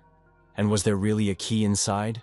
Without changing his face, Liu Shisan said that it was a very simple task, because he just needed to cut the corpses to find the key, which was much easier than dissecting living people. The onlookers became more and more amazed by Liu Shisan, and were creeped out as they continued to watch him. Someone even asked, was Bai Qingfeng's team really not twisted? Liu Shisan, on the other hand, thought that it would be much easier now than 20 years later. With quick movements, Liu Shisan opened all the bodies in the morgue, but he still couldn't find the key. Many viewers vomited, and the live broadcast had to be censored. Liu Shisan was now a maniac worse than an evil spirit. Even the distraught nurse couldn't stand such a thing, and even foul things like her began to vomit because of what she saw. While the nurse was trying to recover from the shock she experienced, one idea came into Liu Shisan's head about where the key was hidden. All the spectators as one wondered what he had come up with. After which, Liu Shisan turned to the nurse with an eerie smile and said that there was only one corpse left in the morgue. After hearing this, the nurse's heart literally dropped. Liu Shisan threw the nurse on one of the beds and asked her not to run away, because soon she would no longer be in pain. But the nurse started screaming at the maniac to keep away from her. The audience at this moment tried to understand what the hell is going on here, and who of these two evil spirits. With abrupt movements, Liu Shisan dealt with the nurse's body. The spectators felt sorry for the nurse, and they were trying to figure out if everyone on Bai Qingfeng's team was that perverted. The worst part was that a minority of the viewers even liked how insensitive this guy was doing everything. As Liu Shisan had suspected, the key was indeed inside the nurse. The audience prayed to the good spirits to defeat the evil people. Meanwhile, the gods from the other broadcast were feeling bored since 13 hadn't done anything special. Li Tiantian and Liu Xiaoqi were embarrassed by the way their newcomer behaved. Tiantian tried to explain to the audience that their team were not actually perverts, and that they were actually a warm, sunny, and peace-loving team. Trying to get rid of the embarrassment, Liu Xiaoqi said that this scene was too gory. and suggested that they move on to the next awakening. The next hunter shown was just facing an evil spirit, and the audience immediately tried to figure out what the mix was. A Western swordsman fighting an Eastern cultivator. Recognizing the enemy's oriental robes, the evil spirit told the one that he had once killed many immortals with a cultivator. After which, he offered the cultivator to give him his heart. But instead, the cultivator used the immortal's technique of secret space, immediately after which a weapon and its instruction manual appeared in his hands, further puzzling the viewers. From the clue, the viewers learned that it was Uang Wuang from Bai Qingfeng's team, as well as a member of the Ouyang family who had just joined the association and had yet to prove himself. After running his eyes over the instructions, Uang Wuang lowered his barrel and told the evil spirit that times had changed. Immediately afterward, he pulled the trigger and began shooting the unclean things in front of him. The onlookers were increasingly amazed at what was happening, as an ancient Eastern cultivator was using a modern weapon to kill a Western swordsman. But they still had to admit that it was pretty cool. When Uang Wuang stopped shooting, everyone wondered if the evil spirit had died. After all, an A-ranked foul spirit couldn't die so easily. Suddenly, the dead man started laughing and asked Uang Wuang if he really thought it was so easy to kill him. After all, he couldn't die by fire and blade. But is Uang Wuang really telling the truth? Suddenly, all of a sudden, the evil spirit felt something strange and started vomiting blood. The audience and the evil spirit were trying to understand what had suddenly happened to his body. But to everyone's surprise, at one point, Uang Wuang used his talismans and techniques on the rifle. Uang Wuang explained that he used magic in addition to weapons. Moreover, his bullets had been soaked in various potions for many hours to produce the desired effect. After which, he once again reminded the evil spirit that times have changed, and under the praise of the audience continued shooting the evil spirit. Li Tiantian said that she had just received a message asking if their team had a god wielder or the power to contact gods. Were they not in a cult or escaped from a mental hospital? Just in case, Liu Xiaoke reminded that their team was warm, sunny, and peaceful. And to prove it, they asked the elder to broadcast live to their captain. Seconds later, viewers saw Captain Bai Qingfeng, an S-rank hunter who had completed 8 SS-rank missions, 26 S-rank missions, 109 A-rank missions, 12 B-rank missions, and 9 C-rank missions and below. The screen was flooded with messages from fans waiting to see how Bai Qingfeng had completed the next mission above his level. Li Tiantian revealed that it was the leader of their team, Bai Qingfeng. Their captain's reputation is the best in the world, and he himself is a kind, righteous, peaceful, and gentle person. Tiantian offered to evaluate how their captain uses wisdom and strategy to challenge the dungeon. Bai Qingfeng's first enemy was an evil princess who had recently eaten one of the awakened ones, and she had already wished to ask him a question. The chat room began to debate whether or not to answer her. But no sooner had the evil princess asked a question than Bai Qingfeng grabbed her face, surprising the audience. Immediately afterward, he lifted the evil princess into the air, which frightened the viewers of the broadcast, because now it was Bai Qingfeng, who looked like a monster from the ancient city. Bai Qingfeng asked the evil princess not to be afraid, because he only wanted to ask her one question. The audience couldn't believe that this perverted man was the team captain. The princess's face contorted with anger. The onlookers had already assumed that she was about to be torn with anger and attack him. The angry princess promised Bai Qingfeng that he would pay her back. Immediately after that, she opened her mouth and began to absorb Bai Qingfeng's life force, and the audience begged Bai Qingfeng to run away because the absorption power was too strong.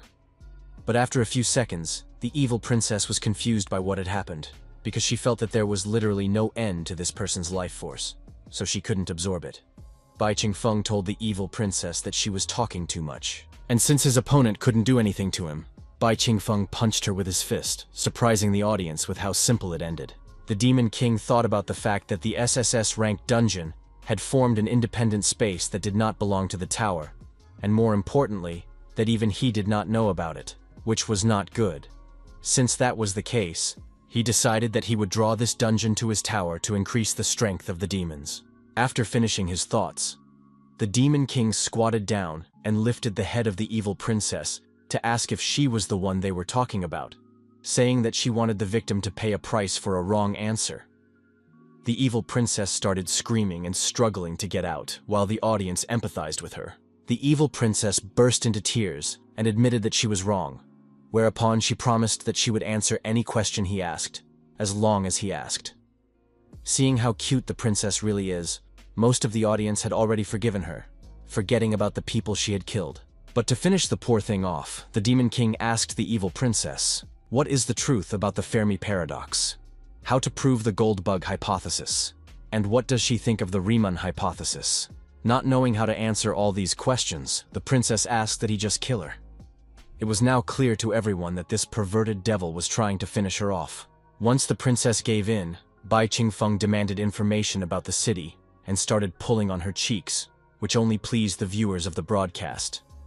The evil princess asked him to stop and promised to tell him everything she knew, but the viewers were against stopping the cuteness. Bai Qingfeng let the princess go and so told her that this place was once called the City of Divine Gift because it was rumored that the divine gift had descended on this city.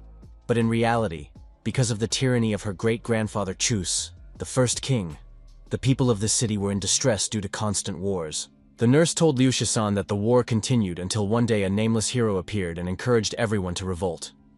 War and poverty engulfed the entire city. If he looked around, however, he would see many corpses left over from the war. Later, the nameless hero was defeated, leaving only the old, sick, and weak people in the city. But even so, people still believed in the hero. The nameless soul is still in this city, and one day it will appear to lead the people to overthrow King Chus. At the same moment, the swordsman was telling the same thing to Uang Wuang. After the first Chus king died, his evil soul turned into the boss of the dungeon and cursed the city.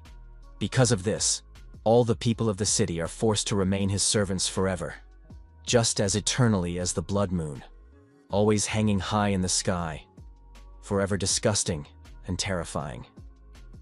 At first, the evil spirits did not appear in the city very often, but gradually they began to crowd out the humans, until hundreds of years later, the place became the City of Evil Spirits. Uang Wuang said he understood and reached for his blade. The bowed swordsman said that he had told everything he knew and asked if he would let him go now.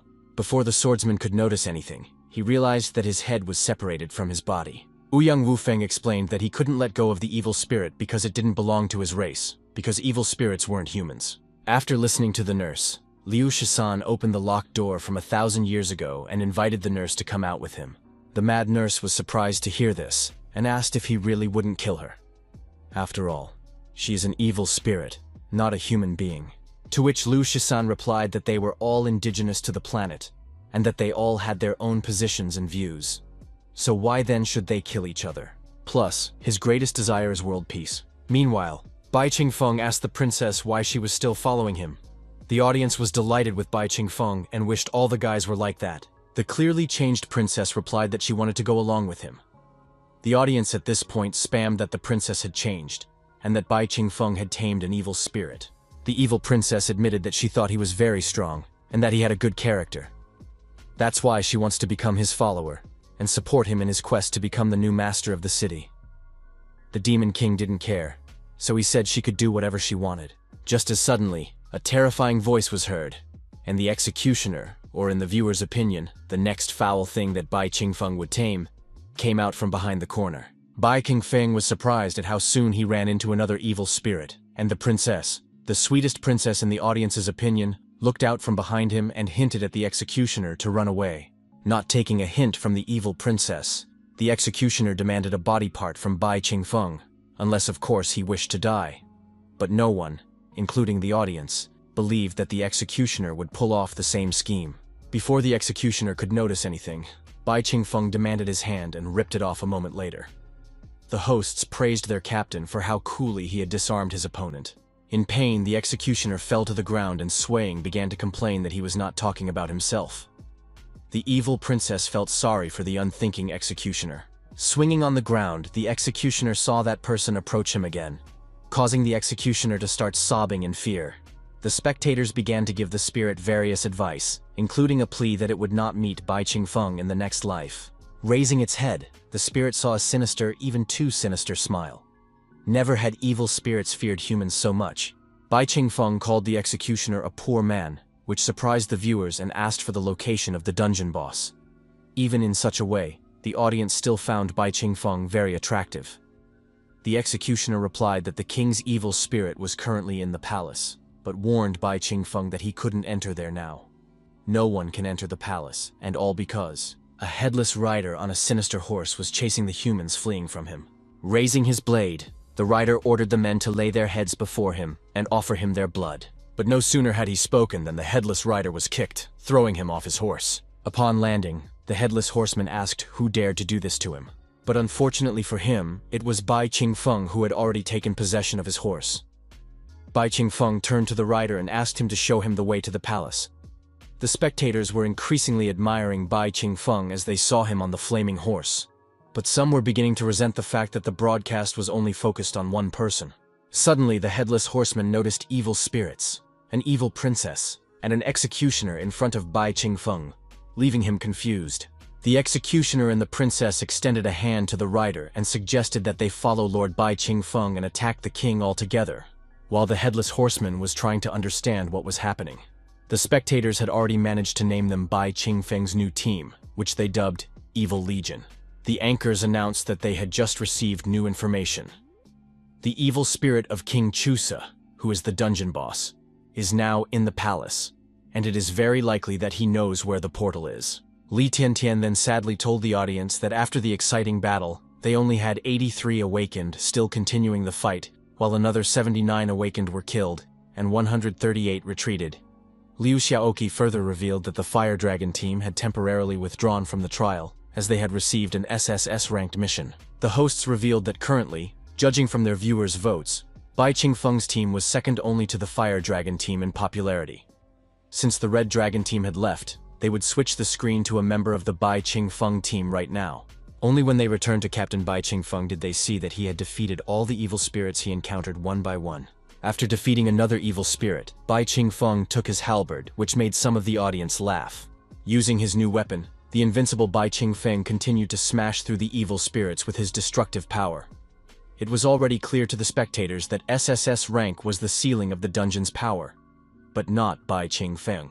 Bai Qingfeng defeated the huge knight, after which the latter admitted that he admires the strong, and so he is willing to surrender voluntarily. He is willing to follow the mighty master and support him as the new king.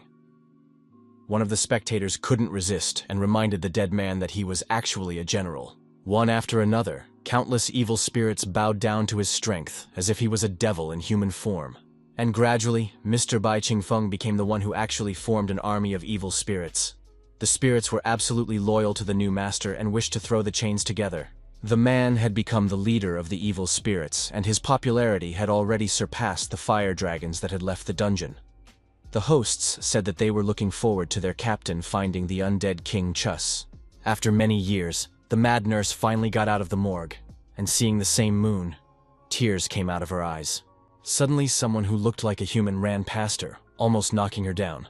Immediately after, the mad nurse was knocked down by a mob of evil spirits, suggesting that the others dedicate themselves to Mr. Bai Qingfeng to break the shackles together. While being trampled, the nurse complained about how difficult it was to recover this body and asked the undead not to push. Trying to collect herself as quickly as possible, the nurse asked what they had going on. She had just come out of the morgue and was immediately caught up in the mess, whereupon she marveled that those evil spirits were following the man. The nurse wondered if this man was going to lead the undead to challenge the undead king. And all this to allow the undead to gain freedom in this city. And she had seen such a hero from the back once before, and now she had the chance to see him again. The nurse agreed that it didn't matter so much whether it was a human, an evil spirit, or something else. She hoped that he would be the hero who would free them. Meanwhile, in the deepest part of the dungeon of the City of God's Gift, the undead were running away, begging for help, for they were being attacked by a very frightening and dangerous man. Not realizing who all these spirits were talking about, Liu Shisan wondered, what was this scary person, and why hadn't he seen him yet? Further along the way, Liu Shisan found himself in an archive where files containing information about the prisoners of the dungeon were kept. Previously, Liu Shisan had heard that when a nameless hero's rebellion ended in failure, he was secretly imprisoned in the deepest part of the prison. Therefore, Liu Shisan wanted to know if the hero's soul remained here after death. Walking a little further, Liu Shisan cried out in shock, for he saw a library of the City of Divine Gift. Following his path, Uang Wuang dealt with every evil spirit he encountered. According to a later legend, during the brutal reign of the first king, a strange phenomenon occurred. A blood moon appeared in the sky, engulfing the entire city. But the legend also says that the gift of the gods came to this city already during the reign of the first king, and apparently the so-called gift is a portal. Uang Wuang wondered if the blood moon in the sky was the result of the king's cruel reign, or was it because of the god's portal? Or is there an unknowable third option? If there really is one, the answer will be found in the books. Meanwhile, somewhere in the city, the awakened ones came across a huge blacksmith and tried to get away from him. Raising his hammer, the blacksmith shouted that he envied the humans, as they could live and enjoy the sunlight. But since they were here, they were out of luck, as they would forever remain in this forgotten city. The dead blacksmith brought his hammer down on the heads of the men with all his might, but at the last moment, a halberd crashed in front of the hammer, saving the lives of the awakened. Only one of them had already taken his breath away because of fear. The awakened, along with the blacksmith, looked up and wondered who this man was. This person was the main character of the broadcast, the handsome Bai Qingfeng. Bai Qingfeng advised people and evil spirits not to give in to inner strife, and to follow him in order to bring peace and freedom to both people and spirits. Then one of the awakened shrieked when he saw reinforcements in the form of an army moving towards them. But the girl corrected him, saying that it wasn't quite what he thought. The evil spirits and the awakened raised their blades for their master, and the general ordered the awakened and evil spirits to stop fighting amongst themselves and join Bai Qingfeng to free the city and find the portal together. In front of the rescued, there was an army of evil spirits and awakened ones, which meant that they could fight together. But what kind of leader could lead these races? A short while later, the presenters announced that after several days of exciting battles, the awakened ones had managed to successfully find the king, which meant that they were about to win and find the portal. And of course, it was all thanks to the efforts and leadership of Mr. Bai Qingfeng. Captain Bai Qingfeng stopped the fight between the evil spirits and humans and united them into a single force, after which they all attacked the royal palace together. Li Tiantian revealed that in the current popularity ranking, Bai Qingfeng's team had already surpassed the Red Dragon team. Well, as for the audience's personal love for the challengers, Mr. Bai Qingfeng once again surpassed the captain of the Fire Dragon team, Gu Yan. Now it was time to take the broadcast to the palace and begin cheering on the bravely fighting fiends and the awakened. Everyone lined up in front of the king's huge statue. Thanks to Bai Qingfeng's leadership, almost all of the remaining awakened ones had united with his army of evil spirits. The awakened and evil spirits chanted about defeating the evil king and finding the Protoss portal. Defeating the undead king would finally free the souls of the city's citizens. The spectators were already anticipating a heated boss battle, and wished for Bai Qingfeng to kick his ass. The demon king wondered, what kind of soul liberation are they screaming about? After all, he has no plans to do so. On the contrary, he wants to clean up this dungeon to become the boss, because the demons will become stronger with the addition of all these evil souls. The Demon King suddenly remembered that he hadn't seen Uang Wuang and Liu Shisan for a long time, which was quite suspicious.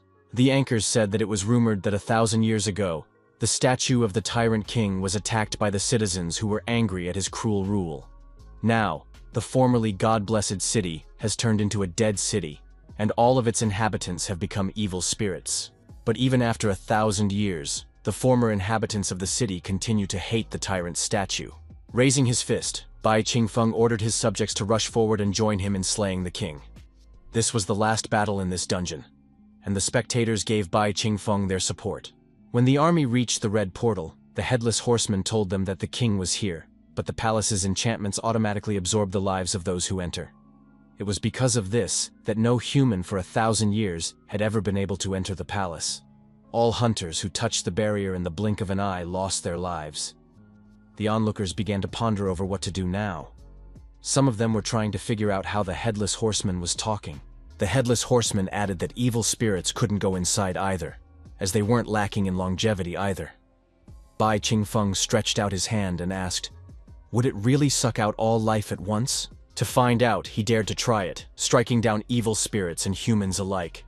The audience realized that Bai Qingfeng's crew was indeed made up of abnormal people, since even their captain was seeking death in such a way. Out of shock, the headless horseman turned to the Lord. For right before his eyes, the barrier was being overloaded. For this man had much more life than the barrier could handle. The audience wanted to understand how much energy Bai Qingfeng had, and if he was using any techniques to do so. Unable to withstand the Demon King's endless life, the barrier cracked, whereupon Bai Qingfeng said that they could go inside. The spectators and the army of evil spirits, along with the awakened ones, exalted Bai Qingfeng. But only he knew that things would soon change drastically. When they entered the palace, the figure of a huge king appeared in front of Bai Qingfeng. It was the SSS rank dungeon boss, an evil spirit of the king who was a sinner during his lifetime, and after his death became an evil spirit ruling the city. The danger level of the boss was unknown, but due to the difficulty of the dungeon, it was rated as SSS rank. The king asked who dared to come to him. The members of the evil legion assumed that this ugly monster was the king and furiously rushed to attack. But as soon as the dead king snapped his fingers, all those who had just wanted to attack him suddenly stopped. None of them could even move. The king was much stronger than they had ever imagined. Next, the king struck the floor with his staff, and unleashing his power drove off all the invaders. The dungeon boss used 2 skills at once, which he used to discard an entire army, and therefore no one else was able to doubt that he had an SSS rank. The members of Bai Qingfeng's evil legion realized that they were no match for him, and should they approach him, they would all die. Even using the advantage in numbers, they're not capable of anything against the boss. The evil princess asked Mr. Bai Qingfeng what he was thinking right now. Bai Qingfeng replied that this king was not really an evil spirit, but a demon. After which, he said that according to their current information, after the king died, his soul started to control the city, but he can clearly see that there is a demonic aura in this monster. The princess asked if that was really true, and reminded that demons appear because of the fear and negative emotions of humans, while her great-grandfather was a human, and there was no way he could become a demon. At best, he could become an undead. So the princess asked again if Bai Qingfeng was sure of what he was saying. Bai Qingfeng replied that it didn't matter whether he was facing a demon or an undead. Either way, he would destroy them all. Once the Demon King rid the dungeon of the boss, the dungeon would turn into a land without a master, and then the dungeon would automatically choose the strongest person present to make him its master, and that person would be the one who killed the boss. To be precise, it would be him. The members of the evil legion attacked the king again, but he screamed, once again throwing back the adjusters, and finally breaking the fighting spirit of the awakened men. Some of the awakened and evil spirits rushed to the exit of the dungeon in panic, not wanting to die.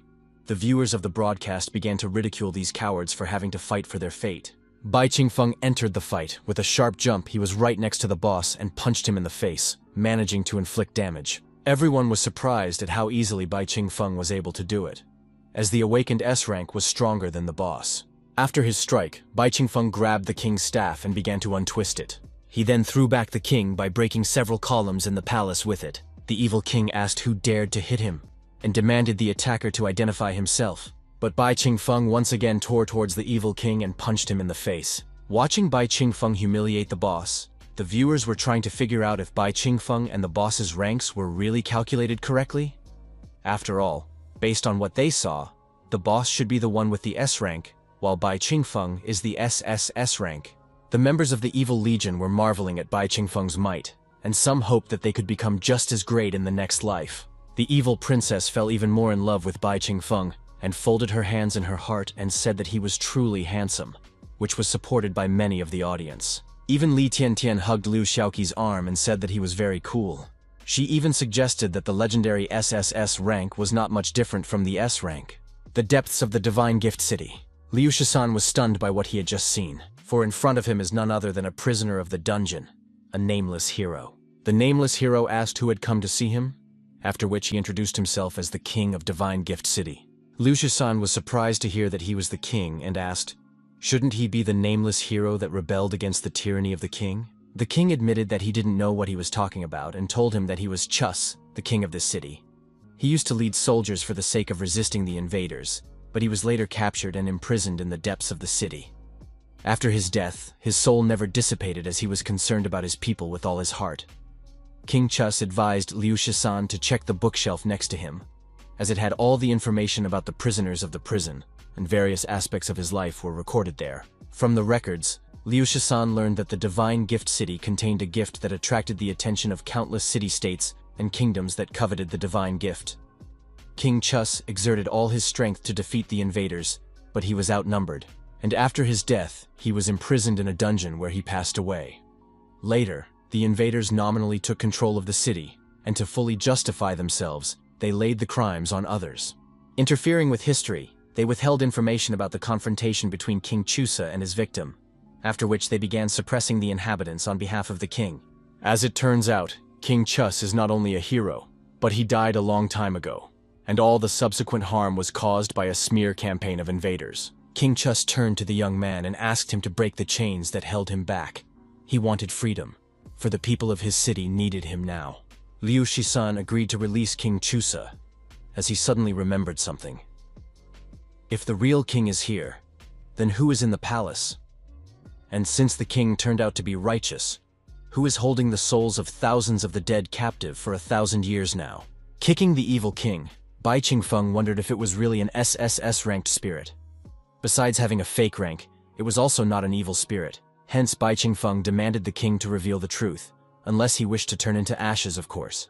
The evil king suddenly chuckled and told Bai Qingfeng that he had gotten it right, and since that was the case, that Bai Qingfeng would be forced to leave everything valuable behind to help with the transformation. Suddenly, for the demon king, purple energy began to emanate from him, which was sucked up by the evil king.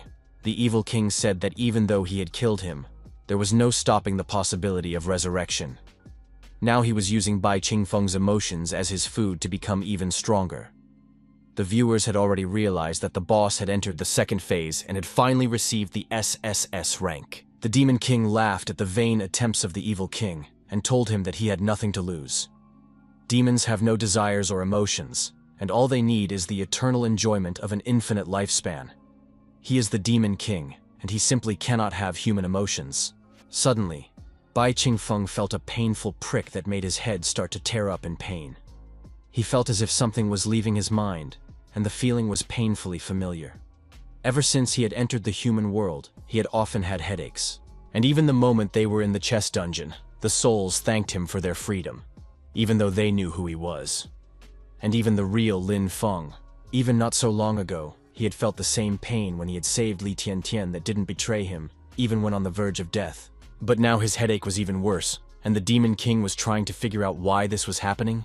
Suddenly the Demon King sensed danger and looked up to see a column flying at him. Suddenly the executioner and the headless horseman ran out in front of him. They asked the Lord to run while they tried to hold back the enemy, but the Demon King didn't move. These two decided to give up their lives just to save him. These thoughts made the Demon King feel even more painful, and veins popped out all over his face. A data update has arrived on the chips of the awakened. Evil King of the SSS rank. While alive, he was a sinner committing heinous crimes, and after death he turned into an evil spirit controlling the souls of his victims. During the first phase, he was the boss of the SS rank, but at death he begins to suck the emotions from the heart of the enemy, turning into a more powerful demon. The Evil King admitted that this was the first time he had seen such strong emotions. He had only sucked up a small portion of it, but he had already broken through to the SSS rank. Even the presenters were amazed that the boss has a second form, and they wondered if he was an evil spirit or a demon. They thought he was undead, but he looks more like a demon. The Evil King told the ants that in the end they would all crawl at his feet. They would all stay here forever and could never be reborn again. Just as suddenly, a forgotten hero appeared in the middle of the hall and immediately blocked the Evil King's staff and ordered him not to touch his men.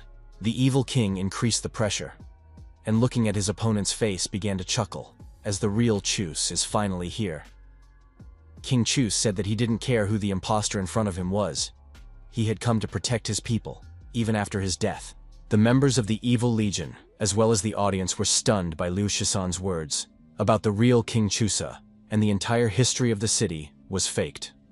While the huge Evil King is actually a demon, formed over a millennium of fear, hatred, and hostility of thousands of city residents, countless generations of hardship. Liu Shisan explained that the real King Chus had always been a great hero. He took care of his people until the day he died. Yet, he had 1,000 years of shame on him. The audience started to praise Liu Shisan, because all this time, he had been dealing with all of this. Meanwhile, the Demon King felt as if a void had formed in his heart, as if he had lost something important. So did the demon really suck all the feelings out of him? Except it's impossible because he never had those feelings. The Evil King said that he was a monster who would defeat even a divine king, and that he didn't even realize how much future generations would hate him, for he is truly evil. Whereupon the wicked king reminded Chus that he had sacrificed himself for the people. But the answer was that they had censured him for 1,000 years. Wherefore he asked if he regretted giving himself to the people. King Chus replied that he would never regret it. He had done the right thing, and there was no regret in his heart. The members of the Evil Legion once again dared to attack the evil king because this demon came from their fears, and so they must defeat him. Hearing King Chus's words, Liu Shisan realized that deep down, he already knew how he should act. The awakened and evil spirits rushed into battle against the evil king to help King Chus. Using magic, they chained the evil king together, slowing his movements. The evil king resented the ants trying to restrain him and ordered his hands away, but he got distracted from the main thing. King Chus grabbed the evil king's rod. After that, he shouted for him not to touch his subordinates and stabbed the evil king with his blade. At the cry of the dying demon, the humans and the undead began chanting in honor of their victory. Meanwhile, Uang Wuang had just arrived at the palace, surprising the audience, as they hadn't seen him for quite some time. Uang Wuang assumed that he had come just in time, for the boss had been defeated, which meant it was time for the main thing, finding the Protoss portal. While everyone was rejoicing, the Demon King pondered the fact that something was wrong here, until he noticed the slowly flowing demonic energy. Gradually dissipating through the room, the energy like a fog enveloped all the people present. The Demon King assumed that this energy wanted to take possession of the man. It wishes to take the best of the human bodies in the palace, and the most powerful man here is... Suddenly an explosion was heard, and everyone saw Bai Qingfeng suddenly rush towards Uang Wuang. Uang Wuang asked what the man was doing, but Bai Qingfeng ordered him out of the way and attacked something at his feet. The spectators had already foreshadowed that it was the third form of the boss. To his surprise, Uang Wuang didn't even notice something sneaking up on him from behind. The Demon King at this moment had to admit that he wouldn't have noticed it either if it wasn't for his sensitivity to demonic energy. The evil king told Bai Qingfeng that he had already killed him twice, and so he cursed him. Bai Qingfeng, cursed as he was, framed in disgrace for all eternity. But the audience refused to think badly of Bai Qingfeng, for on the contrary they admire the savior of mankind. The information about the boss had been updated once again. It was now a demon composed of the grievances of countless people from God's gift city. There are a total of 3 stages of the boss: normal, absorption, and capture. The reward for victory has not been determined, but in all likelihood the reward will be becoming the new king of the city. Bai Qingfeng assumed that this would indeed be the reward for the ordeal. He already felt that he was able to control the undead in the city. Moreover, what the demon had sucked out called emotions had also returned to his body. Now the Demon King could feel the warmth he felt in his chest. It had been taken out of his body, but now it was back in place. Now his emotions were not sealed as they had been before, which he could clearly feel. But what was that feeling? And is it really the 7 emotions and 6 desires that only humans have? Why is there something like this in his body? Bai Qingfeng once again felt a severe headache. In the Demon King's mind, a picture of a human hero killing a god began to line up. And afterwards, snowflakes colored with the color of scarlet blood began to fly everywhere. Li Tiantian said that thanks to Bai Qingfeng's leadership, the evil king had finally been overthrown, which meant that it was time to find out the location of the Protoss portal. Liu Xiaoke then said that in comparison, their audience was not thinking about the Protoss portal, but rather what kind of reward Mr. Bai Qingfeng would receive for passing the dungeon. Furthermore, Bai Qingfeng's team already far surpassed the Fire Dragon team in Barks.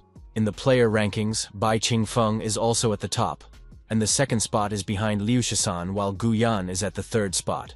Li Tiantian swept the top 4 in the person of Uang Wuang is also a member of their team. Right now, the audience only wanted to know one thing, and that was how would Bai Qingfeng act after becoming the ruler of the city. King Chus moved his hand and his spear shrank repeatedly. He then held it out to Bai Qingfeng and congratulated him, as Bai Qingfeng was now their new master. King Chus explained to Bai Qingfeng that with this spear, he would be able to continue his reign and control the undead army throughout the city. The awakened ones were happy that Bai Qingfeng had indeed become the new king, for in that case, the strength of the association would greatly increase. Meanwhile, the Demon King reflected on the fact that since his emotions were back, he was finally able to feel them, and it was a very familiar feeling. Looking at all these souls that have been trapped here for 1,000 years, he feels irritable, as if his heart has dried up, and he doesn't really like it. It was a feeling he had never experienced before, and so the Demon King wondered if he sympathized with the plight of these souls. The Demon King shouted to the evil spirits that he didn't need an army. and so he was setting them free. From now on, they wouldn't have to kill day after day, because now their souls would be purified and freed. After hearing this, Bai Qingfeng became a true righteous man to the people. After which, the Demon King raised his spear and destroyed this king's regalia. The Demon King did so, and the anxiety in his heart began to recede. If judged from a human perspective, he is now experiencing an emotion called sadness. Just now, he was unhappy about how those souls were suffering, but now, he was already upset about them leaving. The Demon King didn't like to understand all these feelings. Just as suddenly, a princess soul flying nearby thanked her savior and kissed his cheek. The Demon King could not understand the gratitude of the spirits of the city. After all, he is the Demon King, not their savior. The Demon King wondered if it could be that his body originally contained all 7 emotions and 6 desires: joy, anger, sadness, love, evil, and desire. Except that the Demon King refused to believe it, and so he told himself that he had freed these souls for the sake of weakening the human association of the awakened, for he had to. King Chus thanked the man who had saved his people, and said that he would also be reborn. He then told him that he could see through any human soul, but not his soul. King Chus suggested that it was because the man was too confused, and so he hoped that Bai Qingfeng could find his own path. Bai Qingfeng asked King Chus if he knew where the Protoss portal was. The audience had already forgotten about the portal, but since it was about that, they were looking forward to humanity's victory. The Demon King wondered how he could be confused about himself. After all, he shouldn't even have emotions. He is the Demon King, and his destiny is to destroy all of humanity. King Chus replied that he did not know where the portal was, and moreover, none of the people of the city knew it. During the war, invaders came to their city in waves, but no one ever found anything. King Chus admitted that he would have preferred that this city never had the divine gift, for then they would not have had to endure so many calamities. Everyone was frustrated that they had failed to find the Protoss portal. They had spent so much effort, and all for nothing. Most importantly, they had little chance of finding the portal, since even the invaders and city dwellers didn't know about it. This means that the information about the portal was useless to them. Uang Wuang said that this was not useless information at all, for it had helped them a lot. Then he turned to King Chus and asked if the invaders had really searched every corner of the city. King Chus replied that they were literally digging up the ground and breaking down every brick. Uang Wuang told King Chus that these words helped him weed out all the unnecessary options, leaving only one correct one: the Protoss portal that was always right in front of them. Hearing this, the people realized why Uang Wuang had been missing for so long and wanted to hear what he had to say next. Uang Wuang lifted up the scroll and said that he had information that he had summarized after searching the library for days. The Demon King asked, "How is it that the portal is in front of their eyes?" After all, they had never seen it. The people around them began to discuss what they had heard, and some even concluded that the portal was somewhere in the sky or invisible. Uang Wuang said that he checked the information and pointed to the blood moon, and said that the time of the appearance of the blood moon was exactly the same as the appearance of the divine gift. Realizing this, he checked the descriptions of the 1,000-year-old city from travelers from other cities. According to historical records, if you look at the city of the divine gift from outside, it is shrouded in a thick black fog.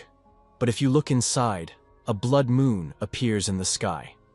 Most likely during the arrival of the divine gift, the sky above the city was covered in dark clouds as the miasmas and haze covered the entire city. And the blood moon they see is not a moon at all, but a huge spherical portal. King Chus was surprised at what he heard and recalled that in his time, this blood moon was nicknamed the Divine Gift. Liu Shisan's assistant praised him for his work, for they would soon be able to come to this world. After that, he advised to use the artifact fragments to open a portal, after which the gods would finally be able to come to this planet 20 years earlier. The gods were eager to get to this planet, because there were still so many people in the current world who could be taken as slaves. The awakened rushed to the portal, for if they found it, it was time to open the portal and rid themselves of the threat of demons forever. Just as suddenly, Liu Shisan jumped out in front of the awakened people and ordered them to stop and forget about opening the portal. The awakened began to question the newcomer about what was the matter, and did he stand against them? They all wanted him out of their way and out of the way. Liu Shisan explained to the people that the gods were not as kind as they thought, and if they came to this planet, they would immediately enslave everyone. so he again asked them to refuse to open the portal. But people did not take Liu Shisan at his word, because such creatures could only be called gods because of their righteousness. Literally everyone was sure that he was talking nonsense. The awakened said it was all nonsense, for a legend passed down over thousands of years could not be wrong.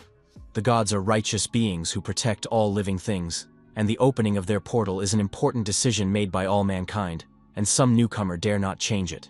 Liu Shisan said that he already knew that they would not believe his words and would think he was crazy. Therefore, he would not only prevent them from approaching the portal, he would completely destroy it. The awakened were greatly angered by such words, while King Chus pondered over what was happening. Some time ago, King Chus asked Liu Shisan to break his chains so that he could save his people. Liu Shisan asked, "Does the man know how he is being slandered everywhere? And after all this, does he really want to save them?" King Chus explained that he wished to do the right thing, and he was not ashamed of it. He then told Liu Shisan that he could see his soul, and apparently he was facing the same dilemma. Realizing this, King Chus said that doing the right thing sometimes comes at a huge price. Therefore, he hopes that Liu Shisan will hear his heart. King Chus congratulated Liu Shisan on finding his heart, and wished that he would not regret his decision. The awakened ones wondered why the hell they should even listen to this guy. They asked him again to go out of his way to invoke the gods, but Liu Shisan refused them, saying that they could only pass through his corpse. Both gods and humans were amazed at what this abnormal man was doing, so they wished for this scum to die. The awakened asked him one last time to retreat, for the sake of the future of all mankind. Suddenly, Liu Shisan instantly dispatched all the awakened ones in the air, astonishing both the spectators and the remaining awakened ones. Liu Shisan was indeed very strong. As he continued to deal with the awakened, Liu Shisan reminded them again that he would never let them in. The spectators were angry at the traitor, but there were even some who liked it. Liu Shisan realized that he simply could not yield to the awakened ones. After all, he was the person who had survived a generation of war and a generation of slavery. In the past 20 years, he had even become the strongest star player on the planet. As Liu Shisan descended to the ground, the non-flying awakened ones rushed to attack in order to open access to the portal. Still without taking any action, the Demon King asked Uang Wuang if he was going to help the awakened ones. After all, he had all 3 artifact fragments in his hands, and if he used them, he could summon the Protos to them. Then they will fight for him, and in the end, Uang Wuang will become the hero of all mankind. Uang Wuang replied that since Bai Qingfeng was not coming, he would stay away. After which, Uang Wuang recalled that before entering the dungeon, Bai Qingfeng had shown interest in the portal, but now it wasn't even active. Therefore, Uang Wuang asked, could it be that he had gotten information that he didn't have? Bai Qingfeng acknowledged something right after which he said that whether Uang Wuang believed him or not, he hoped that Uang Wuang didn't believe in gods. Especially at present, they had too many doubts about the Protos. A while ago, after meeting Liu Shisan, the Demon King asked him what he wanted to talk to him about in private. Liu Shisan said that his system was very advanced, so it was able to transfer the broadcast to the Fire Dragon team so that they would not be overheard. At the same moment, Liu Shisan's system announced the start of the product advertisement from M77 from the Gamma constellation, which made the god who owned the rights to the product laugh, and the other gods dispersed for the duration of the advertisement break. Liu Shisan went directly to the Demon King and told him that when he found the portal, he wanted to destroy it, so he asked him not to interfere. In this case, Uang Wuang would also not act rashly, since the Demon King would not try to interfere with him since he is suspicious by nature. Especially without the Demon King, the other hunters will not be able to do anything to him. The Demon King showed surprise that Liu Shisan's system was stronger and that he knew his true identity. After which he asked, what made him think that he would even listen to such a suspicious and ruthless person? Especially they belonged to opposing races. One was a human and the other was a demon. Liu Shisan said that whether he believed him or not would depend on the Demon King's own judgment. But if he decided to agree to his request, then he would be willing to share important information with him. The Protoss are their worst enemy. Looking at Liu Shisan defending the portal, the Demon King wondered if by their worst enemy, did he mean both humans and demons? How dare he put humans on the same level as demons? Liu Shisan tirelessly continued to deal with the awakened wishing to open the portal. As it turned out, Liu Shisan was even stronger than a SS-ranked hunter, making him simply an awesome awakened one. But even as one of the strongest, Liu Shisan missed the crowd's punches, causing him to lose his left arm and right leg. Even so, he wasn't going to give up, for he couldn't allow the Protoss to come. The audience of humans and gods ordered the bastard to get out now in the name of their mission. The cancer god said that he was obligated to kill this slave at the first opportunity. But Liu Shisan shouted that the portal would not be opened now or in 5 years, immediately after which he rushed towards the blood moon. The assistant ordered that idiot Liu Shisan to stop and tried to pull him back. After all, he was the only one no longer to be Shisan, meaning 13th. And besides, he wasn't born to be a slave. He has a real name, and no one in this world will ever know he's a hero. While destroying the portal, Liu Shisan thought about the fact that after today, every person in this era would hate him. But that didn't matter to him anymore, because a true hero only does what his heart tells him to do. And since that's the case, he doesn't much mind enduring a millennium of infamy. Liu Shisan struck his final blow, causing the blood moon in the sky to split. The people thought they had no more hope and began to curse Liu Shisan. After collapsing, the portal began to release a huge amount of energy, enveloping Liu Shisan with it. When the world berates him, they do so by calling him 13. But that's just an embarrassing code name. No one has ever learned his real name, and his name is Liu Qiyue.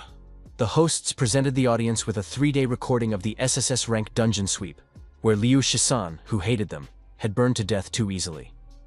Due to an obstacle on his part, Bai Qingfeng's team member, the humans lost the Protoss portal as well as the ability to survive the demon war. Because of what happened, Bai Qingfeng's team made the list of the most hated teams by the viewers. At present, however, Liu Shisan's true purpose is still under investigation. But all that can be said for sure is that he has committed a grave crime against humanity and society. Although Liu Shisan died, but he had caused the strongest public sin. He became a sinner and should be crucified on the pillar of shame. Beating, and pelting the statue with whatever they could get their hands on, the men shouted at the sinner that he should not have destroyed the portal. They believed that if only it were not for this sinner, the war with the demons would be over. For the sake of expressing their anger, the people even raised funds to create sculptures of the sinner designed to humiliate and beat him. The crowds of people beating the statue only wanted one thing. They only wanted Liu Shisan to die once more. Looking at what was going on, Gao Hu said that they were going through a bad time. Li Ya then said that the reporters have already flooded the association, making it impossible for anyone to even squeeze through. Li Ya asked the captain what he thought of Liu Shisan.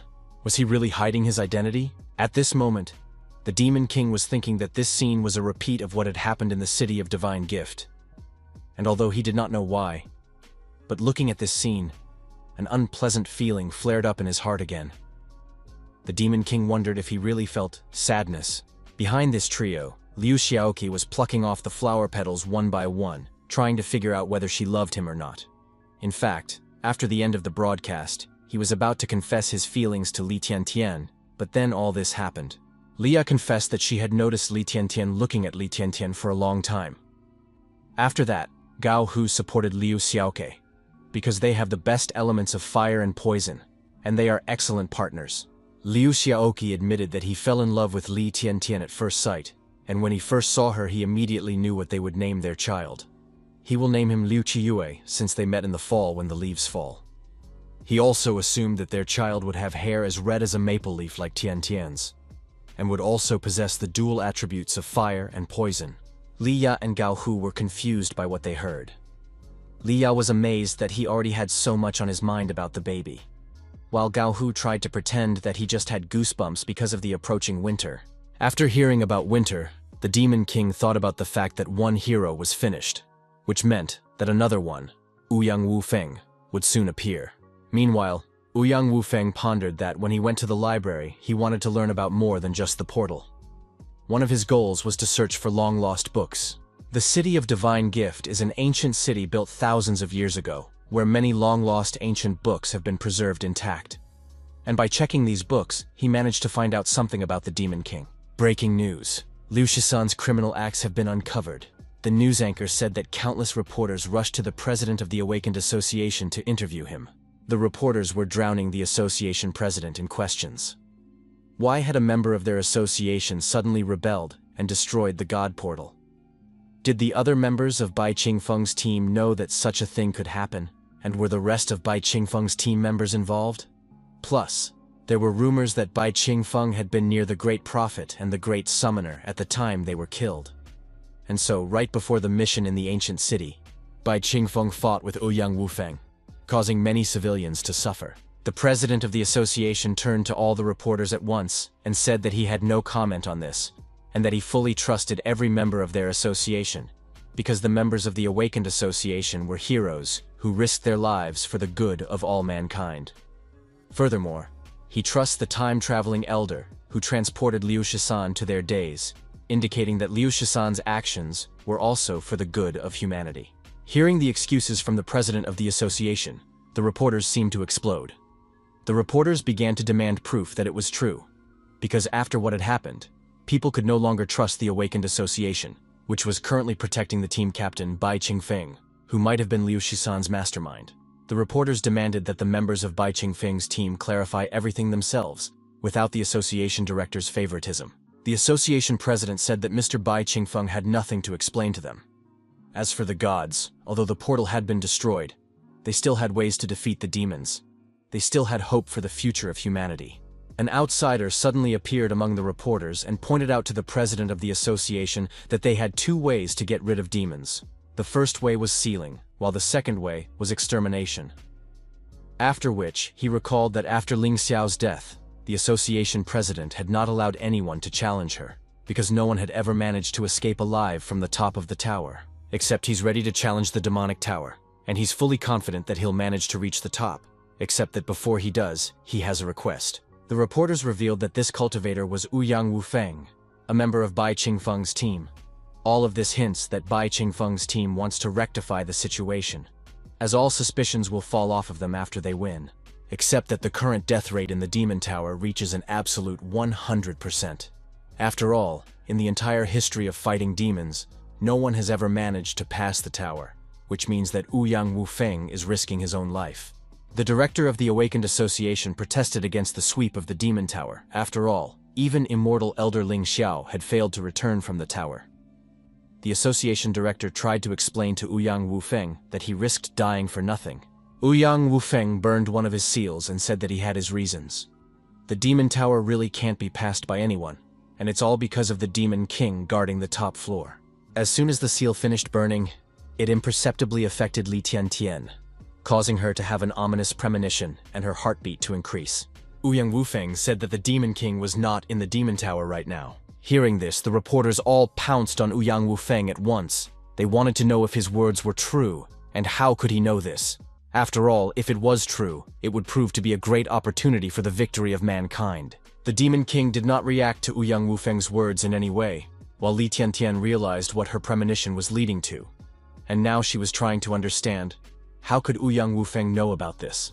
Uang Wuang explained that there was no Demon King as he had long since left his tower, and that he was now afraid of Uang Wuang revealing everything. Li Tiantian trembled and grabbed her heart to calm him down. As Uang Wuang suddenly said in front of the reporters, "The thing is that the Demon King is Bai Qingfeng." The people present froze in surprise, while Bai Qingfeng remained silent the entire time. Realizing how nonsense it was, reporters began to laugh at Uang Wuang's joke. After all, couldn't a demon really be reborn into a human? The president of the Awakened Association admitted that he respected Uang Wuang as an ancestor of the Uang family. But even so, he couldn't just throw around such accusations. Besides, his ability to dispel all supernatural abilities, and he had to see for himself the moment he encountered Bai Qingfeng. Hence, the association president asked, what was Uang Wuang's intentions when he started slandering the Awakened Association? Uang Wuang took out the purple gold gourd that had been waiting for this moment, and pulled out the cork. He then pointed his gourd at the supposed Demon King, and told people that his gourd was a magical rule weapon that would suck those whose name he called inside. Afterward, he asked the Demon King if he would say yes to him if he gave him a name. The situation kept getting worse and worse. Li Tiantian was trying to think of what to do, because she couldn't let the Demon King answer Uang Wuang. Bai Qingfeng asked, how would the man be able to prove that the gourd's rules really matched what he said? Because there was a chance that the gourd would suck him in regardless of the answer. Uang Wuang reached for his blade and offered the Demon King a chance to try it out. Uang Wuang explained that the artifact fragments were extremely dangerous to demons, and so he suggested that the Demon King could withstand at least one hit from him. Upon hearing this, the reporters began to question Uang Wuang. Was he telling the truth or a lie? Li Tiantian wondered what she should do to resolve everything. After all, the Demon King simply cannot agree to injure himself with a blade. Bai Qingfeng recognized that Uang Wufeng's strength was obvious to everyone, for he was so powerful that neither humans nor demons could withstand his strike. Uang Wufeng chuckled and reminded him that Bai Qingfeng was not the kind of person to avoid his questions so easily, given his arrogance and smugness. Therefore, Uang Wufeng asked, "Did this mean that the Demon King was just starting to panic?" Li Tiantian felt as if a stone had been lifted from his soul. For in such a situation, the Demon King did not act impulsively. Tired of what was happening, the president of the association ordered a halt to all this. Afterwards, he told Uang Wufeng that all his words were just baseless allegations without any evidence. Uang Wufeng asked, what if he had a proof? After which, he lit another talisman. Uang Wufeng revealed that he was holding the Immortal's talisman, the art of mind reading, which had been lost 1,000 years ago. Upon entering the building, he secretly used this talisman. Uang Wufeng explained that the mind-reading art could only be used on people whose strength was far below those who used the spell. The target of his spell, however, was Li Tiantian, for she was rumored to be the only person who had been following Bai Qingfeng from the beginning. Because of what she heard, Li Tiantian's heart fell, for she realized that she had framed Master. Uang Wufeng explained that he had arranged this whole performance not for the Demon King himself, but to read Li Tiantian's mind. Using the amulet, Uang Wufeng was broadcasting Li Tiantian's thoughts. During his performance, she was trying to understand, how did he know this? Logically, what is she going to do? Component placement. After all, the king doesn't have to answer. And lastly, fortunately, the Demon King didn't act impulsively. Li Tiantian's thoughts had been revealed, and now her very existence was a clue they could use to expose the Demon King. Uang Wufeng reminded the Demon King that he had saved Li Tiantian in the Uyang house for nothing. Li Tiantian suddenly fell off her feet and Liu Xiaoqi picked her up, then checked her condition. After realizing that Li Tiantian had fainted, an angry Liu Xiaoqi asked Uang Wufeng what had he done to her. But Uang Wufeng praised Li Tiantian for the way she skillfully pretended to be dizzy. He then added that perhaps she was just too weak to endure such a long mind-reading skill. The president of the association was already losing patience with Uang Wufeng's antics, so he decided to accuse him of lying, because the mind-reading technique had been lost centuries ago. But if he was suddenly really able to use it, how would he prove that those voices were not fake? What evidence would he be able to present to convince the public? He himself had already said many times that his ability dispels all supernatural powers, and he had already used it twice, but he never became a demon. Uang Wufeng admitted that he didn't do all this for the sake of convincing the public, he just wanted to prove it to himself. After which, he reminded that his goal is to destroy the demons, and the way to accomplish this is to sweep the demon tower. And since he knows that the Demon King is not in his tower, his goal is almost accomplished, because he can easily pass the tower without the Demon King. Only he had one request. Uang Wufeng pointed at the Demon King and ordered him to be left under the supervision of the Awakened Association and members of the Uyang family. During this time, he must remain in the human city without being able to approach the Demon Tower. After listening to Uang Wufeng's words, the reporters began to discuss his words. Uang Wufeng himself seemed quite confident in accusing Bai Qingfeng. Be that as it may, they agreed that Bai Qingfeng should be kept under observation, and if Uang Wufeng was wrong, Bai Qingfeng could at least improve his reputation a little after the incident with Liu Shisan. After all, they really don't know anything other than that he's a mysterious hero who came out of nowhere. After conferring, the reporters as one attacked the president of the association with suggestions to agree with Uang Wufeng, because if he disagreed, the public would not only turn against Bai Qingfeng, but also against the Awakened Association. The events of the news took an unexpected direction, because no one would have thought that Bai Qingfeng could be their worst enemy, the Demon King. Except that the only proof of this was Uang Wufeng's confidence. Moreover, he personally volunteered to mop up the Demon Tower while Bai Qingfeng was being looked after. The news spread quickly. People no longer had much doubt in Uang Wufeng's words. If Bai Qingfeng and the president of the association agreed, they wouldn't lose anything anyway. But if Bai Qingfeng refused, it would mean that he was hiding something. Bai Qingfeng, who had been sitting quietly until now, suddenly slapped his hand on the table, whereupon he said that he was willing to go along with it. Uang Wufeng reminded that bluffing is useless, because he actually knows that the one is just pretending to be a human. Since they had come to an agreement, Bai Qingfeng said that he also had a question. He reminded Uang Wuang that back then in the ancient city, he had saved him at the beginning of the third phase of the battle with the evil king. After which, he asked if the latter should repay him for that. Except now, he was suddenly attacking him. Hence, Bai Qingfeng wondered if this was his retaliation. At that moment, he had thought that Uang Wuang would act like Li Tiantian, but human nature was too complicated for him. Uang Wuang reminded the Demon King that he certainly couldn't understand human feelings, let alone righteousness, while he himself is willing to renounce everything for the sake of humanity, including his emotions, benevolence, and morals. Bai Qingfeng said with a smirk that in that case he had nothing else to worry about, then wished Uang Wuang a happy death. Uang Wuang laughed and admitted that he hoped that the Demon King himself could keep his barb after seeing the cleansing of his demon tower. 3 days later, the host told viewers that they were launching the broadcast from 2 angles at once. On one screen, everyone would be able to see Uang Wuang's mission to mop up the demon tower, while on the other screen, they would be able to watch Bai Qingfeng's actions. In addition, the Awakened Association and the Ouyang family would also be in charge of surveillance to make sure it was the real Bai Qingfeng and not a clone. Being held hostage along with the Demon King, Li Tiantian kept blaming herself for what had happened, because this kind of thing wouldn't have happened if she hadn't let the Demon King rescue her. Seeing how tense Tiantian was, the Demon King advised her to relax. Li Tiantian thanked him for trying to comfort her. The head of the Ouyang clan said that once their ancestor reached the last floor of the Demon Tower, everyone would be convinced that Bai Qingfeng was the true Demon King, after which he would no longer be able to escape from them. The president of the Awakened Association turned to the chapter and was about to defend Bai Qingfeng, but realizing that it would get him nowhere, he reminded him that neither humans nor demons reveal their true guises, yet Uang Wuang didn't look like he was talking nonsense, as well as his reasons for going to the tower for the sake of perdition.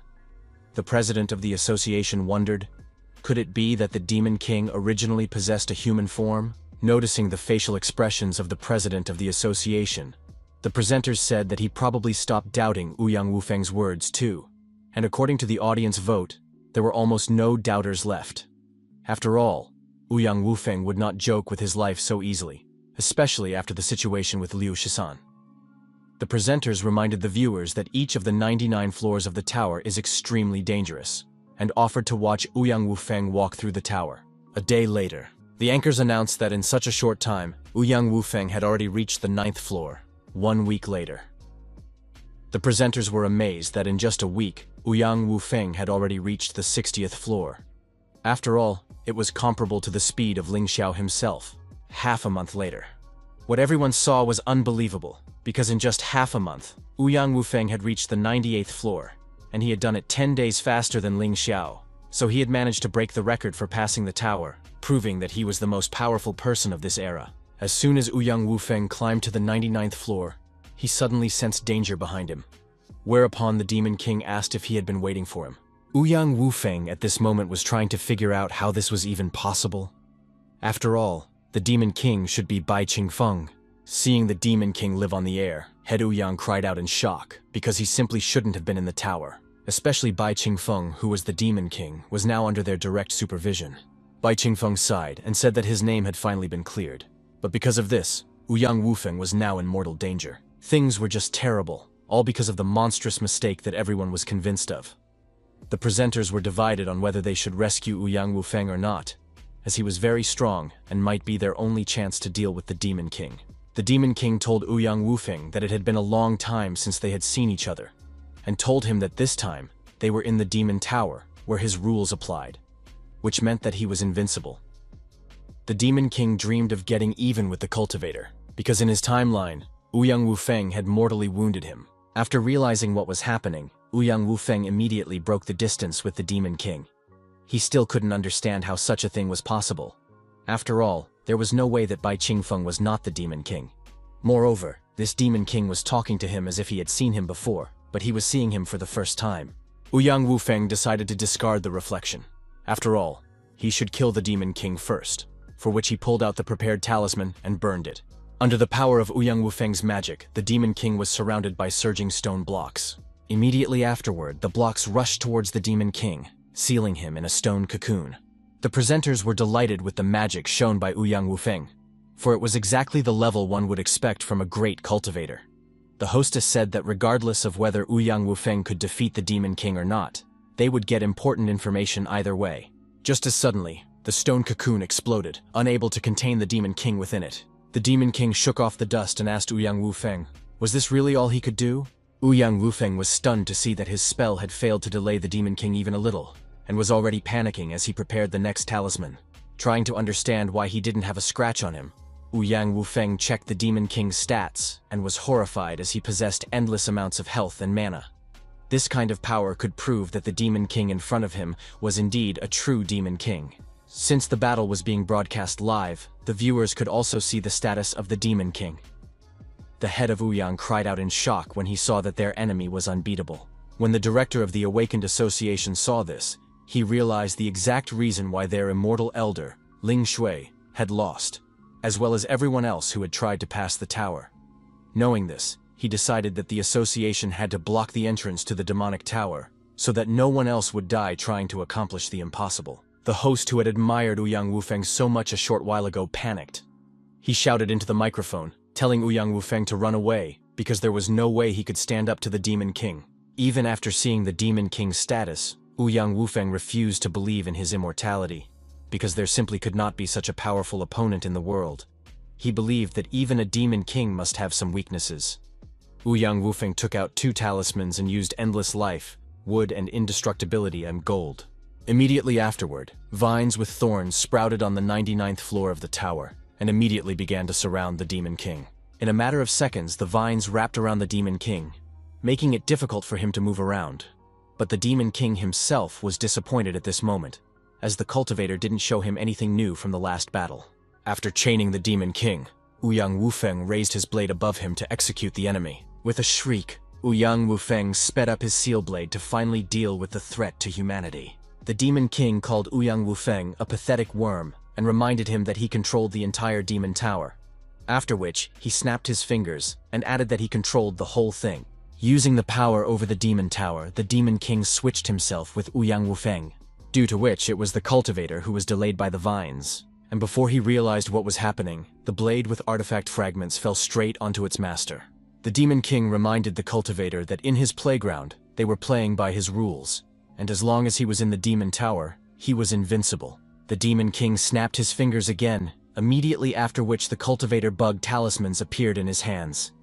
The Demon King asked if he wanted to try out his own skills on himself. In that case, he asked him not to die too quickly. Burning the talismans, the Demon King used purification, water, and deadly fire. Immediately after, he summoned a huge water dragon and a fire phoenix. Seeing his talismans being used against him, Uang Wuang wondered what the hell was going on. The elemental beast created talismans attacked Uang Wuang at once without even giving him a chance to dodge. Even so, even though it was difficult, Uang Wuang managed to survive the attack with serious wounds. Uang Wuang reached for the gourd and popped off the lid, deciding that since techniques against the Demon King were useless, in that case, he would go against him with his rules. Whereupon he lifted the gourd with a sharp movement and called out to the Demon King, but in the next instant, the Demon King destroyed Uang Wuang's artifact, depriving him of his strongest trump card. Seeing his gourd shattering into shards, Uang Wuang asked how such a thing was possible. The Demon King asked, "What's the big deal?" Uang Wuang was astonished because right before his eyes, the Demon King had managed to destroy the Immortal's weapons, which shouldn't be possible. The Demon King grabbed Uang Wuang by the neck and approached, reminding him that he owed him his life for saving him in Divine Gift City. Since that was the case, it was time to return the favor. The Demon King squeezed his neck, causing Uang Wuang to vomit blood. At this moment, he was trying to figure out what the Demon King meant, since Bai Qingfeng had saved him back then. So was his guess right? Uang Wuang immediately dismissed the thought, for Bai Qingfeng was currently under strict control. Uang Wuang took out his blade with the divine artifact fragments and tried to slash the Demon King with it, but he dodged. Immediately after, the Demon King explained to Uang Wuang that nothing in the Demon Tower was capable of harming him, including artifacts. With a slight movement of his hand, the Demon King destroyed Uang Wuang's blade and said that he would take these 3 fragments for himself, after which he squeezed Uang Wuang's neck tighter and slammed it against the floor. On the verge of life and death, Uang Wuang wondered how this had happened. He shouldn't have defied the tower headlong, and more importantly, He shouldn't have doubted Bai Qingfeng from the beginning. After all, he had saved him in the end. But it was too late. Preparing to end everything, the Demon King told the cultivator that it was time to end everything. Looking up at the Demon King from below, Uang Wuang noticed a wound on him, and wondered who could have inflicted the wound on the Demon Lord. He simply could not understand it. After finishing with Uang Wuang, the Demon King returned to the throne and imprisoned his body in a crystal, just like the bodies of the previous outsiders who had reached him. The Demon King noticed that there was a live broadcast, and since that was the case, he had something to report. The Demon King said, "Don't let me down," immediately after which the live broadcast signal was interrupted. The end of the live broadcast meant that Uang Wuang had died. Thanks to his sacrifice, people had learned that the Demon King was invincible. But 3 fragments had been lost, meaning that they would never be able to collect all 10 again. Realizing that they could neither defeat the Demon King nor seal the Demon Tower, even the hosts couldn't contain their emotions, because all this meant that humanity would come to an end. Meanwhile, the Ouyang clan's residence was in an uproar because their ancestor Uang Wuang had just been killed, and the Demon King had decided to cheer people up by mocking them, which showed his fearlessness of heaven and earth. Meanwhile, the president of the Awakened Association shouted orders that the association would no longer allow any hunter to challenge the Demon Tower, since the Demon King was invincible. One of the members asked what was the point of collecting the remaining fragments now if they lost 3 of them, because now they wouldn't be able to completely seal the tower. Upon hearing this, Bai Qingfeng offered to personally climb to the top of the Demon Tower to retrieve the lost artifact fragments. Bai Qingfeng explained that although he had no chance of defeating the Demon King, there was a small chance that he could snatch the fragments and quickly escape. The president of the association told him no, because the move was too risky, whereas they should no longer act rashly. They should now consider a longer-term perspective. Moreover, the artifact fragments would only increase the chance of sealing the tower, so they still had a 70% chance. The president of the association recognized that Bai Qingfeng was a righteous person, but he had offended him, and so he immediately vowed that he would never suspect him again. The subordinate reminded the head that even if they had a 70% chance, they still hadn't managed to locate the remaining 7 fragments. Earlier, they had sent a fire dragon team to scout, but they never returned. Just then, another staff member ran into the room and reported that the fire dragon team had just returned from their mission. Captain Gu Yan had managed to discover the location of the 4th fragment, and now the people were cheering. The president of the Awakened Association was pleased with the report. For this time, Gu Yan had made a great contribution. The president of the association said that he could rest now, and they would send one of their people for the fragments. Immediately, a member of the Ouyang family ran into the residence and reported that Gu Yan of the Gu family was going to break his engagement to Ouyang Shan. As soon as Gu Yan entered the residence, head Ouyang ordered him not to even think about daring to let his daughter down once he succeeded, and even offered to question all the people in the room to finally realize that his girl was no match for anyone. To which Gu Yan replied, "If that person needs to ask, then let the head let him ask." Then asked the head directly, "What is so good about his arrogant and overbearing daughter?" The girl behind Gu Yan suddenly noticed Bai Qingfeng and said that she had admired him for a long time, whereupon she apologized in case their argument had disturbed him and headed towards him. The girl told Bai Qingfeng that she hoped he didn't mind her company. She realized that with her gentle voice, her sweet smile, and her generous nature, no man could resist her. Ignoring her, Bai Qingfeng asked her to shut up since it was already noisy here. At this moment, the Demon King was pondering about the approaching winter. He wanted to know if there would be more prophecies about the heroes. Gu Yan was angry to see Leng Mandi approaching Bai Qingfeng, so he was also rude to her. Gu Yan asked Bai Qingfeng how he could be so rude to such a delicate and beautiful girl, and reproached him for Bai Qingfeng's ungentlemanly behavior. Then Gu Yan grinned and said that he had heard about his abnormal team, from which Liu Shisan was the one who had committed the most serious crime against humanity. Bai Qingfeng praised this guard dog named Gu Yan, for he was very good at barking.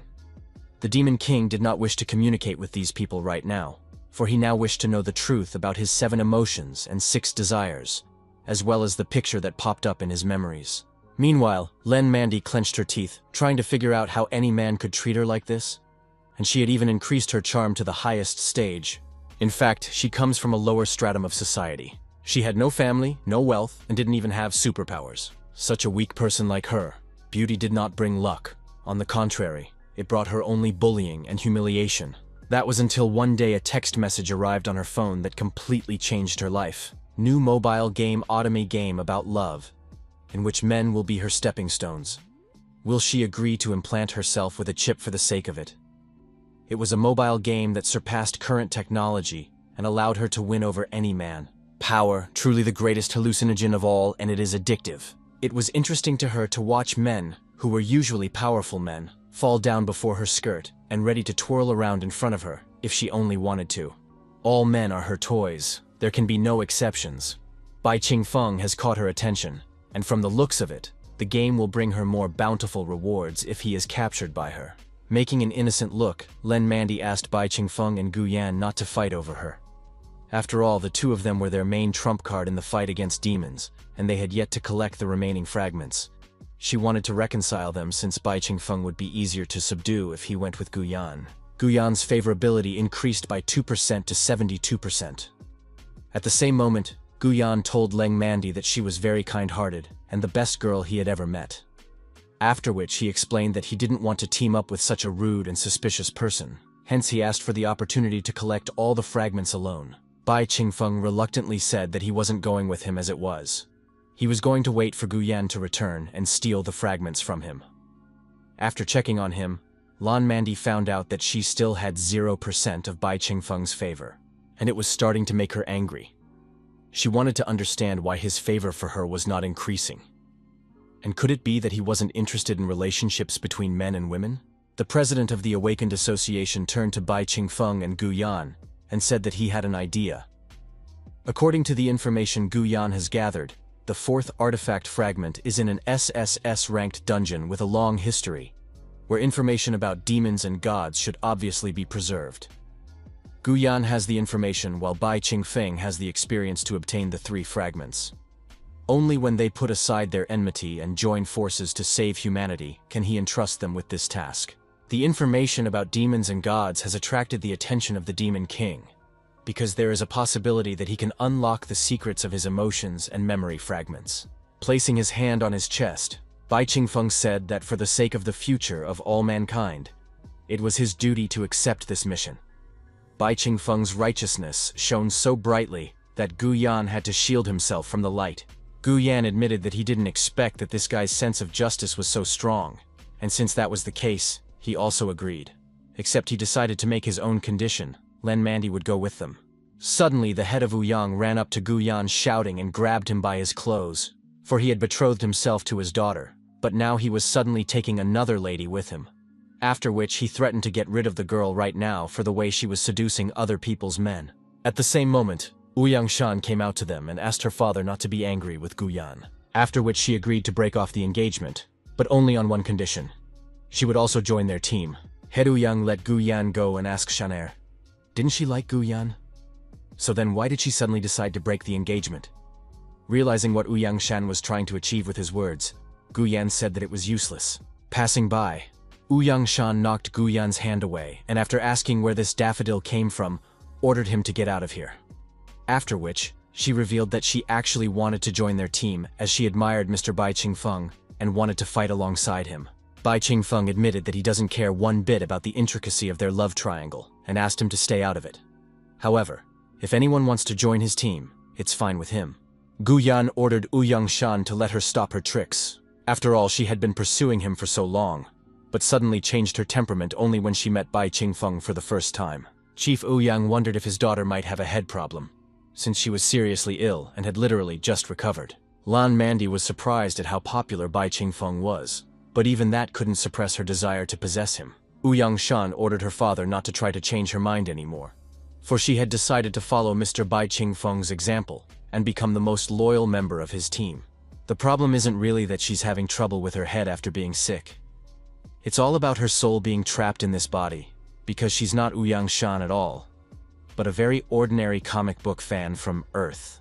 In her normal life, she was a fan of the comic book I, the Most Powerful Boss. But suddenly she woke up in the world of the comic book she was reading. She became a supporting actress or cannon fodder. It was obvious to her that the main character of the comic book was none other than the Demon King, and therefore she should cling to it tighter. As soon as Gu Yan stepped outside, he was greeted by a crowd of adoring fans shouting that they loved him.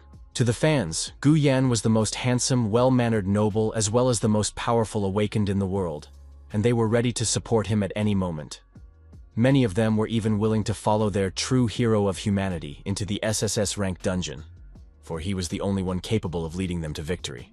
Gao Hu, who was observing this, felt bad watching this. After all, in his opinion, awakened ones were people who relied on strength, so why would they need fan culture then? It was obvious to Gao Hu that Gu Yan only possessed S-rank strength, and he had only gained so many fans because of his handsome face, which unfortunately is nothing like their captain, who receives death threats and vicious curses every day, all because of the Liu Shisan incident. Worst of all, Captain Bai Qingfeng's haters have started spreading conspiracy theories that he is the Demon King, which is simply impossible. After all, their captain is the person who collected the 3 artifact fragments, making him the #1 hero of mankind. Liu Shaoqi said that they shouldn't care about it, because once the captain returns the artifact fragment, people will forget about the recent incident and call him the savior of mankind again. Li Tiantian then said that they couldn't join his team because the leader was Gu Yan, and since they wouldn't be around the captain, she asked him to take care of himself. After that, Li Tiantian noticed that the captain was having trouble eating and opened a box of cookies and asked him to eat them if he was hungry. After taking one cookie in his hands, the Demon King realized from the smell that it was very sweet. Leah handed him the bag and explained that she had nothing but money, so she asked him to take it. Leah asked him not to save money and spend it all boldly, but the Demon King did not understand why he could use this money. The next gift was presented by Liu Xiaoke. Liu Xiaoke asked to receive a new phone from him, as they sometimes found it difficult to even contact the captain. The Demon King mentally admitted that he had never been able to figure out how this thing worked. After seeing him off and giving him gifts for the journey, Bai Qingfeng's team members all wished for him to return safely and said that they would look forward to his return. Holding his friends' gifts, the Demon King looked at them, after which he said a simple aha to them and followed Gu Yan. As he left, the Demon King smiled slightly. He hoped that they would wait for him. The Absolute Order Elder summarized that Ling Xiao's system, Li He's system, Liu Shisan's system, and countless other direct broadcasting systems. There are more and more systems, at the same time as there is more data. A great prophet has the ability to look into the future. A time-traveling elder controls the past while he is able to control the present. All because he knows everyone in this era, and he also has data on everyone. Now he had a few more systems left to collect, and after gathering all the data, he would finally be able to get to work. 3 days later, a game reminder arrived on Lan Mandy's phone. Although her Bai Qingfeng's favorability was still 0%, she should increase it as she would be able to obtain very valuable rewards, and so she shouldn't waste any time. Lan Mandy wondered what these valuable rewards were. After all, this was the first time she was being offered something like this, but if it was really worth it, she should try her best. As he continued traveling with Gu Yan's team, the Demon King wondered why these girls were staring at their phones the whole way. And what did they see so interesting about these pieces of iron? The system sent the Demon King an alert that Lan Mandy had something similar to the system, which didn't surprise the Demon King much. After which the Demon King asked the system, "Does Ouyang Shan have a system?" After all, it was rumored that her character had suddenly changed dramatically. The system replied that she didn't have a system. In that case, the Demon King assumed that she was reborn, as he did not see any other options. The system praised its master for his awareness. Looking at her phone, Ouyang Shan was jubilant, because she hadn't even thought about the fact that even after being reborn, new chapters would continue to be added to her phone. She even speculated that she was now looking at the world from the perspective of a god, because she would be able to be the first to see all the events. So far, the story has been updated to the last moment where she appeared, and what's even more important is that she's actually in the comic. She's on the same screen as the comic book character she's been following, which was a huge honor for her. Rejoicing at this, Ouyang Shan started rubbing herself on the phone, thinking about how much of a high-level VIP privilege this was for a true fan like her. As Ouyang Shan was daydreaming, she didn't notice how she accelerated, causing her to accidentally crash into the Demon King. After which, she received a murderous look from him, for Bai Qingfeng didn't like those people who took over other people's bodies. Frightened, Ouyang Shan apologized and explained that she didn't do it out of malice. She realized that she had to win his favor as soon as possible, or he might kill her. Noticing what had just happened, Gu Yan wondered if Ouyang Shan was really interested in this Bai Qingfeng. Wouldn't she be in trouble if she continued to pester him like this? Since she is a member of his team, Gu Yan decided to help Ouyang Shan. Gu Yan turned to Bai Qingfeng and reminded him to be nice to girls. but his gesture of goodwill was not appreciated. Bai Qingfeng, along with Ouyang Shan, ordered him to back off. Hearing this, Guyan stumbled back and reminded them that he was their captain, which meant they should listen to him. But the team members completely ignored him. Guyan, of course, knew that Ouyang Shan was always bold, but what he didn't expect was that even Bai Qingfeng wouldn't take him seriously. While Guyan was tormented, Lan Mandi offered to wipe the sweat off Bai Qingfeng's face, and Ouyang Shan offered to get a drink, but Bai Qingfeng didn't care about them. Bai Qingfeng reminded that it was time for them to go and set off, which the girls immediately agreed with, looking in love, which confused Guyan. Guyan reminded him that he was the captain, and then asked Bai Qingfeng, since when did the crew members listen to him? He also wanted to know why even Mandy had suddenly taken his side, and when had Bai Qingfeng managed to win the favor of these girls. After a while, Guyan's group arrived at the huge crater. Guyan said that according to the clues he had investigated along with the arrays of information provided by the Absolute Order Elder, he can guess that this is the entrance to the SSS rank dungeon, and the place where the fourth artifact fragment last appeared. The entrance activates once every certain period of time, and he estimates that it will do so in about 10 seconds. Len Mandy admitted that this place didn't feel like an SSS-ranked dungeon to her, as there was nothing here at all. Ouyang Shan, on the other hand, was pleased, as personally participating in the trials from the comics was the best thing to happen to a fan. Guyan explained that it was just an entrance, and that he was confident in the information from his intelligence. The dungeon they needed was a rare, very rare dungeon called World Inversion, which was very rarely visited. It was rumored to be the place where the only cultivator who had managed to collect all 10 artifact fragments disappeared about 1,000 years ago. And from the looks of it, there must be some sort of space-time node here. With the help of an Absolute Order Elder, after a long search, he learned that the next opening time was tonight, and it was 5, 4, 3, 2 before the dungeon opened. Looking at the crater, the Demon King wondered, where in the desert could such a thing suddenly form? Suddenly, as if to answer his question, a meteor shower began. The meteorites headed toward a huge crater. Then there was a huge explosion that illuminated everything with a bright flash, after which it faded. The morning after the meteor shower, waking up as the first of the team, Guyan was surprised that it was already dawn. Then he remembered the most important thing. Where was the entrance to the SSS rank dungeon?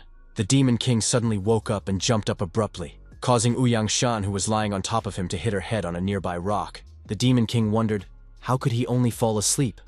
Besides, there had been a huge meteor shower last night, so why were they unharmed then? The Demon King refused to believe that this had no consequences. Plus, he had a very strange premonition. Hitting his head, Ouyang Shan also woke up, and had already started sobbing in pain. But she quickly regained her senses, and hiding behind the Demon King began to look around while asking where the entrance to the dungeon was. After all, it was exactly as it was yesterday. Ouyang Shan asked if they could be in the wrong place. Lan Mandi looked out from behind the other side of Bai Qingfeng and suggested that the meteor shower had simply collided with the energy of the dungeon, causing it to prevent it from opening. After which, she asked, would they really have to wait for the next dungeon opening? In the meantime, Guyan disguised himself, then suggested that they return to the city to ask the association what they should do next. Bai Qingfeng asked Guyan why he was dressed up like that. Guyan replied that he was hiding his face because if he entered the city, he would be mobbed by fans. A while later, upon returning to the city, almost all billboards and even merch had Bai Qingfeng's picture on them. Ouyang Shan couldn't help but wonder why there were pictures of Mr. Bai Qingfeng hanging everywhere. These people had even started calling him the hero of humanity, and the light of humanity again. Leng Mandi agreed that this was very suspicious, because not long ago, he was the object of everyone's scorn. Guyan also agreed that it was strange, but his only concern here was that people were only paying attention to the guy behind him, and after all, he himself wasn't even covering himself. So why wouldn't anyone recognize him? The people surrounding Guyan's group were amazed when they saw Bai Qingfeng and wanted to tell everyone they knew that they were lucky enough to see him. Seconds later, shouts of "He's here" went up, and the crowds wanting to see their idol grew larger and larger. When Guyan heard this, he realized that his fans had finally shown up, which was not surprising since it was impossible to hide from them. So what should he do now?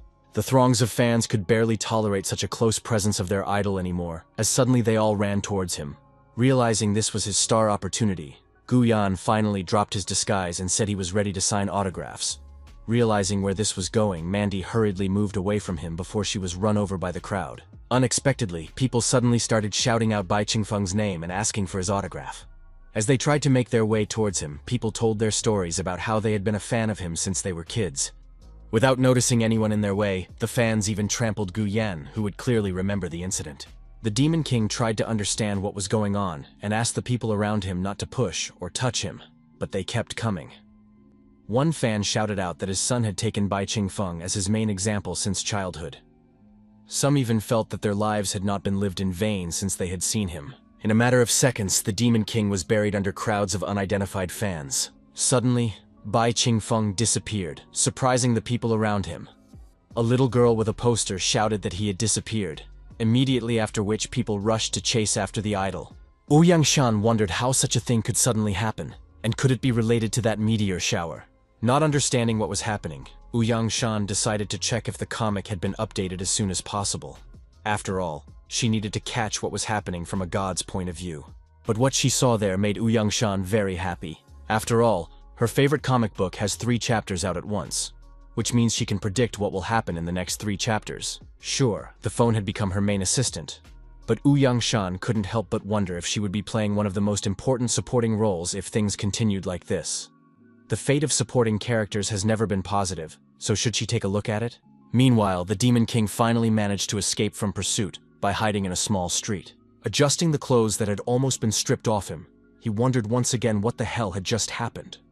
For the first time in his life, he was afraid of people. Just as suddenly, Bai Qingfeng was discovered by a certain girl and asked the Lord why he was here. Upon hearing the voice, the Demon King immediately became a fighting stance. But after taking a closer look, he realized that it was Li Tiantian, with Liu Xiaoqi standing behind her. Li Tiantian complained about the absence of the master because the association had been looking for him for half a day, and Liu Xiaoqi just said hello to him. Already unable to be surprised, the Demon King asked what had happened to them, and why did they look so strange. Liu Xiaoqi was surprised by the commander's question and reminded him that actually they always looked like this. Just as suddenly, Li Tiantian hit him on the head and asked him how dare he talk to their master like that. After all, she had taught him how to do things. Liu Xiaoqi apologized and asked for permission to speak. Li Tiantian simply agreed with Liu Xiaoqi and grabbed the Demon King's hand and dragged him to the association, because without him, there was only trouble. Everything around him was getting weirder and weirder, as if the whole world had turned upside down. The Demon King assumed that it was because of the meteor shower, but how could it turn the world upside down? And how powerful a meteor shower is needed for something like this? The headquarters of the Awakened Association. Bai Qingfeng's fans gathered in front of the association's walls and shouted their idol's name.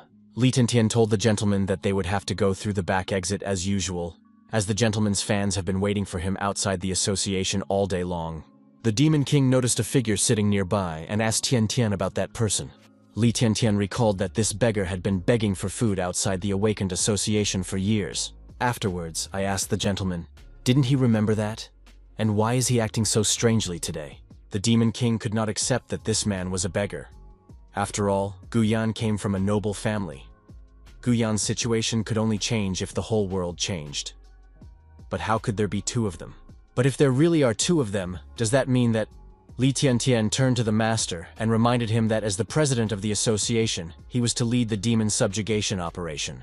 As Li Tiantian suddenly fell silent, for ahead of them was... The Demon King was waiting for them, so why are there 2 of them now? Looking at one and the other, Li Tiantian cried out and began to question why they looked the same. And how was such a thing even possible? Upon seeing the other Demon King, the Demon King realized that it wasn't the meteor shower that had turned the world upside down. In fact, the meteor shower had transported them to a parallel world. The exact opposite parallel world. That meant that that meteor shower wasn't an accident, and it was the meteor shower that opened the gate to the SSS rank dungeon. The Demon King even recalled Gu Yan's words that this dungeon was called World Reversion. The Demon King told them that whether they believed it or not, he was Bai Qingfeng from a parallel world, and he had come to find a fragment of the artifact, for which he and his companions had entered the SSS rank dungeon, after which they had been teleported here. Hearing this, Li Tiantian got angry at the stranger with Bai Qingfeng's face, because no one would believe such a thing and started threatening him. The local Bai Qingfeng accepted the version of himself from the parallel world, and greeted him. then introduced himself as Bai Qingfeng, the president of this world's awakened association, whom people prefer to call the Light of Humanity. Bai Qingfeng admitted that he did not consider himself a hero, and that he simply had a sincere heart that was willing to dedicate himself to all of humanity. Li Tiantian shouted at the president that he was an idiot, and asked if he couldn't at least try to defend himself instead of being a peon. Hearing people praising the president of the Awakened Association, Bai Qingfeng felt nauseous, and he could barely contain himself anymore. Just as suddenly he threw up a rainbow straight into the face of his parallel self. The local Bai Qingfeng took out a napkin to wipe his face, immediately after which the Demon King approached the parallel self and ordered him to stop talking nonsense. What was wrong with his smirk anyway? After all, it looks too disgusting, and his face should not be able to adopt such an expression. The Demon King was sure that even in the parallel world, he couldn't be like this, unless he himself is a bigger devil than this. Suddenly, the local Bai Qingfeng grabbed his hands and said that his identity was not important, because no matter what kind of person he was, they were compatriots as long as they were on the same front. The Demon King mentally apologized. After all, he wasn't even human. The local Bai Qingfeng offered to work hand in hand, and pointing to the portraits on the wall said they needed to defeat their common enemy. It was the Demon King and his 7 generals. Except why were the portraits showing the old president of the association and his elders? Why did they become demons? Shining a light on the humans, Bai Qingfeng announced that starting tomorrow, they, the humans, would officially move against the demon race for victory. This world was too strange for the Demon King. The Demon King said that in any case, he had come here for the artifact fragment, and he was willing to help them if they handed it over to him. Besides, he had lost 3 comrades here. Suddenly shining even brighter, Bai Qingfeng asked his subordinates to help the other himself with the search, for the 3 of them were clearly having a hard time right now. Li Tiantian was against helping him, as she didn't trust the stranger. But Liu Xiaoqi agreed with the boss and dragged Li Tiantian along.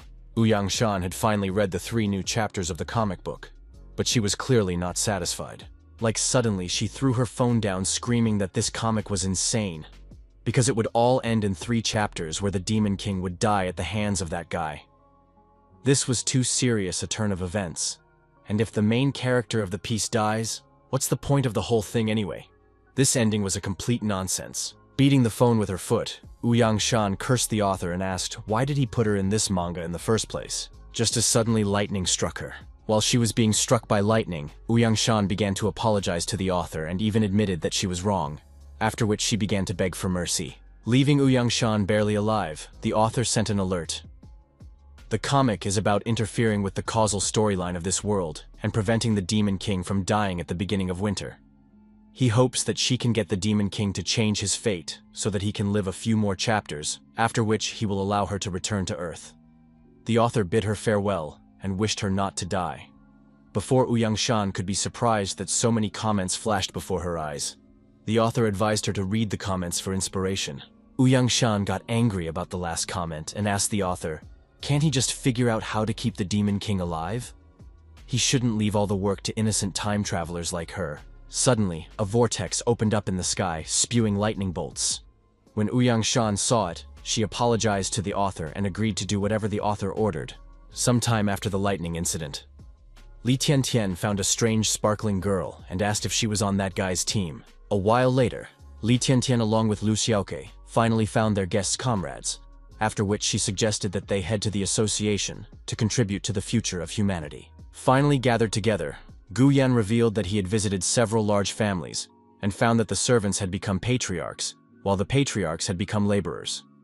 He suggested that this dungeon was a space tunnel leading to the opposite parallel world, after which Ling Mandi added that not everything had changed in people, but only one trait. Gu Yan was born into a noble family but became a beggar. The cute girl Tian Tian suddenly became a violent punk, but the other traits remained the same. The Demon King recalled that before he left, the president of the association had said that there were clues about demons and gods here, and now he understood why. Since this world was the opposite of their world, if they learned something about gods and demons from this world, that information would come in handy in their world. Gu Yan suddenly asked, could it be that since this world is upside down, and Bai Qingfeng is such a bright and good person in this world, then their Bai Qingfeng is truly a sinful person? Everything was exactly like the last chapters of the comic book, and even the characters' lines were exactly the same. Uang Shan realized that she had to intervene somehow if she wanted to return home. Uang Shan asked if he had forgotten that, although the world was upside down, it worked differently with everyone. Li Tiantian and Liu Xiaoke have only changed their personalities, but still remain excellent awakened associations. This meant that Bai Qingfeng could only change his personality, as they could see from the sunny and kind Bai Qingfeng. Ouyang Shan suddenly had a feeling that the description was getting darker and darker, as if she was scolding the Demon King himself, which is why Ouyang Shan decided to just drink tea. In the story, Guyan and the Demon King started fighting over a disagreement, but there were no lines from her in the comic, which means she can actually change where the plot is going. Noticing how oddly she was acting, Len Mandy wondered what was wrong with her. Gu Yan admitted that it still felt as if there was something wrong here.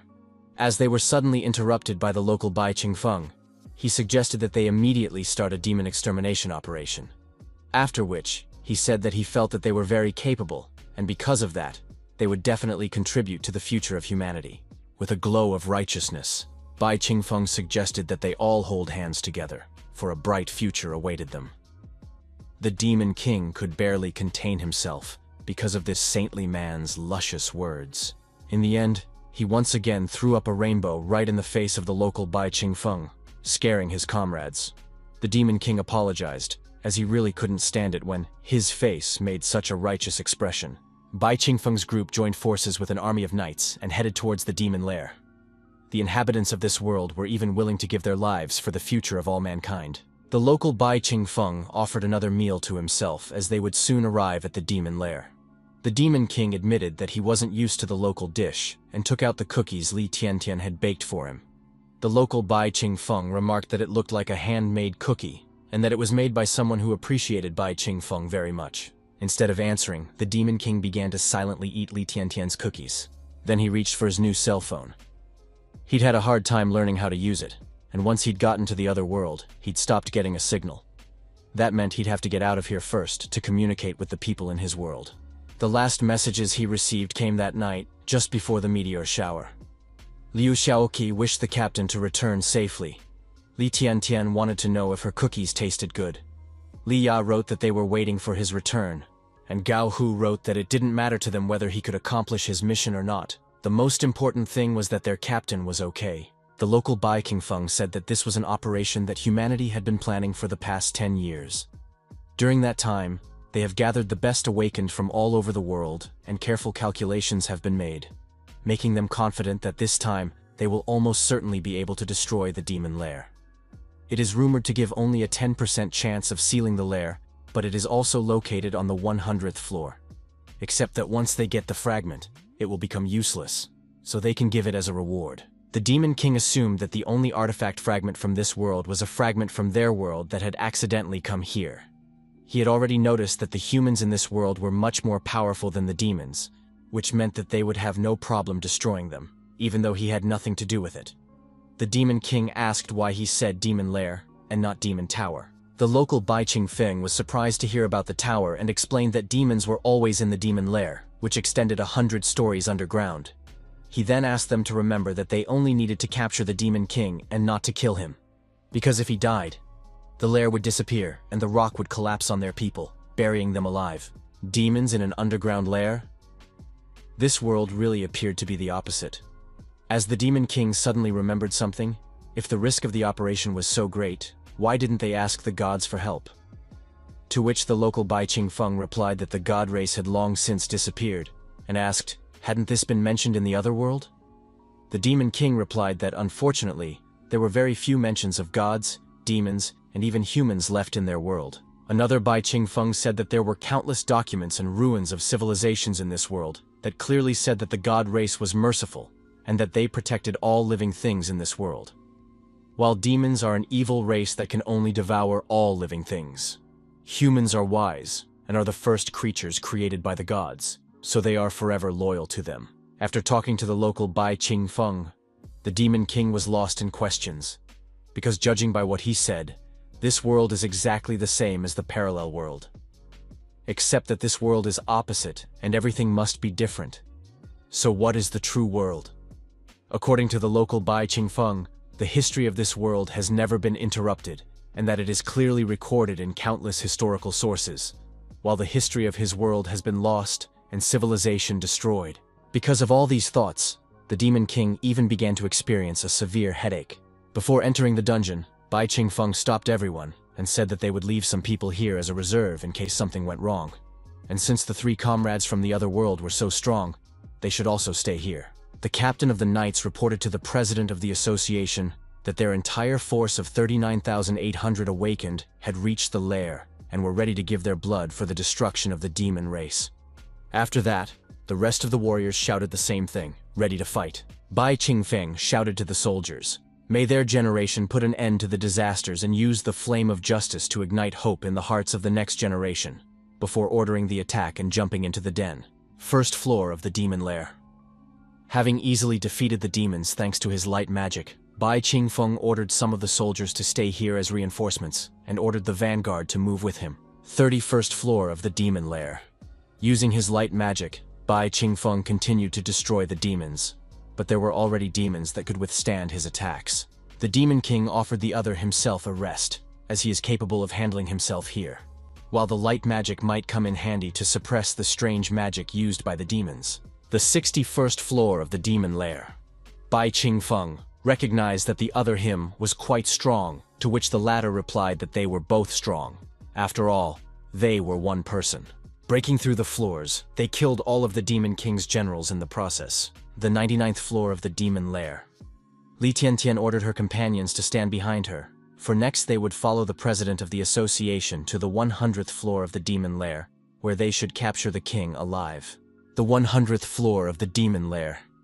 The Demon King was already waiting for the intruders who dared to reach his floor. Bai Qingfeng's group kicked open the door of the 100th floor and entered the hall. Seeing what the local Demon King looked like, Bai Qingfeng chuckled and took out his phone to take a picture of him. He decided to show it to the president of his world's association as a joke. The local Bai Qingfeng created a bow out of light magic and shouted that today, humanity would gain the upper hand over the demon race. Immediately after which, he released the bowstring, releasing the strongest arrow. The Demon King was amazed at what had happened, for in the blink of an eye, his shoulder was shot through. Immediately after, Bai Qingfeng used the black chains to take control of the Demon King. The local Bai Qingfeng recognized that his doppelganger's strength was beyond his expectations, which meant that they would definitely win. Right now, he needed to deliver his final blow. Bai Qingfeng used a combined technique, yin-yang, infinite universe. With the strongest attack, Bai Qingfeng dealt with the Demon King, releasing a huge amount of energy. The Demon King was defeated and exhausted. Unable to contain her happiness, Li Tiantian even jumped up and down in joy at her victory. After which, she praised the president of the association as they had finally won. Bai Qingfeng walked up to the Demon King and stepped on his face. Meanwhile, the Demon King who came to this world found what he came for, a fragment of an artifact. Liu Xiaoqi told the president that they stopped just in time, because the Demon King is on his last breath, so they must not let him die, or the lair will collapse, and all the people inside will die. Just as suddenly, ignoring Liu Xiaoqi's words, the local Bai Qingfeng finished off the Demon King with all his might. After which, he said that those people didn't need to leave, and that all 30,000 elite awakened ones should be buried here. Li Tiantian and Liu Xiaoqi asked the president of the association, how could he do such a thing? After what happened, only a few of the strongest awakened ones like them would be able to escape, but most would die. But no sooner had they finished than a grimace of disbelief froze on their faces, for the president of the association had betrayed even them with a movement of his hand. Bai Qingfeng said that the world wouldn't be able to know about his deeds if they died here. Even the Demon King was confused. This was clearly the opposite world, and since in his world, he is a demon committing horrible crimes, shouldn't the local him be holy and untainted? How could he suddenly act like this? In the Demon King's mind surfaced the scene of his friends saying goodbye to him, wishing him to return safely. Because of all this, the Demon King once again began to feel a severe headache. Even though he knows that it's not Tiantian and Xiaoqi from his world. But even so, it's hard for him to see them die. It was very strange.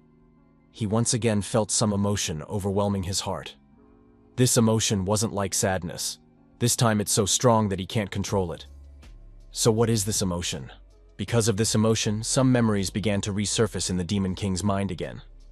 There were many knights around, and they all watched him suffer. Crowds of people have organized a crusade to punish him. The hero grows demonic horns, and he becomes the greatest sinner of this world. This strange feeling makes him want to kill people.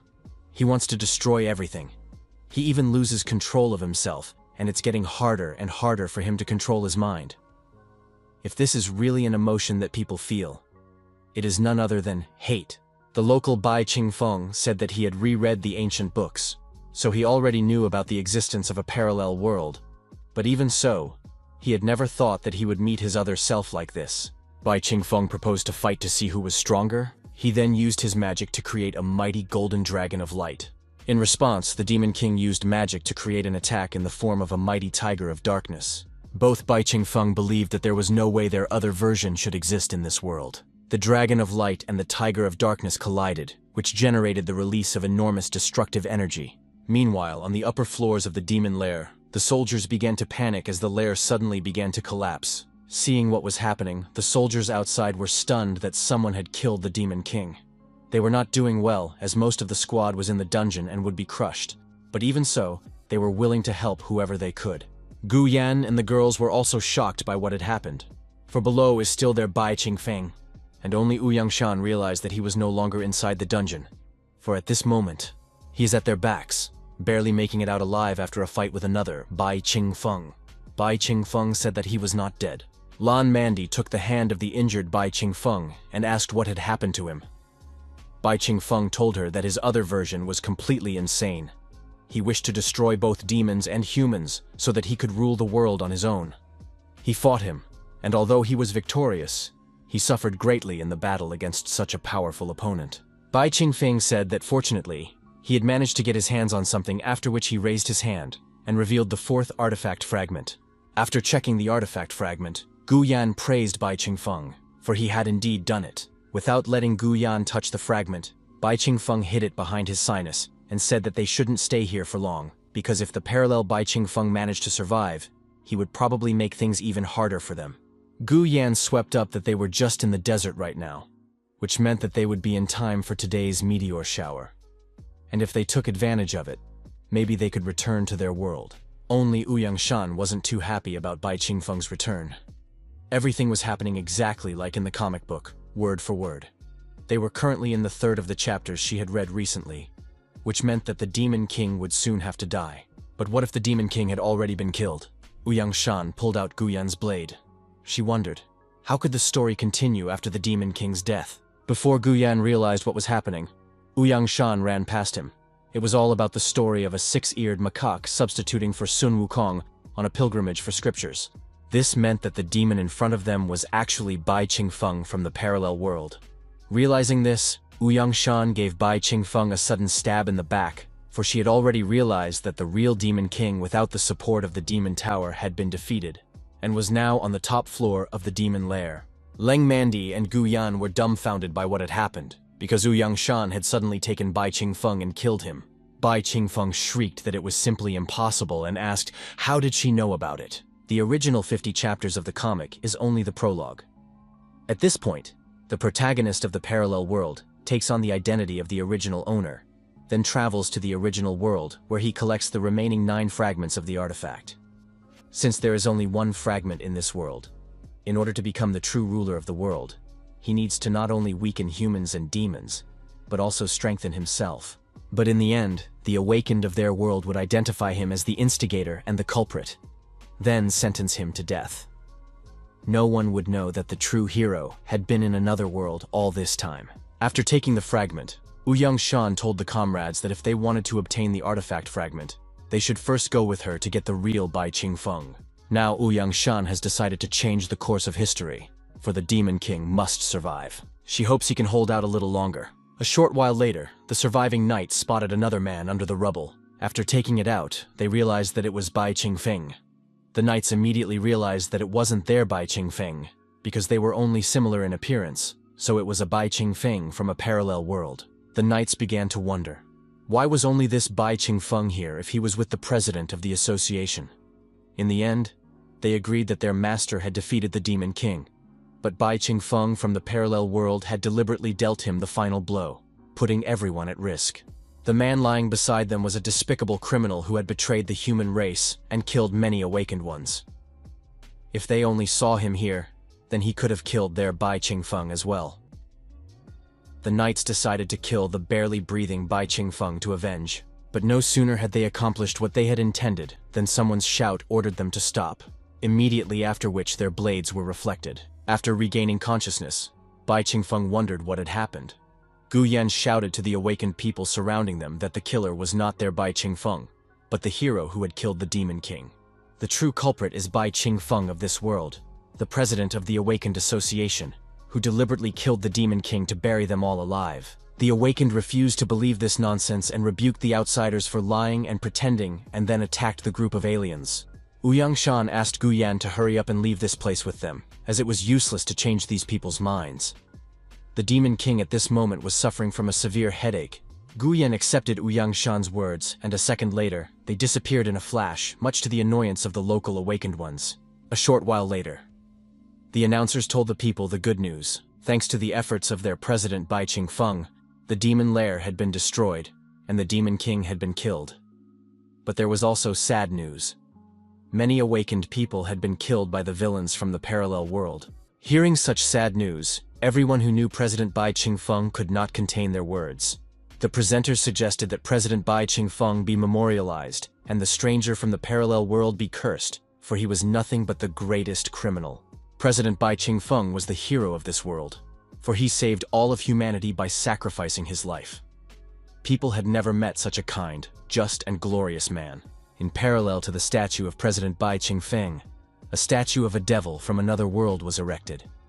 Whenever possible, the people pelted the statue with anything they could, and cursed the aliens and demanded that they return their relatives who had died due to the destruction of the lair. Because of the outsiders, the fighting power of their world had been set back 100 years, and now they could not defend themselves if they were attacked from outside. All of this was secretly watched by Gu Yan's group. Gu Yan admitted that it hurt even him to watch this, because these people were turning the story too much. The real villain had been declared a hero, while the hero had become inglorious. If the real story is never cleared up, they will probably be cursed for 1,000 years, and what will be written down in history might be even worse. The scene with the wrong story reminded the Demon King of Liu Shisun. Not only Liu Shisun, but also his crowds of people have organized a crusade to punish him. The hero grows demonic horns, and he becomes the greatest sinner of this world.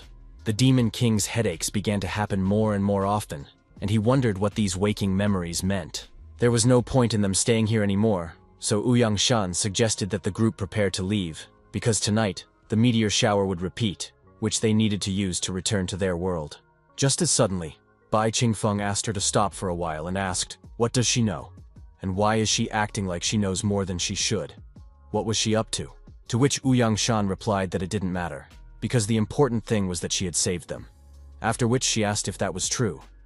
They might not believe her, but she has known him for a long time, and she has always liked him a lot. The author congratulated the Wanderer on completing the Life of the Demon King challenge, and then said that he would now take her back to her homeland, Earth. Ouyang Shan was surprised for a second to realize that she would finally be able to return to Earth, but was immediately happy about it. There are thousands of time travelers, but not every one of them is able to return home. That means she is truly the lucky one among the other 10,000. Noticing Ouyang Shan looking at one point and talking to herself, Gu Yan waved his hand in front of her face and asked, "What's wrong with her?" Now the Demon King was convinced that she was indeed a time traveler. The system alerted Ouyang Shan that a portal leading to Earth was opening in front of her. Ouyang Shan turned to Bai Qingfeng and admitted that she knew he hated the time travelers because they had invaded the bodies of the inhabitants of this world. So she asked him not to worry about it, because as soon as she left, the soul of the real Ouyang Shan would return to this body. After that, she told him that she was actually an ordinary person, an actor in a small theater in Binhai City, on Earth. And Bai Qingfeng was her favorite character, and she was very happy that she was able to experience this adventure with him. She said that this was the last time they would see each other and said goodbye. The Demon King said goodbye to Ouyang Shan and wished her to return to her hometown. But Gu Yan was not as calm as his comrade at this moment. Gu Yan asked her to stop and asked Ouyang Shan why did she suddenly say goodbye to them. Where did this strange light suddenly come from, and where would it send her? Gu Yan rushed towards Ouyang Shan, but Bai Qingfeng suddenly grabbed his arm. Gu Yan shouted to Bai Qingfeng to stop her now, but Bai Qingfeng asked him to calm down as she was returning to her world. Guyan realized that everyone had forgotten something and asked him to let go and listen. With all her might trying to get out, Guyan shouted out that the artifact shard they had gotten in the demon lair was now in her hands. Hearing such a thing, the Demon King was abruptly thrown into a shudder. Immediately after, he rushed after Ouyang Shan, trying to remind her of the artifact fragment. At this moment, Ouyang Shan received an alert that the portal to Earth had been opened and that 2 people were being teleported through it. The Demon King realized that something was wrong, as he was about to be teleported to Earth. While Ouyang Shan was amazed at what was happening, after all, the Demon King is a comic book character, and he clearly shouldn't be able to get him into the real world. So, which world is the real world in that case? When the Demon King woke up, the first thing he wondered was where he was now. An unknown man suddenly appeared in the middle of the road. The people of the town were amazed by this and tried to understand whether it was some supernatural phenomenon or an alien. After that, the surrounding people started filming the unknown man in case they could become popular with his help. The Demon King wondered what was wrong with these Earthlings. After all, even with his teleportation, nothing much had happened.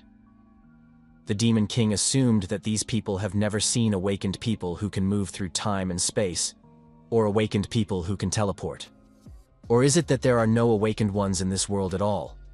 More importantly, where is Ouyang Shan and the artifact fragment now? Stuck in a traffic jam, the firemen started shouting to people to make the road clear as soon as possible, because they are in a hurry. But only people were almost not to this case, because they have already taken out phones and began to film the magician, who appeared out of nowhere. Everyone around him was talking about the wizard and how he was sure to become a star. The Demon King thought about it, hearing about it. He wondered, could it be that people from Earth had never seen teleportation? And who were these wizards? At that moment, the Demon King realized that there was a profession in this world that did not exist in his world. A wizard. While he was standing in thought, a policeman drove up to the Demon King. The policeman asked the wizard why he was blocking the road. Moreover, he hadn't received any notice that there was a show to be held here today. So he asked the wizard to get out of the way as soon as possible. The Demon King greeted the policeman and said that he was looking for Ouyang Shan, then asked who he was, which infuriated the policeman. The policeman bluntly replied that he was a policeman and asked if it was possible that no one in this world knew about them. The policeman was angry that the current generation is just trying to piss people off, just like the people around them who take pictures of them and post them online, embarrassing them both. While the policeman was trying to deal with the problems on the road, the Demon King suggested that he wouldn't be able to find Ouyang Shan here so easily, which meant that he should become popular, after which Ouyang Shan would take the initiative to find him herself. The Demon King decided to become the wizard that everyone around him is talking about so that he could be put on the net. He put on a hood and used magic to create a purple glow around him. A little flew up, which has already amazed the people around him.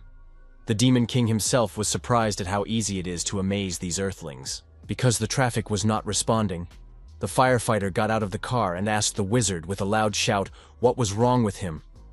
After all, because of him, the firefighting team is stuck in the middle of the road, and they have more urgent things to do than he could think of. He then pointed to the burning building and explained that it was on fire, which meant they needed to get closer to put out the flames. Worst of all, there's a little girl stuck on the burning floor, and if they don't get there now, the girl could die because of him. As the wizard continued to stand still, the fireman grabbed him and ordered him to clear the way now, because the child would die if he didn't put out the fire in time. The Demon King admitted that he didn't understand the point of being a fireman, because people could just use the awakened one with the element of water. Well, as for saving people, Bai Qingfeng glanced at the burning building. Then he took off, which shocked the fireman. The fireman wondered if he was a real wizard, except it can't be magic, and it all has to have a reasonable explanation. Bai Qingfeng flew to the burning floor in a flash, which again amazed others, and the fireman even called him the strongest magician in history. When an unknown person appeared in front of the girl, she immediately assumed it was a superhero. The Demon King wondered why there was another unknown profession here. Their number could only mean that the awakened ones of this world were divided into many different industries. The Demon King pulled the girl out of the burning building and was about to go downstairs, as she suddenly cried out and said that the cat was at home and asked to save him. The Demon King flicked his hand, immediately after which a large dog appeared in his hand, whereupon he told the girl that there was no cat in the house, but a dog was found. But the girl explained that Cat was actually the name of her dog. Then he began to lick the surprised Demon King. Taking the captives out of the fire, the Demon King lowered them both to the ground. After seeing such a thing, those around him nicknamed him a hero and began to question whether it could have been a magic show. And could it be that the fire was also fake? In that case, this is the best performance ever seen. A rescued girl asked the hero how he managed to fly so high. The Demon King was confused by the words of those around him. Had he already become a hero? Pictures quickly started circulating all over the web of a wizard who came out of nowhere, flew up and rescued a girl trapped in a burning building. Everyone saw him flying, but he didn't use any tools. Sometime later, after her adventures in the pages of the comic book, Shan Shan suddenly woke up in her room.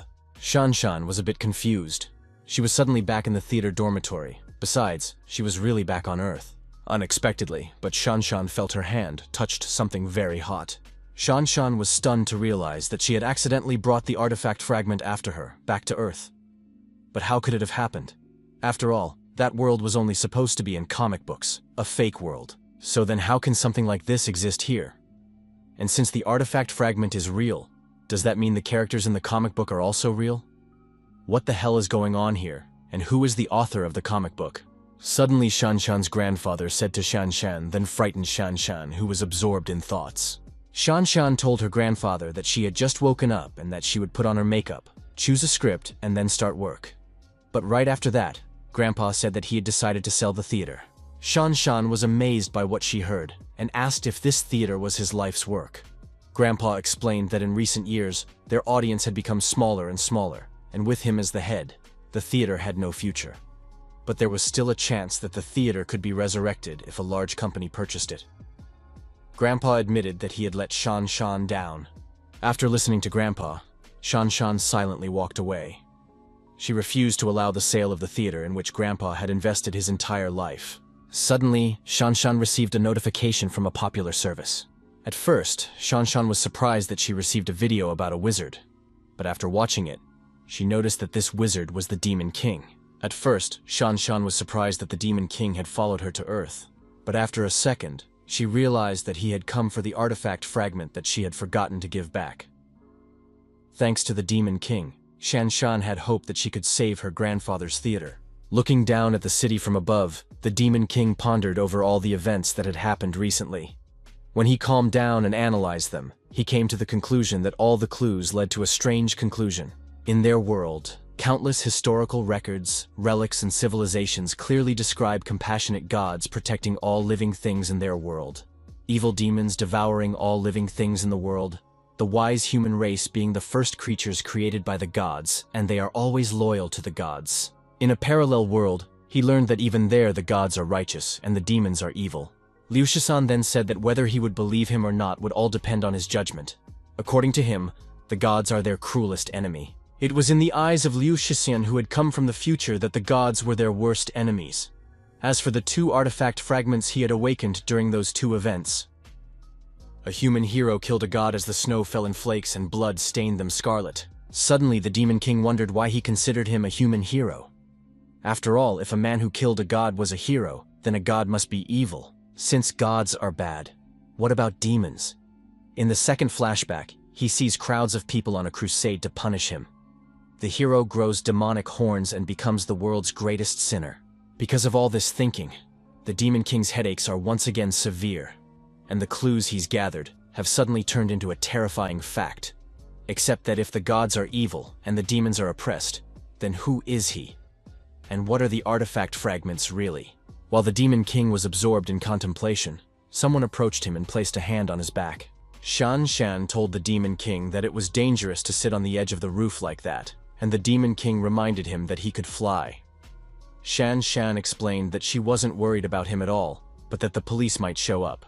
The Demon King stretched out his hand and demanded that Shan Shan return the artifact fragment to him. But Shan Shan refused, saying that she would give him the fragment if he would help her bring her grandfather's small theater back to life. The Demon King agreed to help her without a second thought. Shan Shan was surprised at how easily the one agreed, and recognized that it didn't look like a Demon King at all. Afterwards, she said that she expected him to at least grab her by the neck and prepare to take her life, saying something like, "How dare you threaten me?" You signed your own death warrant with that. Based on what he heard, the Demon King assumed that she was a very novel-reading person. Then he reminded her that she had saved him in the parallel world, so he must fulfill her wish. Once he helped her, she would hand over the artifact fragment, and they would part ways. Shanshan said that he was not like the Demon King at all, as the latter was too emotional and even knew how to repay kindness. After hearing about emotions, the Demon King revealed that after the ancient city and the parallel world, two emotions awakened in him: sadness and anger. Shanshan admitted that she didn't think so. After all, his emotions now went far beyond 2 of the 7 emotions and 6 desires. It was more like greed and anger, related to the 3 poisons, namely, desire to possess and anger at not being satisfied with desire. What is left is the last one, and that is lust, a confusion in which it is impossible to know what it is that you desire. Hearing about lust, the Demon King reminded that he can't have lust. In addition, he realizes his desire is to destroy all of humanity. From the Demon King's words, Shanshan felt a chill. Shanshan put her hand on the Demon King's back and said that she didn't believe it so much. After all, for 50 chapters, all he had done was kill villains and do good deeds. Suddenly, the Demon King remembered something and abruptly lifted Shanshan up, then asked, how did she know that he was the Demon King? Also, where did all those strange sayings and foresight abilities of hers come from? Trying to put on a smile, Shanshan promised to tell him about it as soon as he helped her. She was worried about the Demon King needing time to come to terms with being a comic book character. A short while later, an ill-wisher threw Shanshan's grandfather aside, after which Heifeng came forward and said that giving 100,000 for this theater was already too much. And if it wasn't for the demand of the head office, he wouldn't have agreed to part with even 1 penny for the sake of this wretched thing. Grandpa said that his little theater has been around for 30 years, and although it is now in decline, it still has a good reputation. So why is it only worth 100,000 yuan? You can't even buy a tiny piece of land for that amount of money. Heifeng said that they were willing to buy this junk for at least 100,000, and kicked the old man. He then reminded him that if it wasn't for the head office, he wouldn't have gotten a penny. Before Heifeng could land another blow on the old man, he was suddenly kicked in the face, from which he flew off, flying past the shocked guards. Shanshan, who had arrived, immediately tried to help her grandfather. Meanwhile, the Demon King had already started receiving death threats. Just as the Demon King was about to deal with the 3, Shanshan asked him not to go too far, because violence was not allowed in this world, and the police might arrest him.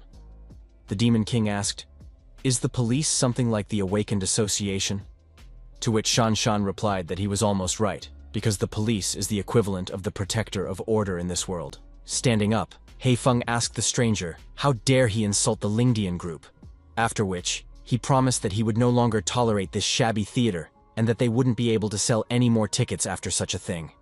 Heifeng asked them to wait, and then they would see where this was going, and they themselves would be sobbing and begging Lingdian group to buy their lives. Heifeng and his subordinates withdrew, after which Grandpa asked, what should they do now? After all, after insulting these people, they would no longer be able to get anything from the theater. The Demon King asked the old man not to worry about it, because his granddaughter had hired him to bring this theater back to life. The Demon King asked him to leave everything to him. Hearing the name of the company Lingdian Group, Shanshan had an unusual sense of déjà vu, whereupon she pulled out her phone and opening the app, she lost her former calm. After all, the comic book I'm the Strongest Boss was published by this very company. As it turns out, the comic has now started updating at the same time as what's happening in reality, which means that once she returns to Earth, she can no longer use the comic to view future events. Except, since the comic takes place in real time, how did the author know what was going on? And even if that's the case, is it possible that the author knew all along that the Demon King had come to Earth? Could it be that all this is the author's plan, and they are going step by step to the ending he has planned? Grandpa Shanshan came into her dressing room and reminded her that the performance was about to start. And then he praised the friends she had brought, because thanks to his publicity, they were able to sell a lot of tickets. Here, just to save their theater, they still need to find out how well the performance will go this evening. Shanshan realized that now was not the best time after all. The most important thing now was to save Grandpa's theater. Notices were posted on the street enticing people to come to a small theater where an internet celebrity wizard would be performing tonight. The old people were surprised to hear about a certain internet celebrity. They didn't know what an internet celebrity was, but still they hadn't visited a theater for a long time. Even though that theater was very old, It still had a good reputation, so they decided to go to the show. Before the show began, Shanshan took the stage to welcome today's audience. She then announced that tonight the internet celebrity wizard will give them all a magic show. Also, some may be lucky enough to be called on stage to personally take part in the show. He Feng admitted that he couldn't wait to see how they would try to resurrect their theater, and afterwards, he would personally deal with them.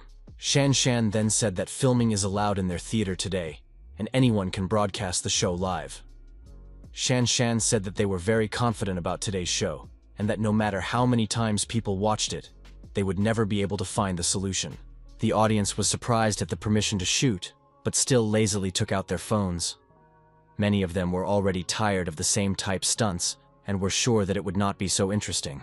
Shanshan invited the audience to enjoy sawing a man, after which a dressed-up demon king came on stage. Hearing the trick they were about to be shown, He Feng started laughing out loud at the fact that someone was seriously willing to show such an old-fashioned trick. He was bored and thought that he could at least have some fun. The demon king said that they would randomly choose a person from the hall, after which he pointed at that lucky person. He Feng was surprised that he had been chosen for the trick, but still took off his coat to go on stage and see what they had come up with.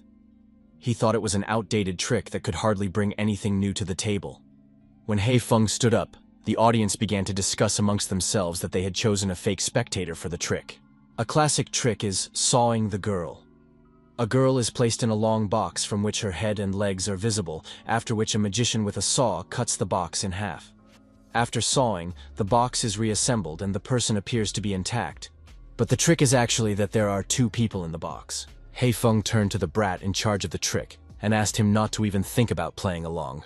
Just as suddenly, the Demon King prematurely began to display a trick, splitting He Feng in two. He Feng cried out in pain and asked, "How was this possible?" After which, the Demon King loudly said that he was done with sawing.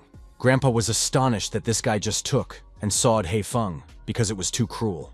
The audience, however, was trembling with terror and had already begun to leave the theater screaming that the killer was here. The Demon King said that this person was not dead yet and that he could still be saved, then applied supreme healing magic. Unexpectedly, He Feng was once again unharmed, causing him to think that he was already dead, as there wasn't even a scratch on the recent cut. Having seen such a thing, none of the spectators dared to doubt today's performance, because it was the most amazing trick that could be seen. Everyone wanted to know how he did it. The Demon King asked the audience to let him perform for them a few more times. Immediately after which, he vertically chopped the panicking He Feng in two, and after a second, he used the healing magic again to make him whole again. He Feng cried out in pain. He realized that it was all real and mentally asked him to stop it. But the Demon King continued to saw him and heal him time after time, filling the theater with even all too realistic pleas for mercy. The audience continued to marvel at how cool that performance was, because no matter how many times that guy died, he kept coming back to life.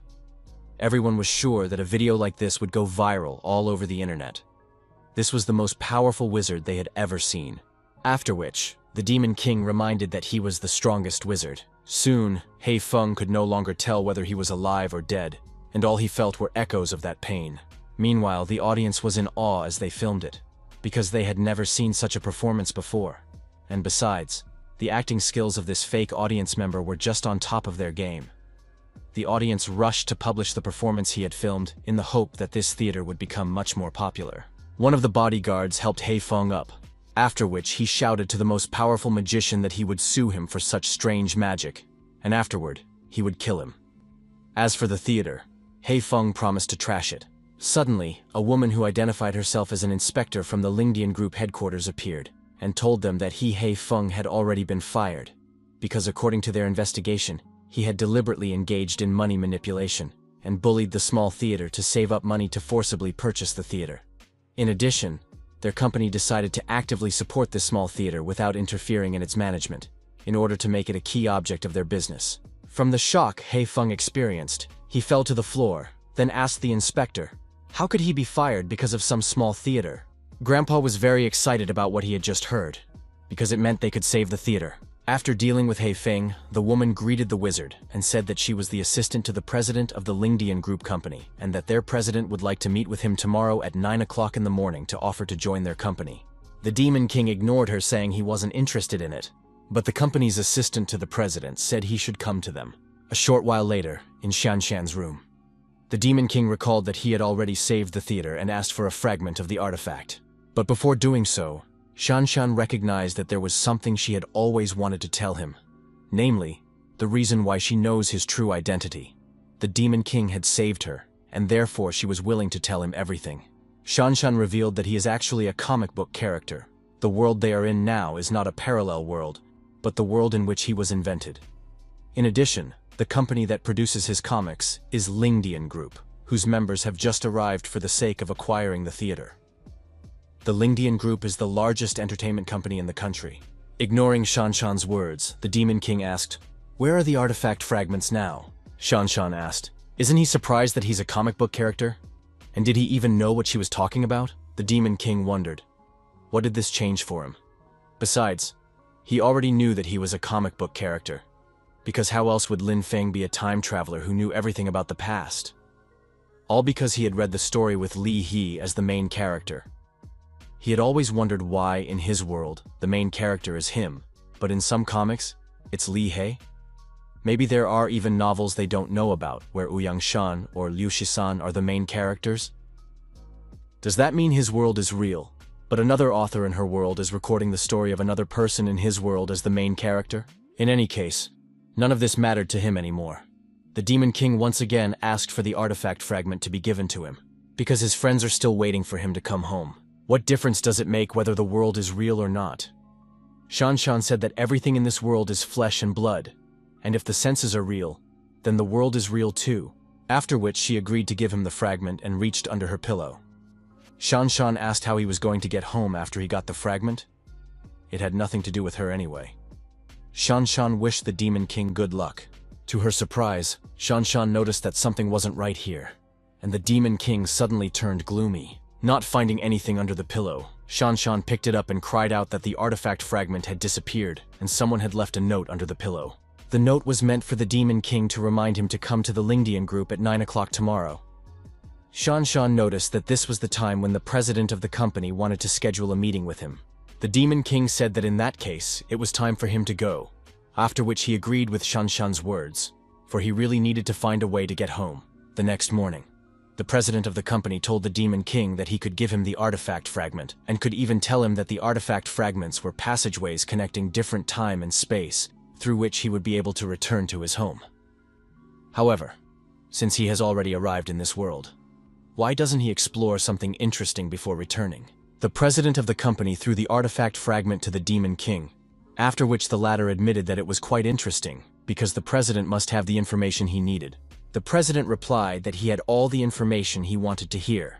The author of the comic book is a man from his company, and if the Demon King does him a favor, he will tell him the story with all the details, so that the Demon King can find out who he is. The Demon King asked, "Who is he?"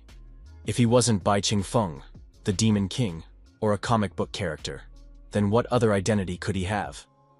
The Demon King once again felt a severe headache, and he began to feel as if the last memory was waking up. The Demon King trembled. He could feel the emptiness inside him and what it felt like to be lost. The Demon King seriously wondered who he was? The president of the association laughed, then suggested that the Demon King had a headache again. The Demon King's memory was blocked while he had everything he needed. The president of the association told the Demon King that they have on Earth a planet with a very thin aura. Most people do not have the abilities of the awakened ones. However, they have a few people who have had a gift awakened. They were born to record what happens in other parallel worlds, and every flash of light in their minds is due to the illumination of what happens in other parallel worlds. So they are able to record everything that happens there. Then they record it all and polish it with fancy tricks to tell the public. On their planet, this profession is called author. If it would be easier for the Demon King, he can consider it a mixture of historian, prophet, and summoner, and, if it will do him a favor, he will allow the author of their world to tell everyone the truth. The Demon King was interested in the truth, and so he asked what the man wanted from him. The choking mermaid tried to get out of the water but couldn't because of the glass cage. There was silence in the hall. The audience was very intrigued to see how the crime would go on. Would the woman be able to escape from the water cage? Some of the spectators were afraid to watch it further. The mermaid has gone down. A man told viewers that tonight they are seeing the world's #1 magician known as Alice the Mermaid, and now she is about to perform an escape trick. She has been trapped in the aquarium for over 3 minutes. Will she be able to get out? The mermaid had seemingly already lost all her strength and was on her last breath.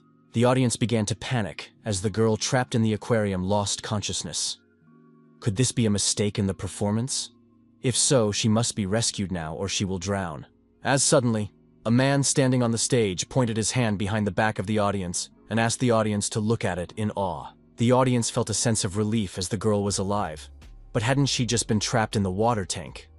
Why did she suddenly appear at the other end of the auditorium? Anyway, the water tank was empty, and the performance amazed the audience. Everyone was trying to figure out if she could teleport, or if she could fly. After finishing with the performance, Alice started giving air kisses to the audience, and they agreed that she deserved the title of the #1 magician in the world, because it was so entertaining. The Demon King asked the president of the company, does he really want him to compete, or even beat Alice? To which the latter replied that their company only pretends to be entertaining, but in fact, they are an organization that gathers travelers from all over the world. They suspect that Alice is not just a wizard, but a traveler from another world, because her magic is very strong. The Demon King assumed that the president of the company wanted him, and find out what she was really like? And if he easily defeats her, it would mean that she is an ordinary person. But if she can do anything at all, she will turn out to be a powerful traveler from another world. The president of the company agreed, and said that if she was a good-hearted traveler, they would invite her to join their company. But if she has evil intentions, then for the sake of peace on Earth, he will return her to his world, or simply get rid of her. Of course, the Demon King does not have to think much about it, because he should just bring her to him if she is a traveler. He is also thinking about telling the world travelers about the Demon King on TV, so he asks him to come back later. The Demon King asked the president of the company what he thought of himself. Is he a good man with a noble heart, or a bad man with a rotten heart? And when they finalize the deal, will Earth just get rid of him and send him back, or will they recruit him? The company president thought about the Demon King's words, then said that the answer to this question would appear once he knew his true identity. A while later, TV talked about the famous wizard Bai Qingfeng, that he had recently signed a contract with the Lingdian group, officially challenged Alice, the world's #1 wizard.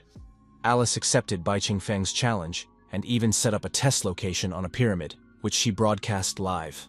During the broadcast, the pyramid would disappear. Pyramid. The audience arrived at the performance venue and couldn't wait for the show from Alice anymore. Fans chanted in honor of Alice, as she is the best wizard in the world. Alice thanked the audience for their support, and promised that tonight's performance would definitely be a special one. After all, the theme of their show tonight is the magic of disappearance. She will have to make the pyramid disappear and reappear in front of the world's audience. Alice asked Mr. Bai Qingfeng if he was ready, to which he replied that it was trivial. The Demon King could directly see how confident Alice was, and if she really made the pyramid suddenly disappear, it wouldn't be a trick, but real magic. Would it be a spatial force, or some kind of force that he doesn't know about yet? Alice pointed at the pyramid and said that now she would make it disappear. A few moments later, the spectators suddenly began to scream in shock, because in just one instant, the pyramid dissolved right before their eyes. The presenter shouted out to Alice that she was simply amazing, and that this was already real magic and not some trick. Then he asked the audience if they saw what just happened. Well, now it's time to see if Alice can put the pyramid back in place. The Demon King was fried. He couldn't believe what he had just seen. The Demon King asked the audience, could it be that they suddenly became blind? After all, the pyramid was still standing right in front of them, and it never disappeared for a moment. After which he asked if she knew any tricks or illusions. Alice was surprised at Bai Qingfeng's displeasure and asked, aren't all magicians like that? And doesn't he himself need to do the same? The director of this show praised the cast for how well they just performed and promised to give them half the amount up front. As soon as Alice says, bring back the pyramid, they have to say the recorded phrases and act shocked, after which they have to shout about how incredible she is. The Demon King was even speechless because of what he had seen. The director approached the rest of the group and asked if they had inserted the pre-processed video with special effects, to which they replied that the pyramid had already disappeared, and in 10 minutes they would send everything to the TV channel live. The Demon King simply had no words, as all of these people turned out to be confidants. Alice asked Bai Qingfeng, how does he think magic can be portrayed differently in this world? He himself can't just make the pyramid disappear, can he? The Demon King grinned and offered to let Alice see what real magic was like. The Demon King took the opportunity to tell all the travelers in the world that he was the same, and that they could come to meet him. Alice laughed at Bai Qingfeng and asked, "Is he really the one with such a sense of humor? She booked this place, and all the people here are her front men, so she doesn't understand how he's going to overpower her? Besides, the pyramid really can't be removed." The Demon King recognized that it was small things, after which he snapped his fingers, and at the same moment, the pyramid completely disappeared from their sight. Seeing this, Alice and her men froze without realizing. Had the pyramid really disappeared? And how was such a thing even possible? After realizing that the pyramid was really gone, there were shouts from behind. People were trying to figure out if maybe the pyramid had become transparent. The Demon King said that it was just small things and the pyramid could still be brought back, whereupon it clicked again. And at the same moment, the pyramid returned to its recent location. The Demon King explained that it was just a spatial force and nothing more. Alice turned to Bai Qingfeng and asked who he really was. The people hired by Alice had barely moved away from the fear and were trying to realize, could it really have been magic? Suddenly, the cameraman realized that he had pressed the wrong button due to nerves, and together the recording he turned on the live broadcast being broadcast around the world. The Demon King was surprised at how far things had gotten and explained that he could move not only inanimate things, but living beings as well. Alice could be taken as an example. As soon as the Demon King snapped his fingers, Alice was transported to the top of the pyramid, where she immediately wept at the fact that she had teleported and was now so high up. The Demon King asked, "Did everything that just happened go live?" Which was immediately confirmed by the cameraman. The operator gave a thumbs up and told the strongest wizard that he would definitely win their battle. The famous internet magician emerged victorious, while Alice suffered a tragic defeat. The presenters called this moment the magician competition that shook the world, which ended with Bai Qingfeng's victory. This magic show shocked the whole world in a flash and made Mr. Bai famous. Online users all over were already amazed, because what was happening was like real magic. A short while later, the disappointed Demon King walked to his plane. He thought that this was just outrageous. Obviously, he can just teleport, so why does he have to fly on an airplane and act like an ordinary mortal who doesn't know magic? What's more, he'd have to watch out for fans anyway. Fortunately, the matter was already solved. Alice probably never even saw spatial magic, which means she's just a mortal. Just as suddenly, a familiar voice ordered Bai Qingfeng to stop now. Alice assumed that he wasn't really a wizard, but a traveler from another world. The Demon King was surprised to see her again. From what she said, she might be a traveler. But why didn't she know about magic? The Demon King couldn't help but wonder if there was magic in her world as such. Alice revealed that she has been traveling the earth for many years now, and in that time she has not seen a single person with magic. The reason why she wishes to become a magician, however, is because there might be people like her who can find someone like her because of her magical performance. And if he really is like her, they could exchange information. The Demon King told Alice, since she had indeed turned out to be a traveler, his job was simply to deliver her to the Lingdian group, to exchange information. Seeing his magic again, Alice was convinced that Bai Qingfeng was a traveler. Alice summoned water magic, and said that she didn't know what world he was from, so she offered to find out what he was. At least she is the main character in Daughter of the Sea. Upon hearing this, the Demon King realized that Alice came from a fairy tale, and therefore it was not surprising that she had not seen any spatial magic. After that, the Demon King assumed that she had only seen attacks manipulating seawater. Alice revealed that her sisters had secretly made a deal with a sea witch to take her soul, after which she turned into bubbles. But unbeknownst to her, she was in this world. The problem is that Anderson has been dead for a long time, and so she's never been able to find her way back to her world. Mermaid Alice shouted to Bai Qingfeng that she would definitely defeat him, after which he would tell her everything and attacked him with her water blade. But no sooner had Alice's attack caught up with the Demon King than he released a dark sphere that absorbed the water blade and rushed towards Alice. A moment later, Alice found herself in midair due to Bai Qingfeng's attack, but she couldn't understand how such a thing was even possible. The Demon King explained that her powers might be enough to make her a Poseidon in his world, but in his world, she would only be able to become a B-rank hunter. Still, her abilities are pretty amazing compared to mortals on Earth. Mermaid Alice refused to accept defeat and used her strongest attack. Except that for the Demon King, this attack was so weak that he could shower her with it. Alice was embarrassed at what he did at her attack, and covered her eyes and said it was insulting. The Demon King asked if she had had enough fun fighting him. After all, it was time to go home. A dark net flew out of his finger and enveloped the mermaid Alice. Alice asked him what he was going to do with a nice girl like her, and threatened to sue him for human trafficking. But the Demon King asked, why shouldn't she sue him for illegal fishing? Whereupon he lifted the net and dragged the mermaid Alice into his airplane. Sometime later, in the office of the president of the Lingdian group, the president of the company was amazed that the mermaid Alice turned out to be the heroine of Hans Christian Andersen's famous work, Daughter of the Sea. Meanwhile, the Demon King sprinkled the mermaid Alice with spices, wondering what mermaids taste like. But Alice was clearly against it, and therefore demanded that he stop mocking. The president of the company asked if they were listening to him. Trying to ignore the pepper pot beside her, Alice admitted that she was indeed Ariel, the main character of Daughters of the Sea, and even though over 100 years had passed, she still wished to return home. After which, she once again asked Bai Qingfeng to stop showering her with spices. The Demon King left Ariel alone, after which the president of the company said that her problem would be easy to deal with. If she wished to stay in their world, he would check if she was good or evil, but if she wished to return to her world, he would help her. After that, he took out a fragment of an artifact and explained that this fragment had different names in different worlds. Somewhere they call it an artifact fragment or a spiritual stone, but he calls it a spatial transmitter. Using it, Ariel can return to her world, except her story is long over. The prince has married the princess, and her sisters have lost their long hair. When she returns to her world, things will be different. So is she sure she wants to go back? The Demon King was surprised at the words of the president of the company that before the artifact fragment and wondered if they are also on Earth. Besides, everything indicates that fragments are not uncommon here. The company president admitted that he knew what the Demon King was thinking right now and revealed that Earth was very different from their blue star. Earth's focus is not on developing superpowers, but at the same time Earth has areas that it is very good at, such as technology. Only a few organizations have the spatial transmitter. It is very easy to manufacture, and can transport people to any world they want. A little embarrassed, Ariel said she wanted to go home.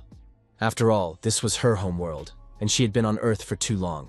Since Ariel wants to go home so badly, the president of the company has agreed to help her get back. After that, the artifact fragment affected Ariel, and she finally returned to her world. When she returned, she became the next Poseidon and began ruling her underwater world. Her reign was remarkable. After living on Earth, she had many innovative ideas, so the ocean dwellers began to think of her as the hero who saved the ocean. Holding the sequel to Daughters of the Sea in his hands, the company director said that their company could now take on the task of publishing a new book. Since the matter with Alice had been resolved and she had returned to her world, the director turned to the Demon King and asked him to tell him about himself. The Demon King said that he had accomplished his mission and asked if he could tell him the truth. He will return to his world with the truth and the fragments of the artifact, after which, the president of the company asked if he was still thinking about going back to his world and destroying humanity. He then tossed the Demon King the outline of the story, "I am the strongest boss," and offered on what happened thousands of years ago. He also advised him not to return to his world and instead stay on Earth. The Demon King picked up the outline of the story, pondering that this was the beginning of all stories. The Demon King's home planet is called the Blue Star. Thousands of years ago, an alien civilization landed on this planet and then began a bloodbath in an attempt to exterminate all humans on the planet. At that time, the civilization on the Blue Star was not so advanced and was at the tribal stage. That was why they knew nothing about the alien civilization and nicknamed them the Tribe of Demons. In order to resist the demonic tribes, the people led by their leader began to unite, and the leader who led all mankind was hailed by the people as a hero. The hero raised his stone blade and ordered his troops to fight the demon tribes for the fate of all mankind. Time gives birth to heroes, and heroes advance time. Under the hero's leadership, though insignificant compared to the enemies, the humans fought against the powerful demons. Countless people stepped forward, staining the earth with scarlet blood just to prevent the fall of this world. Under the hero's leadership, the humans gradually stabilized the battlefield, fighting off the demon tribes. But the humans also suffered countless casualties. Finally, in the season when the snowflakes began to fall, the blood colored the ground scarlet. Even the snowflakes were colored scarlet. Finally, the hero killed the leader of the demonic tribes. At the time of the demon's leader's death, a great feast was organized, and the horn of humanity's victory like a tsunami swept across the planet. except that the humans had underestimated the strength of their demon enemies too much. The one they dubbed the leader of the demons was actually the little leader. The demons were so strong that they were capable of taking revenge on the entire blue star, a low-level planet. To avoid further casualties, the demons retreated, after which they placed a curse on the planet. Because of the curse that fell on the planet, all human warriors fighting against the demons were infected and gradually began to turn into demon-like monsters. Turning into monsters, they became bloodthirsty, violent and emotionless creatures who had lost all their memories. What's most ironic is that the former heroes have become the scapegoat and bear the eternal stigma of shame. In particular, the human leader who took the lead and was the light of humanity, the true hero, was infected and became the Demon King. According to the plan of the alien civilization, a demon tower rose from the ground, imprisoning the former heroes as demons. Thousands of years of life have warped the remnants of former heroes' memories, causing them to actually believe they are demons. The real purpose of the demons who cursed the heroes was to get people to kill each other. The heroes of the past became enemies of mankind and killed one by one for thousands of years. The real demons are just waiting for the demons and humans to kill each other. Once one side is finally dead, the other side will inevitably suffer serious damage, and then the alien demons will return to devour the rest. That's what they left the artifact fragments on the blue star for, all to teleport to them, and also to make the war more intense. And so came their main tool, falsifying history. Now, the alien civilization that was the invader thousands of years ago became known as gods, and human heroes became known as demons, imprisoned in a demonic tower. The truth has been completely tampered with. Sinners have become gods, and heroes have become sinners. Compatriots have fought each other for millennia, and step by step have carried out a conspiracy to bring future humanity to ruin. The Demon King asked, "Is this really the truth about everything?" The company president reminded the Demon King that he knew about the association president's ability to make all supernatural things disappear. But he never gave importance to one fact: why his demonic form never manifested in those moments. It's because he's a human being, not a demon. Thousands of years later, his infected comrades have become almost true demons, while he himself is humanity's strongest hero, the light of humanity. This is why he is the only one who still barely retains the prototype of a human being, and is the only demon in human form. The Demon King said that it was simply impossible. It simply couldn't be true. The Demon King's head began to ache again, and the last memory finally awoke in his mind. Thousands of years ago, he really was a human. He was a hero. The Demon King felt an incredible pain due to the returning emotions that made him clutch his heart. Greed, anger, obsession, confusion and uncertainty swept over him. If he is truly human, what he did thousands of years ago, who is he now, the Demon King or the hero of humanity? Knowing what he was thinking, the company president said that the answer to that question has been in the first chapter of his comic book for a long time. Who is really the protagonist, and who is the real hero? Prophets don't have the answers to that, but historians do. The Demon King said that the last winner is the protagonist is the hero. But is the protagonist always the hero? And what happens if he returns to his world? The president of the company replied that the ending of the story was already a foregone conclusion. The 1,000-year dispute between humans and the Demon Tower is not something the Demon King will be able to stop. No one would believe his words, and therefore the world would soon be destroyed. The president of the company once again advised against returning to the Blue Star, as it would be a dead end. Instead, he suggested staying on Earth and serving the new planet, perhaps even becoming its hero. The Demon King grabbed the head of the company by the collar and said that whoever he was, he would find a way to change the outcome of the story. He demanded that the president of the company tell him how to change the ending, or he would bury it with him. Losing his calm, the president of the company admitted that he doesn't know how it will end. But if he wishes, he can talk to the author of the comic to find a solution together. The Demon King asked, "Didn't he say that the author was just a professional recording what was happening in other worlds? So he is a historian who cannot change the reality of another world?" Trying to remove the Demon King's hand, the president of the company explained that it was not quite true, and explained it as, "When you look into the abyss also looks at you. But to be more precise, you realize the existence of the abyss.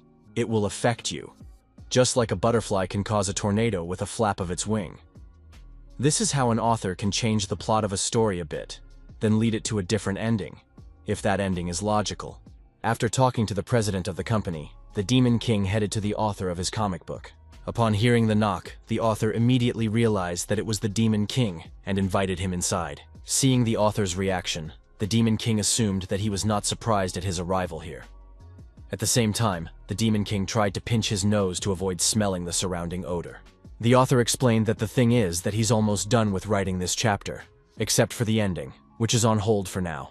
So he doesn't know what will happen next. Suddenly, the Demon King punched the author in the face, then asked him if he had expected him to do that, to which the author replied that of course he expected it, which is why he bought bandages and plasters, after which he rewound himself. The Demon King asked how they could change the ending. After all, he wishes to preserve his planet. The author said it's as hard to answer as it is easy. Just as many things in the world affect the whole body. There was a lot of foreshadowing early on in the story, so it's not a complete dead end. He just needs to tweak the plot a bit, and maybe he can change the ending of the story after all. However, violent and subjective changes in the development and direction of history, even very slight ones, take away his talent. Therefore, the author wondered how he would repay him. The Demon King asked him what he wanted from him. The author replied that he should stay on Earth and serve it. It was selfish of him to force him to stay here, but even so, he could not return. Because if he wants a perfect ending, he should not return. The Demon King was horrified by what he heard, and asked why he could never go back. After all, that's where his home is. Correcting his glasses, the author explained that although he is not a Blue Star author, he understands the story well.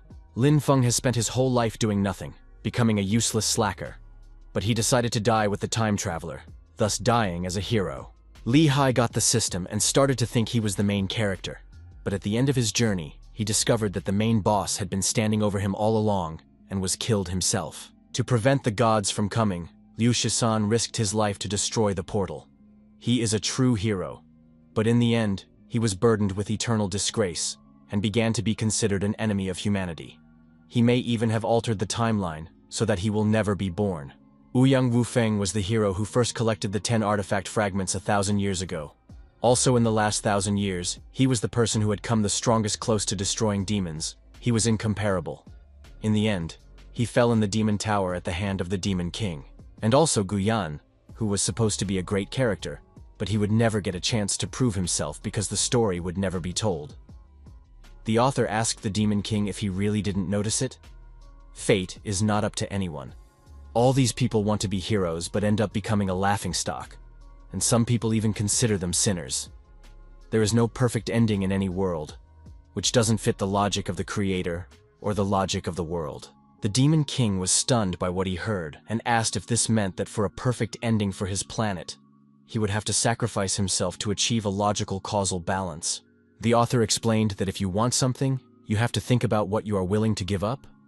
People never get what they want from the beginning, but as long as he lives, he will always see new scenery along the way. The author admitted that he misses the Demon King from the beginning of the work, when he was still uncontrollable and wanted to destroy the world, but now he is not bad either. And maybe he won't believe it, but as a child he didn't even think about the fact that one day he would become a writer. As a child, he dreamed of becoming an astronaut. The author asked the hero what would be his choice. After that, the author returned to his computer and told him that if he wished to return to his world and tell the truth, he would act as a hero. But afterwards, he would have to watch his planet being destroyed. But if he stayed on Earth, the Blue Star would survive. But as the Demon King, he would bear a lifetime of shame in this world. He will never be able to see his friends again, and no one on the Blue Star will know of his choice and sacrifice. What's sadder is that no one will even recognize his name.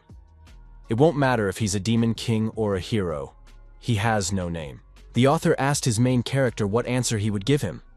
After that, he will start working on the ending of this story. In the vast universe, there's a planet called Blue Star. And at the end of the story, people learned of the conspiracy of the gods and their misunderstanding of the demons.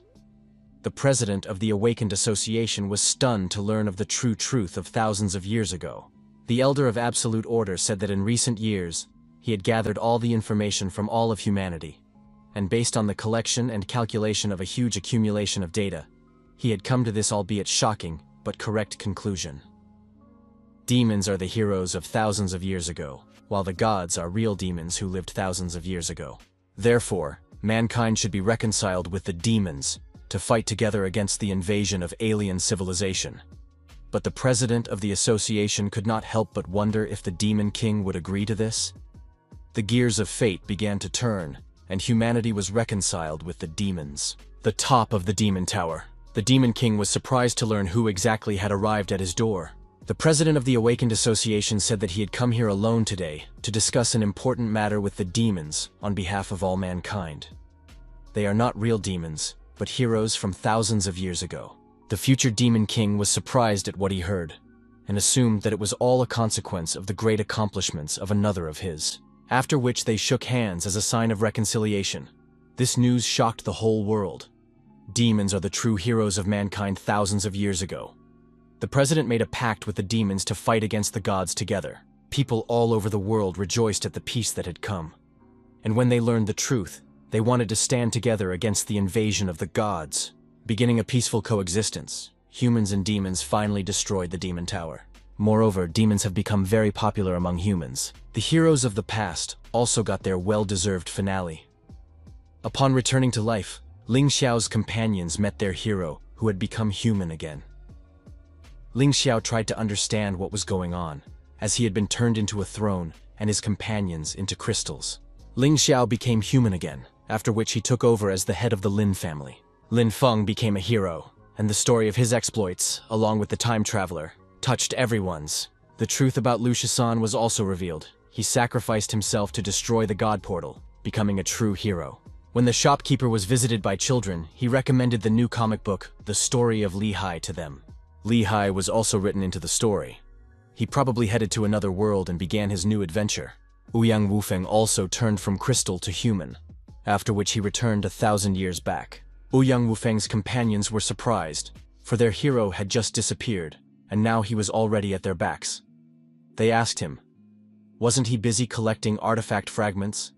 Then let him seal the Tower of Demons. He is the first person to collect all 10 fragments, and he is the only one who can do it. But to their surprise, Uang Wuang said that he would seal all 10 artifact fragments to prevent future generations from obtaining them, and that he would no longer seal the tower and would simply return home. Knowing the truth about the fragments, Uang Wuang placed them in hard-to-reach places to prevent future generations from obtaining them. As for Guyan and Uyang Shan, they finally got married. But they are not the only companions in love. Leah and Gao Hu were pleasantly surprised to suddenly learn that Li Tiantian was pregnant and congratulated her. Liu Xiaoqi pressed against Li Tiantian's belly and said that he would name him Liu Qiyue. His child was very lucky as he would be born in a peaceful era. Bai Qingfeng appeared nearby and asked them to prepare for the journey. Everyone was happy that their captain had finally returned. The comrades admitted that it was unexpected to find out that their captain was the Demon King, after which they laughed from that and admitted that it was pretty cool. Gao Hu said that he had indeed tried to fight the Demon King, and that was enough for him to brag about for the rest of his life. While Tiantian was tearfully reaching for the Demon King, Li Ya reminded her that the captain was not the Demon King, but the hero of 1,000 years ago. But no matter who he was, he would always be their captain. Li Tiantian said that he had saved them countless times, and so they would always follow him.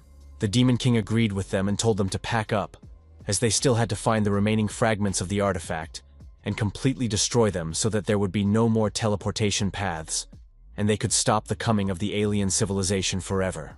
Li Tiantian admitted that for some unknown reason, the captain seemed different to her. He was even a bit weirder than he was before. Liu Xiaoqi assumed that it was because she was thinking too much, but in fact it was because of the way he had disappeared recently, after which he seemed unfamiliar to them. The important thing is that after a while, they will get to know each other again. The Demon King said that winter was approaching and it was getting cold. Looking up at the sky, the Demon King wondered where the other him was now, and what price had he had to pay to keep this planet. Li Tiantian asked her friends to look up because the first snow had started to fall. Holding out his hand, the Demon King thought about the fact that this was the first snow in this winter. For 1,000 years, on the day he killed the leader of the gods, the same kind of snow had fallen from the sky. The comrades laughed as they recalled the words of the great prophet, that with the first flakes of snow, a hero would appear to kill the Demon King. And apparently his prediction did not come true, because the Demon King is still with them. The Demon King has become their hero. Except it wasn't the great prophet's prediction that turned out to be wrong. It's all about the meaning of the hero killed the Demon King, or the other self killed himself. He will never appear in this world again, and there will be only him alone in the future. In that case, he would take care of their mutual friends and their planet on his behalf. A new journey has begun, but no one will ever know that the real hero will never return. After reading the comic, the children were surprised at how emotionally the author managed to tell the end of the Blue Star story. And they wondered if the Demon King had really come to their Earth. The boy in the headphones asked his friend, "Is he really that stupid?" After all comic book stories are fiction, while they live on Earth, not on the Blue Star. There is no Blue Star in their world at all. Suddenly, his friend notices someone suspicious. The uncle passing nearby was just like the Demon King from the comic book. The boy in the headphones asked his uncle what the man's name was, but the man just looked up at the sky. After which he turned around and walking away replied that he didn't have a name.